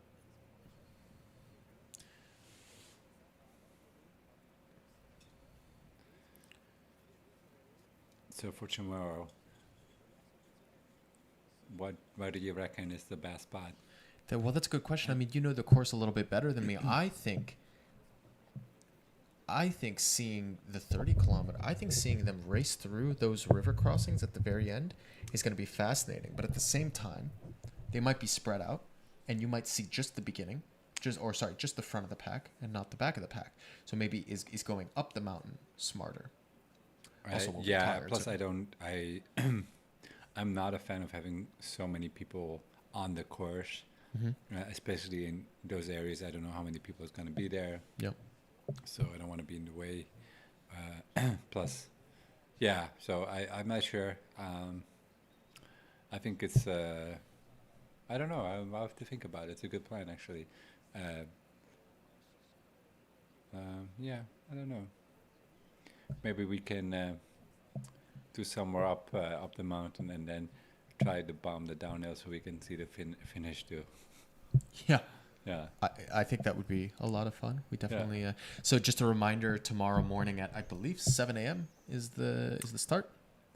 Yeah. It's pretty early. So tomorrow morning, the Golden Trail World Series, one of the last events of the Québec Mega Trail weekend. Very, very special event. It's the first time we've ever had a Golden Trail World Series event here in Quebec. So if you were here for a racer, if you did a distance yourself and you're planning on heading out Sunday, the race is early enough that you can absolutely still head home on Sunday and yet catch the race. Really, really, really don't miss it. It is it really gathers some of the absolute best short distance elite racers in the world. We have some hometown heroes. We have some foreigners coming to Canada for the first time and racing here. I think this is a great opportunity to showcase our home trails to the world, to a very passionate and engaged audience. Yeah, it's and you might see a combination of So sorry, we will pick back up after this.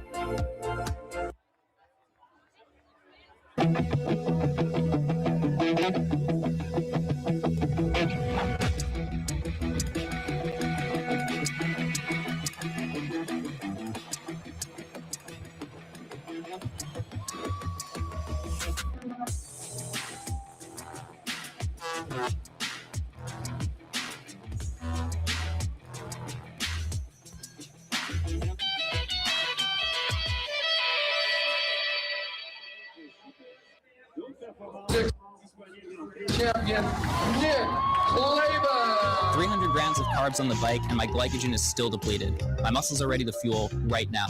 Don't waste that window. Exact immediate recovery. Your first move to be ready for tomorrow.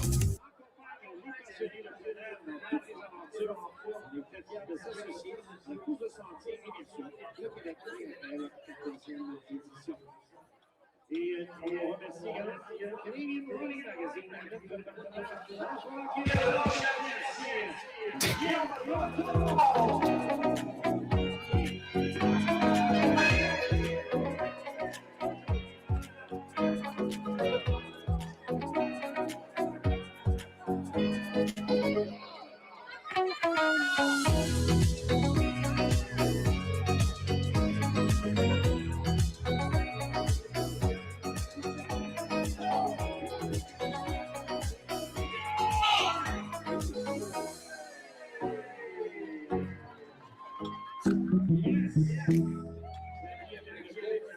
est de retour pour ces dernières minutes du QMT Live. On avait promis à nos téléspectateurs. We are back. For the last 8 minutes. Final minutes Yeah. of the live stream. I think that was maybe a good opportunity to thank our sponsors. So obviously Desjardins, who is our presenting sponsor of the live stream. Yeah. Everything that you've seen today is in large part thanks to Desjardins. So thank you so much to Desjardins for helping to make this possible. It's really been a pleasure to bring these images to you at home for the last just under 22 hours. Yeah, it's been a real pleasure. We've seen some amazing racing, and it's sad that it's coming to a close. I think it's it's motivating for next year. Do you think you'll sign up again next year? Probably. Make it?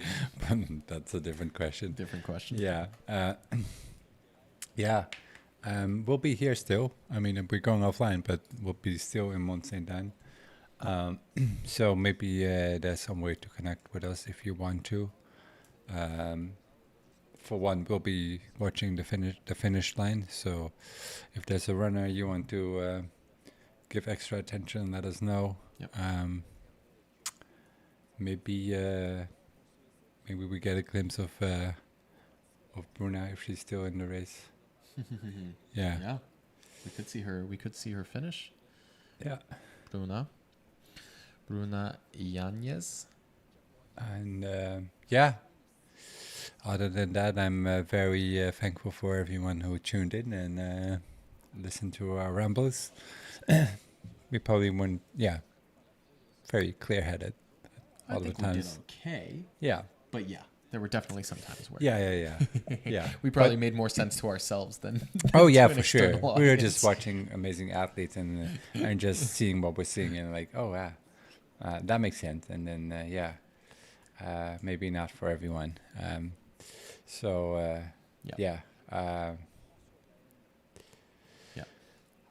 Any final parting words that... I think final parting words, I'd love to thank everybody who was involved. I know we'll go... I do have an update on Bruna. Okay. Listen up. It's not related to Bruna's race, but the only update that we have on Bruna Yanez is that her videographer crashed their drone into the forest.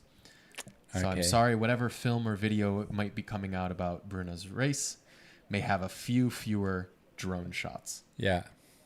But no updates on her actual race. Of course, if there was any sort of major update, we would be able to give it to you. But that is it. I think just before parting, I'd love to just shout out the people who were involved in the live stream. I think starting with you, Jonathan. Thanks, man. Thanks for all the time, all the hours behind the mics and the cameras. It's been super pleasure. It's been such an amazing experience, and I couldn't have hoped to do this for the first time with than someone else than you. So thank you. Thanks, man. Likewise. Yeah. Thank you for complimenting my quirks and being the reason within this likewise, man. Coverage. Likewise, dynamic duo. And on that note, thank you, Renaud.